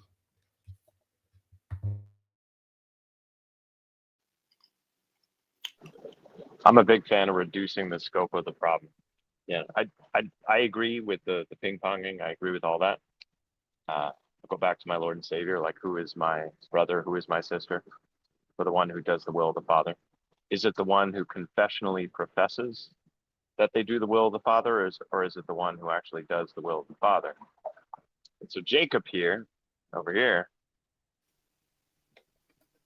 he's one of my favorite characters in the corner, because I still have a lot of mixed feelings about Jacob, but he's my brother. Never met him, but I probably will. if I keep up, if he keeps up. And I don't really worry so much if I'm able to reduce it down to who am I relating to in the now and why. And if I'm able to do that well, sufficient is the evil unto the day.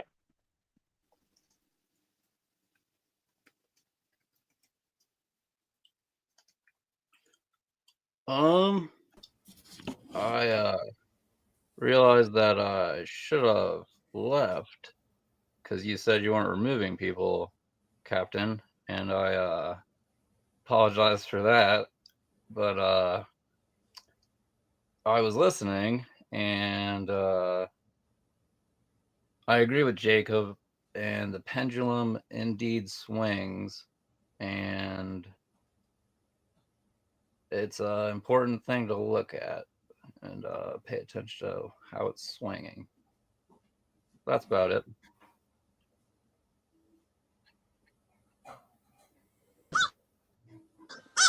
Thanks for the input, Joe. I do see we have a new guest. Yoav, welcome to the McMo streams. Obviously, this is your first time here. I am a little uncomfortable with being Saturday and all. I don't want to cause a brother to stumble. But please, Yoav, what do you have to say, sir? You've been listening in? Saturday has gone here already. So we are safe.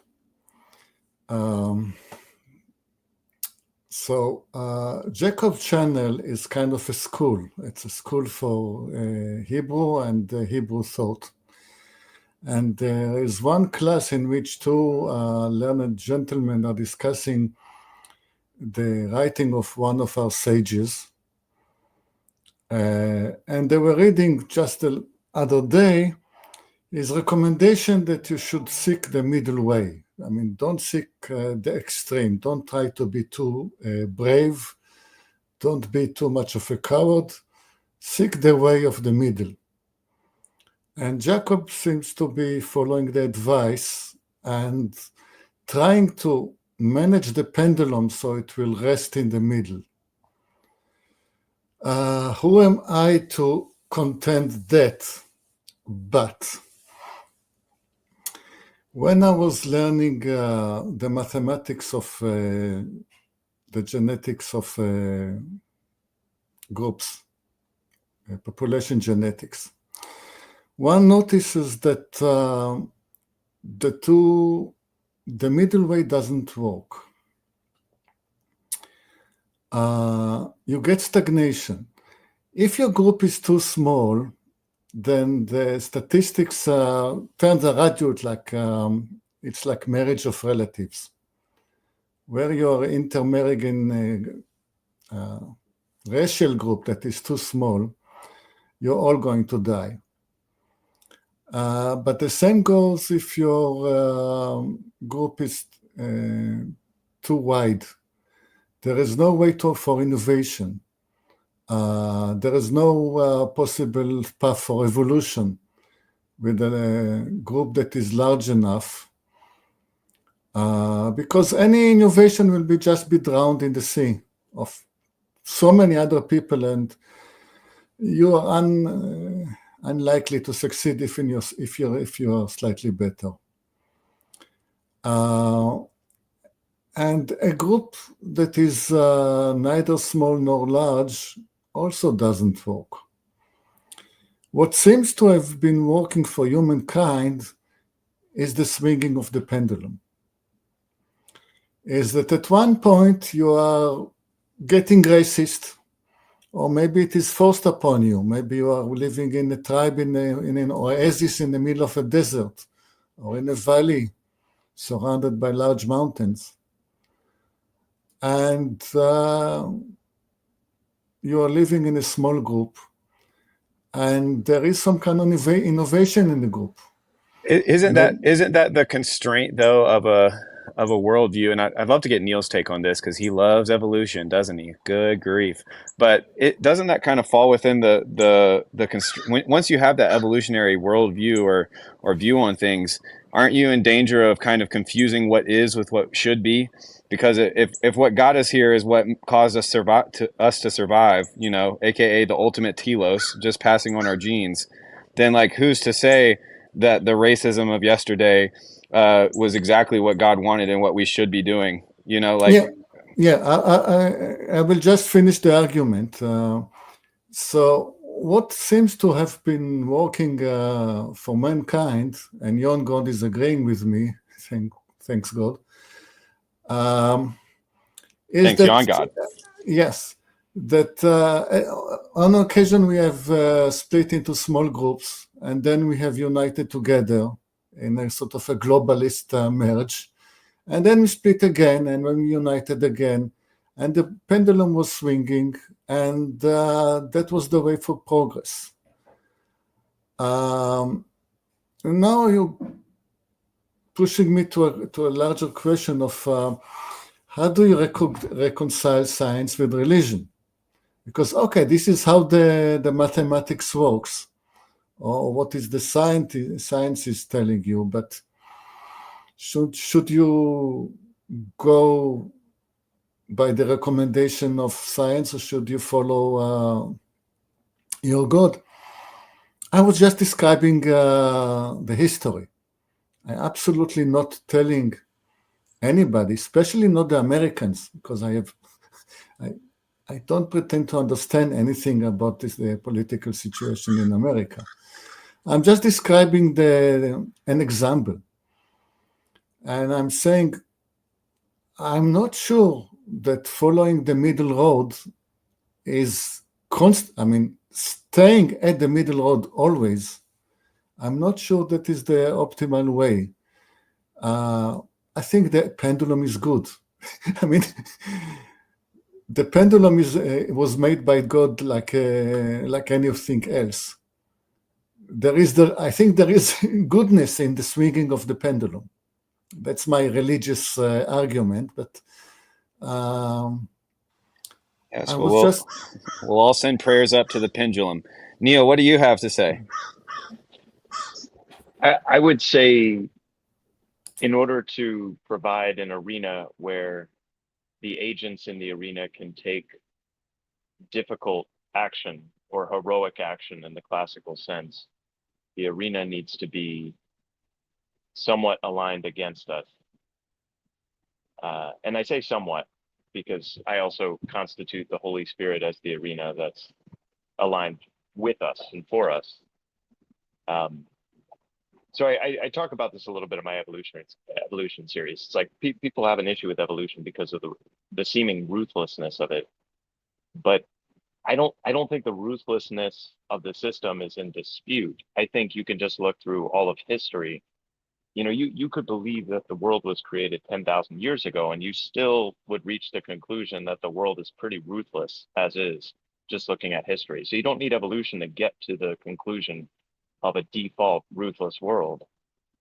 I think what faith allows is the necessity to move forward in that difficult and ruthless structure, and provides us with a framework for moving forward. Now, the framework is different within Judaism versus Christianity. I understand that, but the Christian framework is so ridiculous that I think it's somewhat impossible to follow, and yet we're called to follow it anyway, which is in my mind the perfect story, because you want a story that's unbeatable, and yet you're asked to play anyway.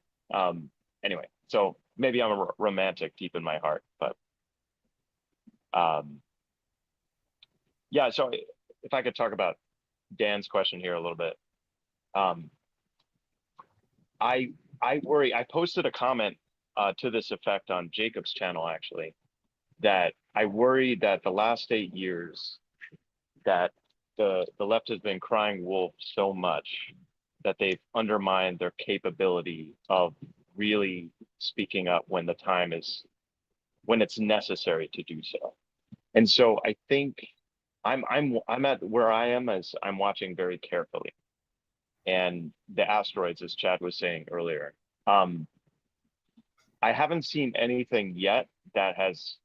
I think the most concerning thing I've seen actually is the reaction to the assassination that I mentioned, which is mostly I would call that like class-based resentment. And so what would really worry me is if we hit a major recession now with 20% unemployment. Like I'm talking Great Depression level unemployment. That would be bad.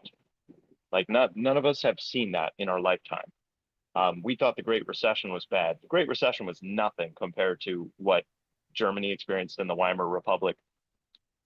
And the Great Depression here in the US was nothing compared to that. And so what I'm saying is if you take a society that at base is very resentful, and combination of resentment and entitlement and that arrogance to presume that they know best, and then you give that society 20 to 25% unemployment, that's the nightmare scenario. So that's what I'm afraid of. And so right now, we don't seem to have quite that level of resentment. I think because the economy is going, because I don't know, the left at the present time just seems somewhat defeatist and in shambles, and the right is still somewhat gloating, although you can sense that even in all their victory, there's still tremendous resentment among the right. And so I do worry about these things. So it's like, how do we balance? How do we, as it currently stands, what I'm saying is I'm watching. I'm just watching, you know, and I think the best thing we can do is build fellowship and to build community and build trust. And because I don't pretend that I can play the arena. I just try to be the agent, you know what I mean, in my very limited scope. That's it. I'm just going to add a little note to what Yoav said, which is he was talking about Maimonides and how Maimonides says, follow the middle path. And then he says, except for, and I think that except for is really important. Jordan Peterson says you can tell if somebody is ideologically possessed when they have one answer to every situation. And if your answer to every single situation is the exact same thing, right?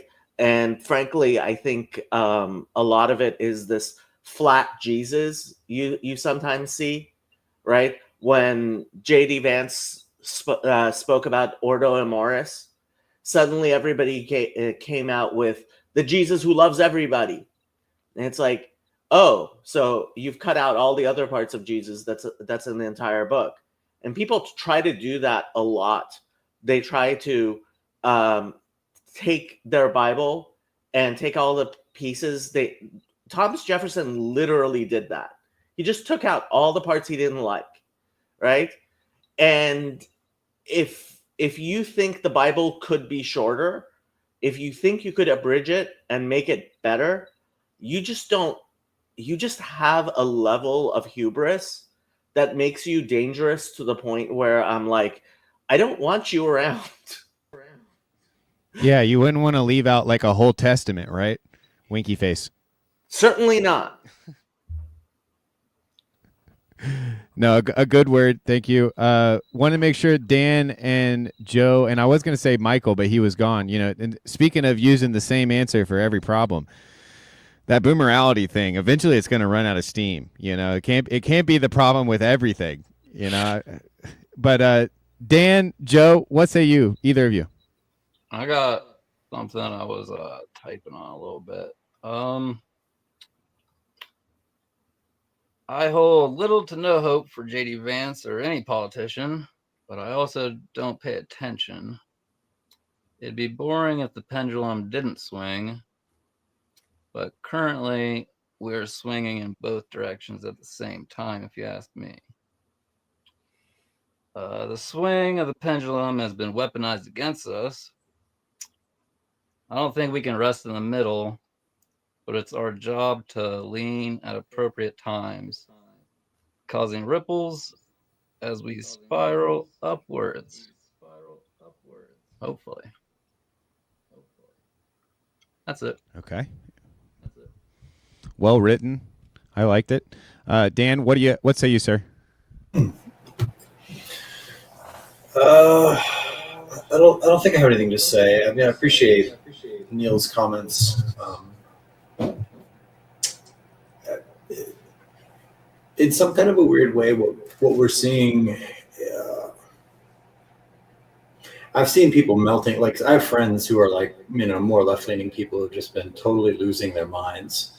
the last few weeks, and I feel bad for them. Like, I truly do. I pray for them, and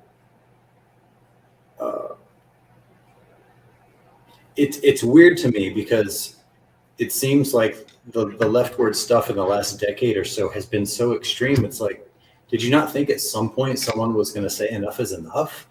And so it's not that I'm not sympathetic to their emotions or whatever, but I'm like, you caused this. You know, you create the conditions for quote unquote strong men to rise up. It's inevitable.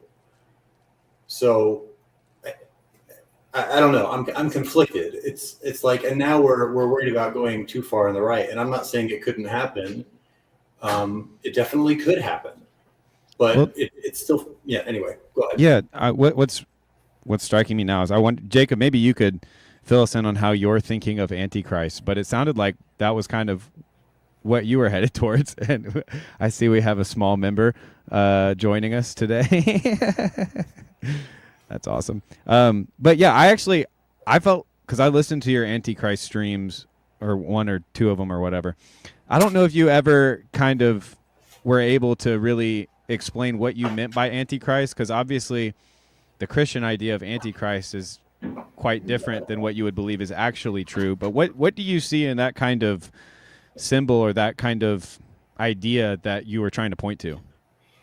So, just to recap my story for people who don't spend thousands of hours listening to me babble, when I was young, I came back to the United States from Israel with my messianic hope. I don't know who's echoing, but it's really bothering me. Nicole, I think it's you. Sorry. So I came back from Israel, and I was filled with messianic hope, and I went to law school, and I was doing a concurrent master's of public administration, which is an MBA for nonprofits, because I was going to save the world. And I was going to go and be a government bureaucrat, and I was going to make things all efficient and beautiful with the world, right? And I remember flying to Washington, D.C., right as we were going into Iraq. And I was interviewing at OPM, the Office of Personnel Management, right? Which is what Doge is taking over, right? And I was like, oh, we're going to take over Iraq, and the Middle East is going to be fixed, and I'm going to get a job at OPM, and I'm going to help fix the government, and the world's going to be perfect, right? And by the time I was about to graduate, I was so depressed. I was literally suicidal, and one of the contributing factors was I saw how much potential there was to help people, right? I was going to write this thesis that was going to save $10 billion a year just in California. And I knew that this bright idea that I had would never come to fruition. And I saw that, like, I was never going to contribute $10 billion to the world. And that was one of the things that made me really depressed. And when I look at the Doge boys, like these young men who I have so much envy. Like, if I could fly to Washington, D.C. and sleep on a cot with them over the weekend and help them, I don't care if I was the guy who was getting them coffee, I would, right? And that's really exciting to me.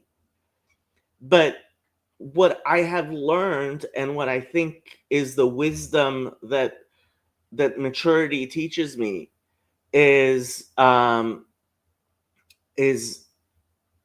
stop with the pendulum swings as much, right? Don't Yep. get your hopes up too high. And if you want to send Jacob to DC to work with the Doge Boys, donate to Ko-Fi, ko-fi.com/McMosav. Find my Ko-Fi and donate to me. We'll get Jacob to DC to hang out with those Doge Boys. Michael, you're back. Have you been listening this whole time, or did you have to step away and so you don't know where we're at? I heard everything. Well, since Jacob didn't want to answer my question about what he was what the hell he could possibly be talking about with Antichrist, seeing as how he doesn't even believe in the first one, maybe somebody else can talk about what they think about Antichrist. Well, Jacob, I think it's a little bold to use that word when there have been tons of let's say flattenings of governments, both externally and internally throughout history. I think even within the history of the Roman Empire, you had Marcus Aurelius did a similar thing, I believe. I could be wrong about that. So I don't know, like anyone who now I know you use grandiose language, that's something, but like anyone who assumes, oh, Jesus is coming now, or the Messiah is coming now because I'm here now, it's like, yeah, a lot of people have thought that. So maybe. Yeah, I thought I was clear. I meant don't get your hopes up too high with Elon Musk and Donald Trump, because frankly, paying attention to what's going on the left, like I think we're gonna see a huge swing. A lot of like these boomers, they're like the Doge team is just going so fast. They don't even know what hit them yet. Brett Weinstein was on Rogan yesterday, and he said they're like dinosaurs who don't know that the comet hit the Earth yet. And so I'm looking past the dinosaurs. Like I don't know if you guys saw the videos of Maxine Waters and Chuck Schumer trying to stage a viral moment, and everybody was just cringing at them. Like, we're in a different world. I don't think most people have noticed. Yeah, if you thought boomerality was bad, just wait till it comes after. Zoomerality, oh my God.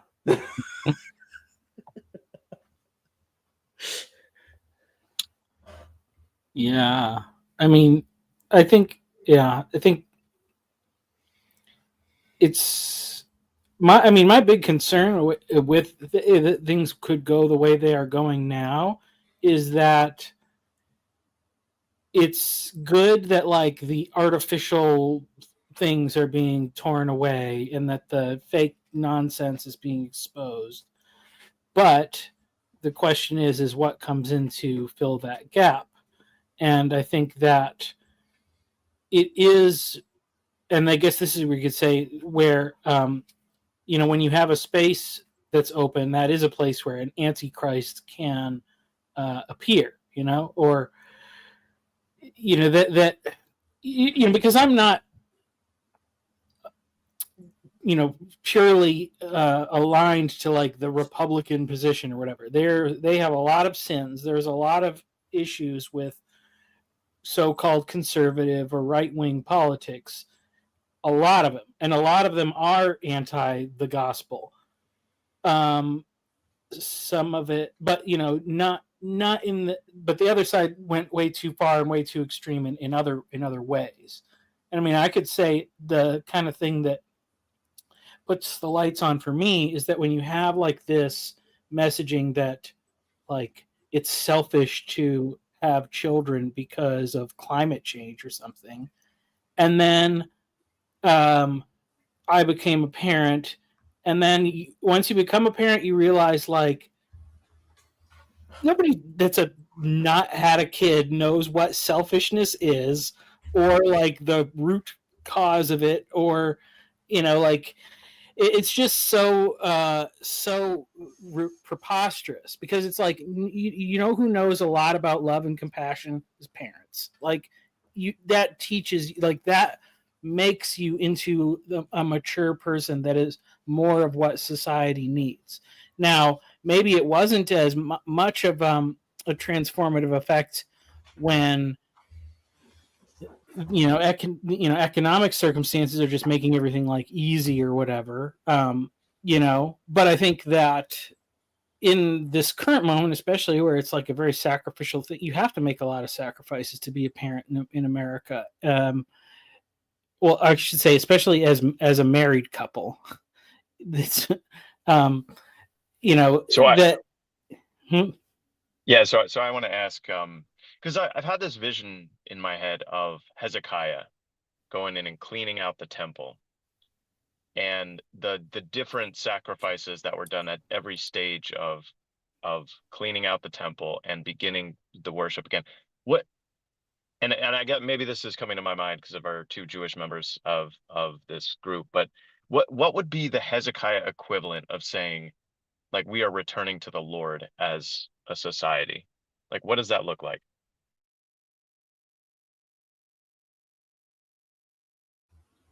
Well, I think you pointed to something really beautiful and important, which was the many days of consecrating sacrifice, right? Like, slow your roll.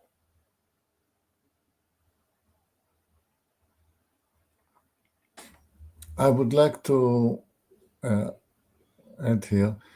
There is a lot of mistrust of Elon Musk, and I don't know the man, and I don't want to dispel any of your mistrust in him. But let's say that he was there in the TLC, he was here in the TLC with us. Let's assume that he was one of the faces on our screen. And we got a little bit to talk with him and to know a little bit about his family and his aspirations and his troubles in life. It would have increased our trust in him no end. Unfortunately, we cannot do that except by intermediate media. So we still cannot trust the man because we don't trust the media that are translating his image to us. But we do know a lot about him. We know what kind of trouble personally he was going on in the last, let's say, 4 years. What kind of family trouble he might have. What was the influence of various pandemics on him. We know of his aspirations. We know that he has this mania of wanting to go to Mars. We can paint the picture of a man as a man. And I'm cool with the picture that I have in my mind for the media that I watch. I'm cool with the man as a person.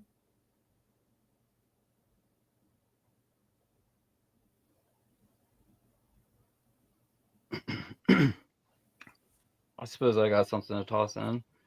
I would say Elon is busy being in like the top 10 Diablo players in the world. So he's not here. And well, he could be here because I don't necessarily believe he's in the top 10. But if you were to believe what we know about him, then you would believe that because that's what everyone believes. So if you believe that he's in the top 10 Diablo players in the world and still doing all of these things, I'll see you on Mars, my friend. And I think the Antichrist is fractal, like everything else around this place. And so it's in each man's heart and all the way up. It's always happening in each choice that we make all the way up. So like on every level, including our government's egregores and whatnot. And that's about that. I thought that was excellently said. I did want to bring up Lynn's comment and say that, yes, we would prefer a war criminal who could remember the crimes so that we could feel justified in punishing him. But unfortunately, I feel like we need to take it easy on Uncle Joe. Neil, you have thoughts on Elon being ranked in doom? Yeah, I have a lot of mixed emotions about Elon. Mostly it's like I just wish he was a more classically virtuous human being. But there's a part of me that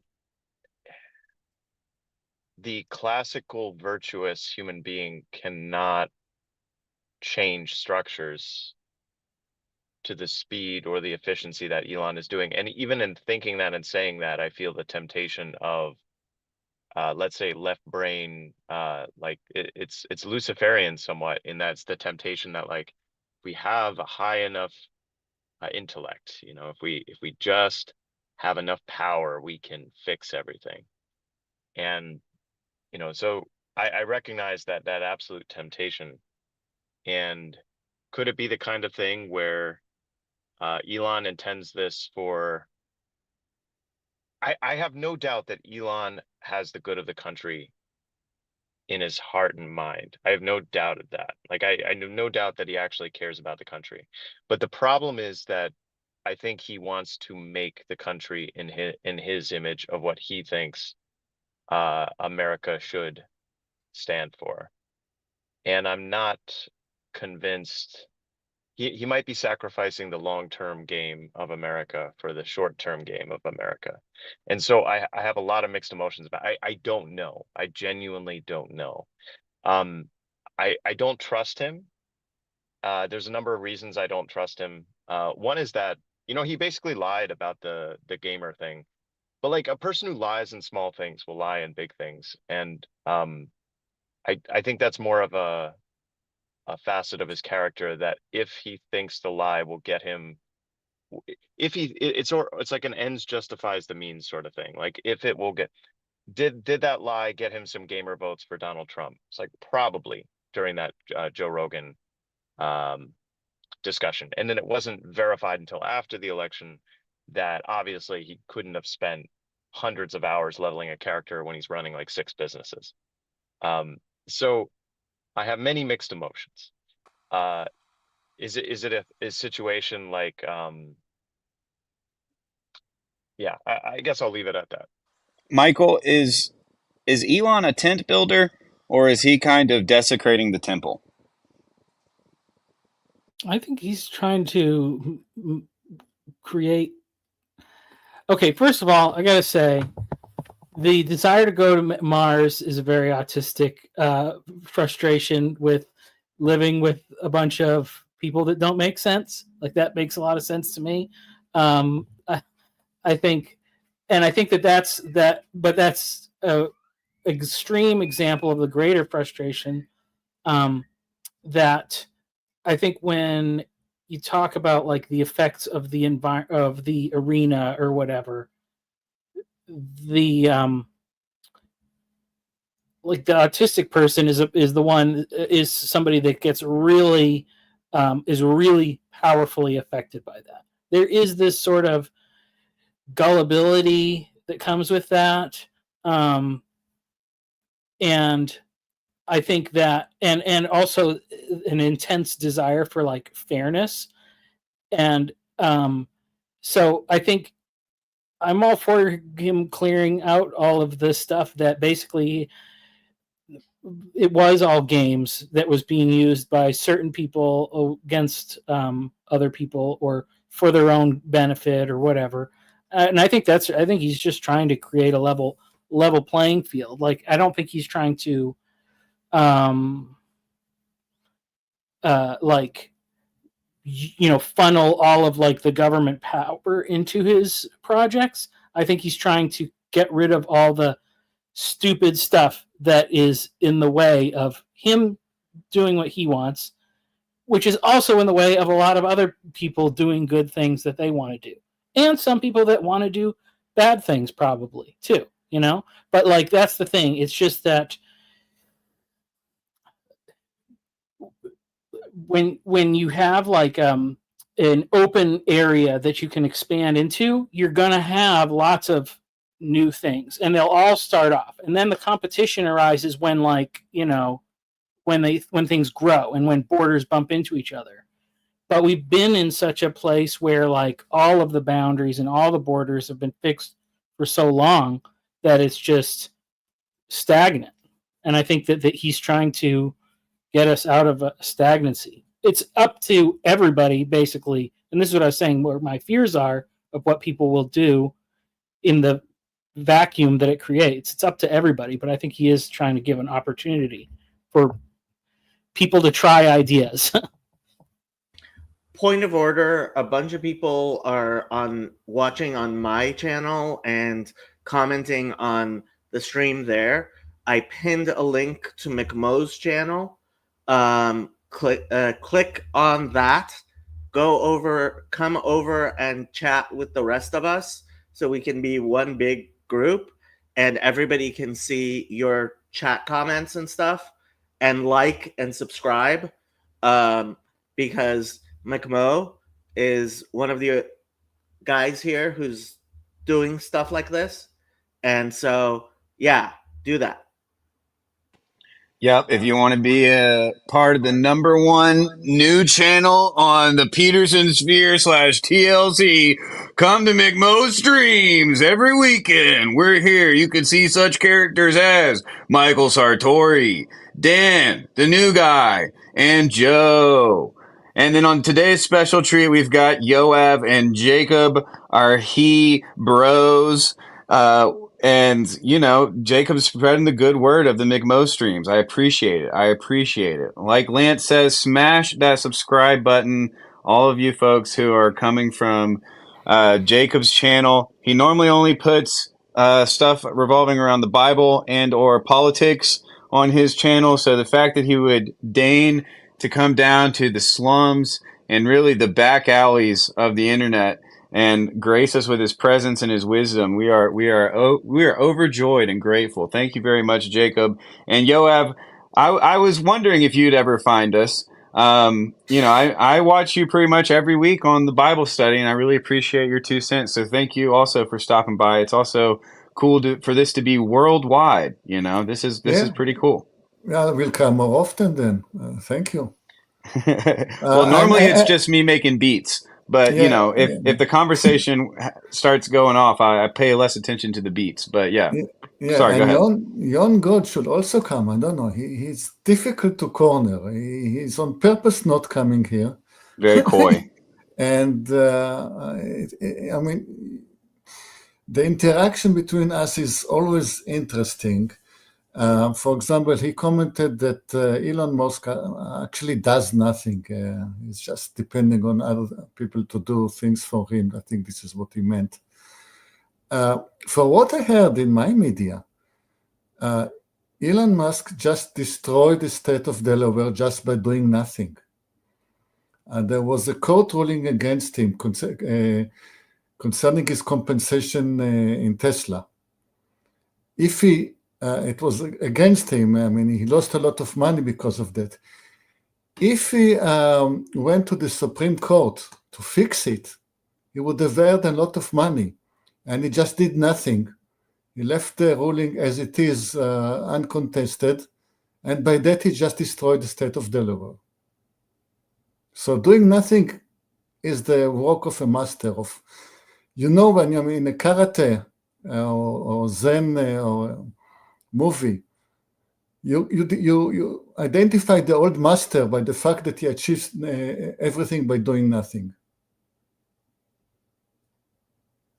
I think the news of Delaware's demise is a little overrated, and I also think the possibility of winning it by trying to any harder is also overrated.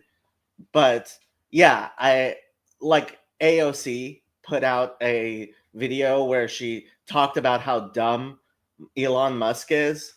And look, the postmodernists have something really, really wrong, which is just because like Donald Trump isn't convincing everyone Elon Smart is smart by just saying it, and just by saying it, like there is such a thing as actually doing things in the real world, and the real world actually responding to what you do.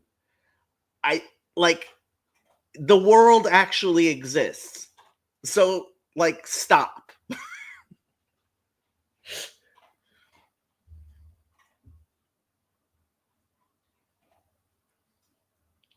What about that Paula White lady, huh?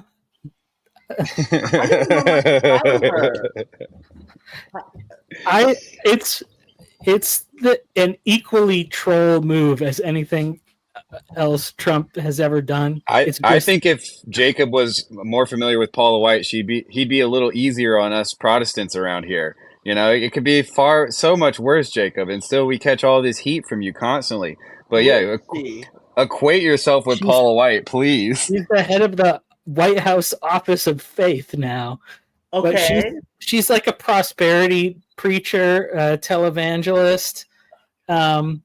Which I mean, I think it's smart because if you're going to turn off unlimited money printing, you need some other miraculous way of creating wealth. So, like, that seems like a good pick in that way. But yeah, a lot of Christians are really, really upset about it. All of the ones that Paul Vanderklay talks about on Christian YouTube, but also the ones that are Nazis. So, I don't know. And Dan, to answer your question, is there going to be a reckoning for COVID? I doubt it very much. We're getting about as much of a reckoning, I think, as we're going to, and to some extent, I'm okay with that because I was going to say this earlier. One of the biggest problems we have in the world right now is Germany cannot seem to get over the Holocaust. And like they're still living in the Holocaust. And it's like, dude, if I as a Jew have to do the as a Jew thing, please, for the love of God, Germany, like get over the Holocaust. Well, it's that question of what does it look like for a nation to repent, right? And the Christian debacle of what does it look like for after that repentance to be absolved? You know, that seems to be at the heart of what you're talking about. Very much so.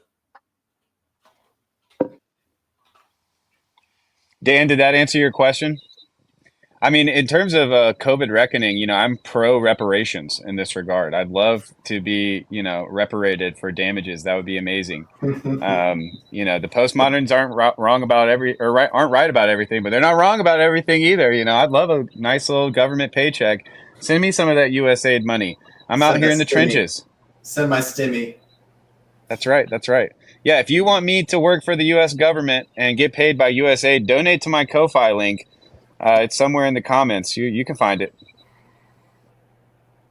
I would like to suggest to Jacob that the failure of Germany to forget the past is part of the punishment. I mean, and I think you would agree with me that this, although, I mean, of course, we think that Germany should have been punished severely for what it did. I think Jacob and I would agree that at this point, we should scream to God, stop. You have punished them enough. I'm not sure it's God that's punishing them. There's a point at which penitence, and honestly, this is Martin Luther living on in them, right? This was Martin Luther. He would go to confession constantly, and his confessor would tell him, "You stop confessing so much," and he couldn't accept that.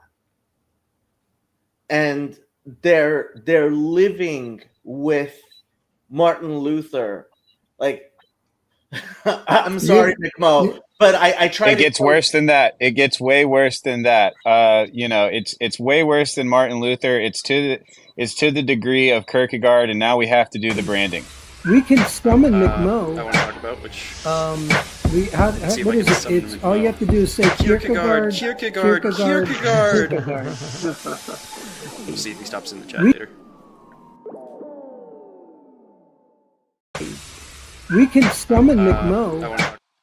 So it's and the reason to bring up Kierkegaard is not just Luther. I would say it's more so Hegel, right? It's that you figure out this giant system that explains the world, and then you proceed to rebel against that for the reasons of like romanticism, and then you've got this type of nationalism that not only offers to kind of bring to bear the best of a complete philosophy of life, a la Heidegger, but then you also kind of somehow integrate this Übermensch and this kind of valor of the strong man. And so the temptation there seems obvious, but I think that the real problem, I guess, in terms of the German, which I have no idea what Germany's actually like, but in regards to repentance, I do think that kind of, you could call it Lutheran, but I think it's probably just more of a Christian type of sin consciousness that tempts you away from the redeeming work of Christ. And maybe to put that in a Jewish frame, it would be like somebody the day after the Day of Atonement, basically feeling like they weren't going to be forgiven by God or something like that is probably the best I could do. But I think that it's easy to demonize neuroticism, but usually there comes a point where it flips from neuroticism into narcissism, and then the actions that follow that are almost always disastrous. I don't know. What is that? How's that sitting with you guys?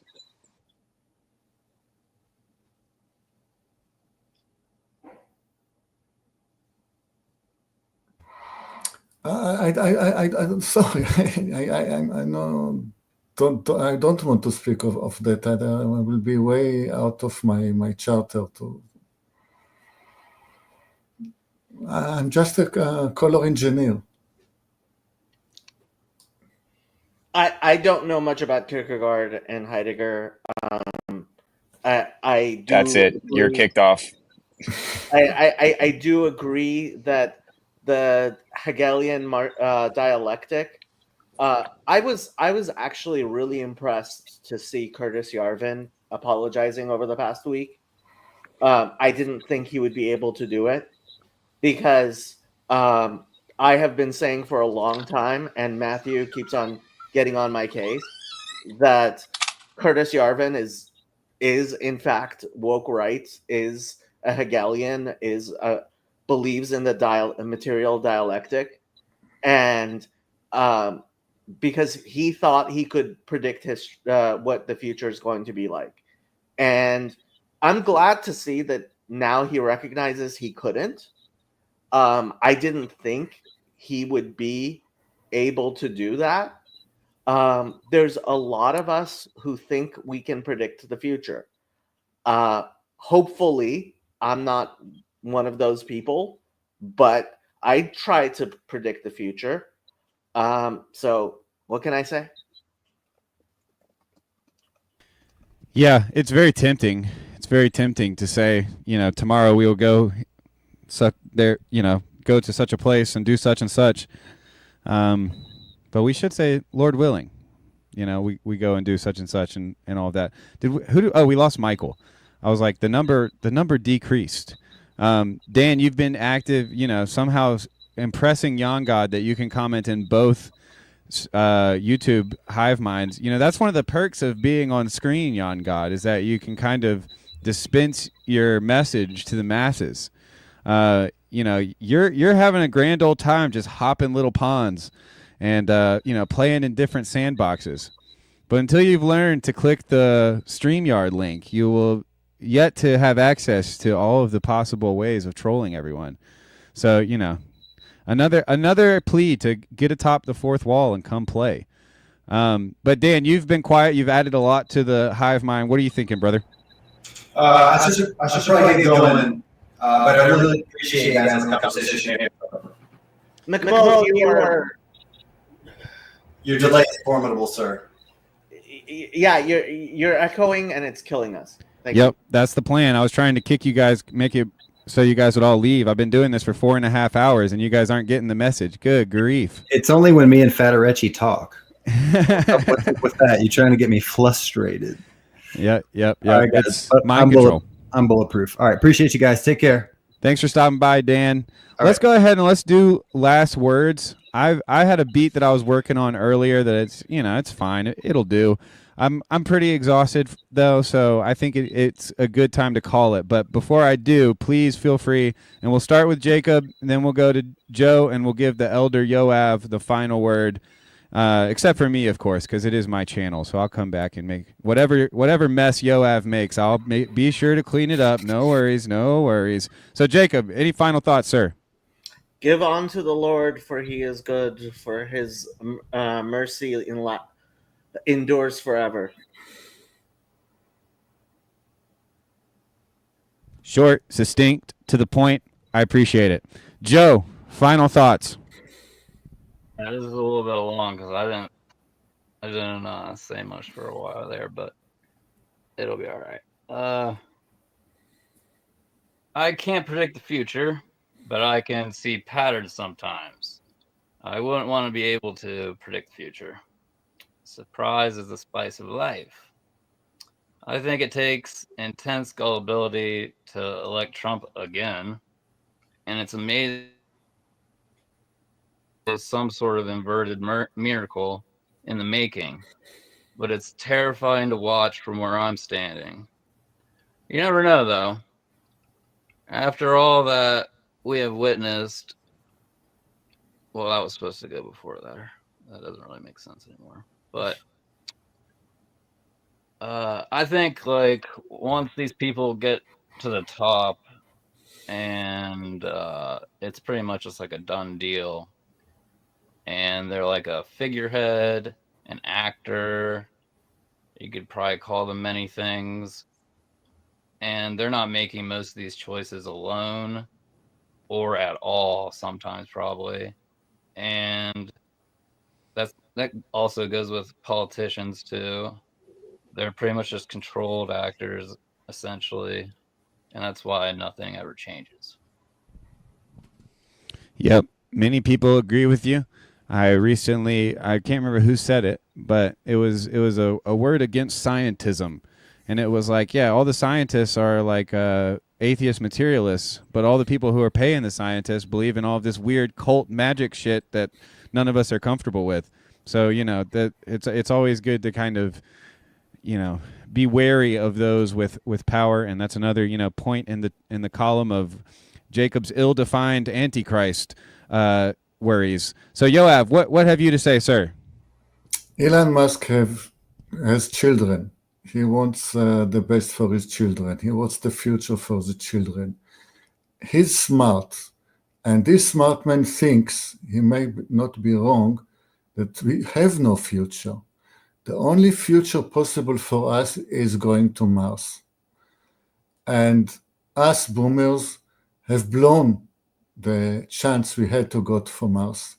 And he knows, like in politics, that he's the very last hope. He thinks that either he lands us on Mars or there is no future. That's the man, as I see him.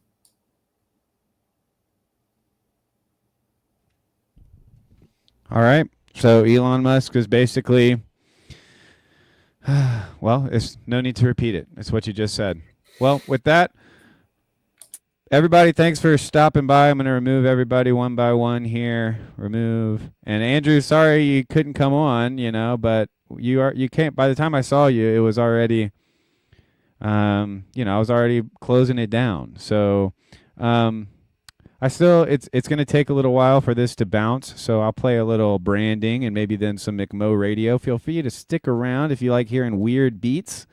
Not necessarily the type of thing you'd normally hear on Jacob's channel, but that's okay. I'm not my feelings aren't gonna be hurt if you don't like it, and that's just the way it is. But we'll play some branding, and then we'll play some music, and then eventually I'll get this bounce, and you can hear the beat I made today while all of this conversation was happening. So stick around for that, and thanks for joining, everyone. Bye-bye. Midwestuary 2025, August 22nd through the 24th in Elmhurst, Illinois. A weekend you won't want to miss, with special guests Cale Zeldin, Paul Vanderklay, Rod Dreer, Elizabeth Oldfield, John Vervaeke, and Jonathan Pajot. Midwestuary 2025, the Fellowship of the Spirit. Stay tuned for more details. Visit us at midwestuary.com for ongoing updates.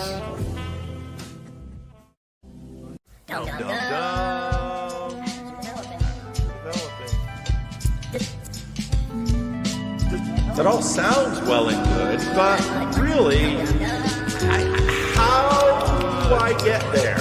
Okay, you said this whole beautiful thing, and I know many of you, especially out there on the YouTube channel, are going to say, you know, I have problems believing this stuff.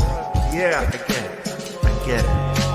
The thing is, a lot of people who say I have problems believing this stuff think that the way to answer those problems is by theory. And generally speaking, no. You just don't work that way. You don't ride a bike. You don't learn to ride a bike by theory. You don't learn to swim by theory. You can watch a lot of videos about swimming, but I promise you, you will not learn to swim without getting in water.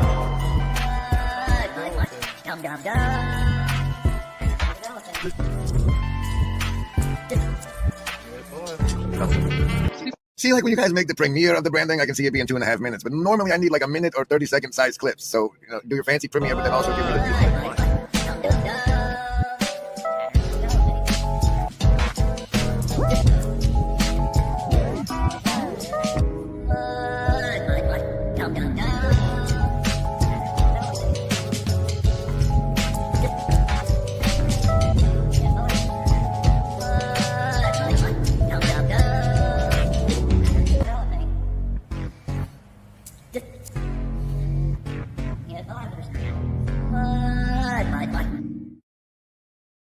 We'll be exploring the philosophy of Søren Kierkegaard.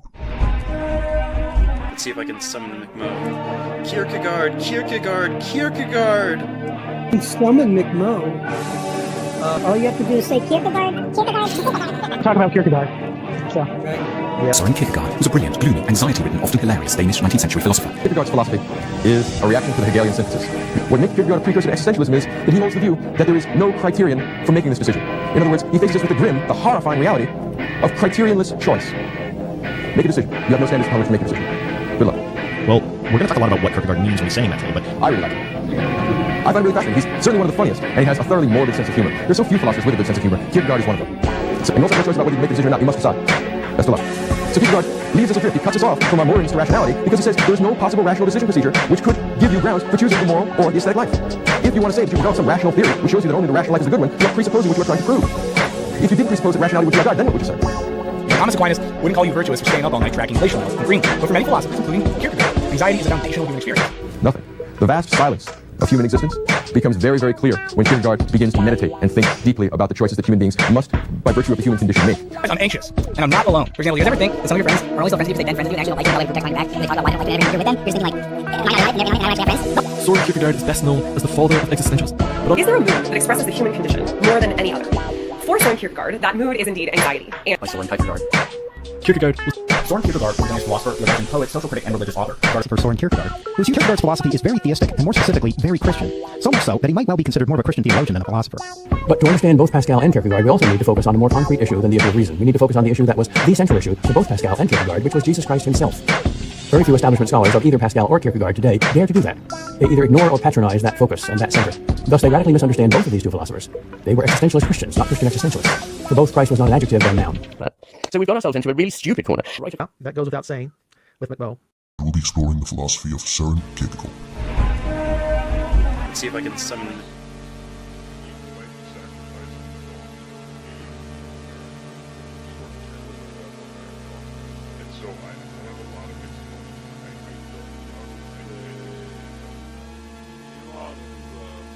don't trust him.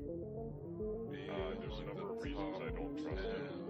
One is that, you know, he basically lied about the gamer thing. And like a person lies, he could be able to lie about things. And I think that's more of a... If you were to believe what you know about now, that if things would lie about get him, if he, it's justifies the ways, like if they look at did that more like him and Sam still doing all these things, probably during this discussion, and then it wasn't verified until after the election. I think the Antichrist is a fractal, hundreds of hours, like everything else around this place. And so each man's heart. Uh-oh, folks. I fear the volume may be too low. Sorry to bust your eardrums there. I may have made a mistake. So we'll listen to last week's, and then we'll hit you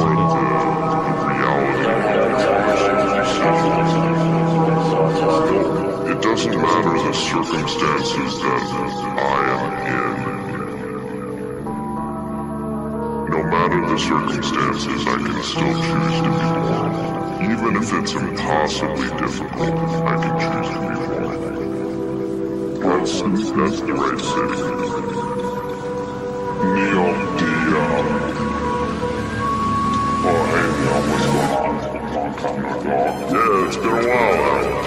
We gotta catch up. Yeah, seriously. Well, that is, yes, but that is the spirit that knits all things together for good. But there's nothing beyond yourself to protect other than your relationship to God, because how would you know that anything is worth protecting outside of God, outside of what you receive from God? So it's like, is the thing inside of me? Is it outside of me? It's coming from knowing God. All these things are reflecting God. So you see your relationship, your primary thing is your relationship to God.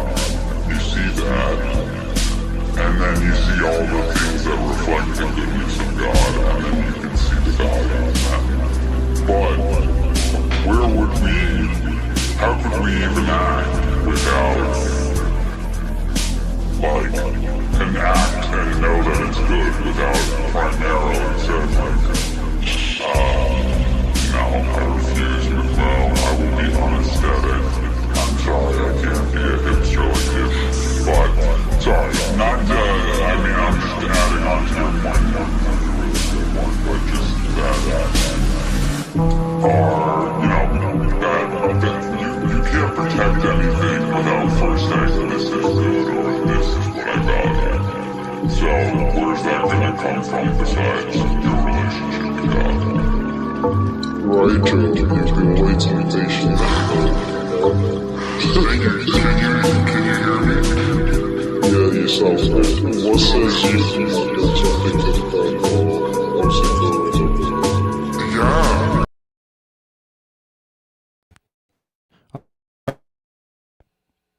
It uploaded. This one should be a little louder.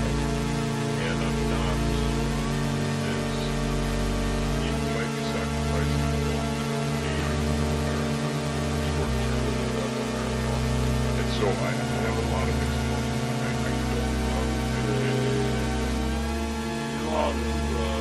I don't trust him. There's a number of reasons I don't trust him. One is that, you know, he basically lied about the gamer thing. And like a person lies, he could be able to lie about these things. And I think that's more of a... If you were to believe what we know about now, that if things would lie about get him,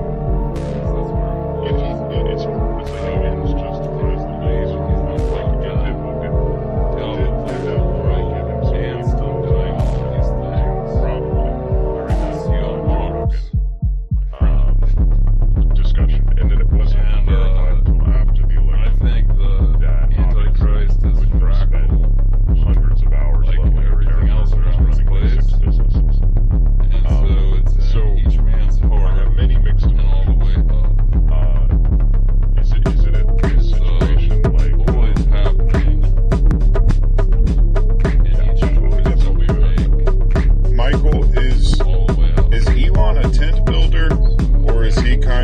desecrating the temple. I think he's trying to. Okay, first of all, I gotta say, the desire to go to Mars is very autistic. That was excellently said. Frustration. I did want to bring up Lynn's comment and say that yes, we would prefer a war criminal who could remember the crimes so that we could get justified punishing them. But unfortunately, I feel like we need to take it easy on Uncle Joe. Neil, you have thoughts on Elon being ranked in doom? The arena or whatever. Yeah. I have a lot of mixed emotions about it. The autistic person is somebody that gets really is really powerfully affected. But there is this sort of gullibility that comes with that. And I think that, and also an intense desire for the efficiency is doing anything and thinking and saying that. So I think I'm all for clearing out all of this stuff that basically Luciferian somewhat, and that's the it was all games that was being used by certain people against other people or for their own benefit or whatever. And I think he's just trying to create a level playing field. Like, I don't think he's trying to could it be the kind of thing where Elon intends this, funnel all of the government power into his projects? I think he's trying to get rid of all the stupid stuff that is in the way of him doing what he wants. But the problem is that, which is also in the way of a lot of other people doing great things in his image, and some people that want to do bad things too, but that.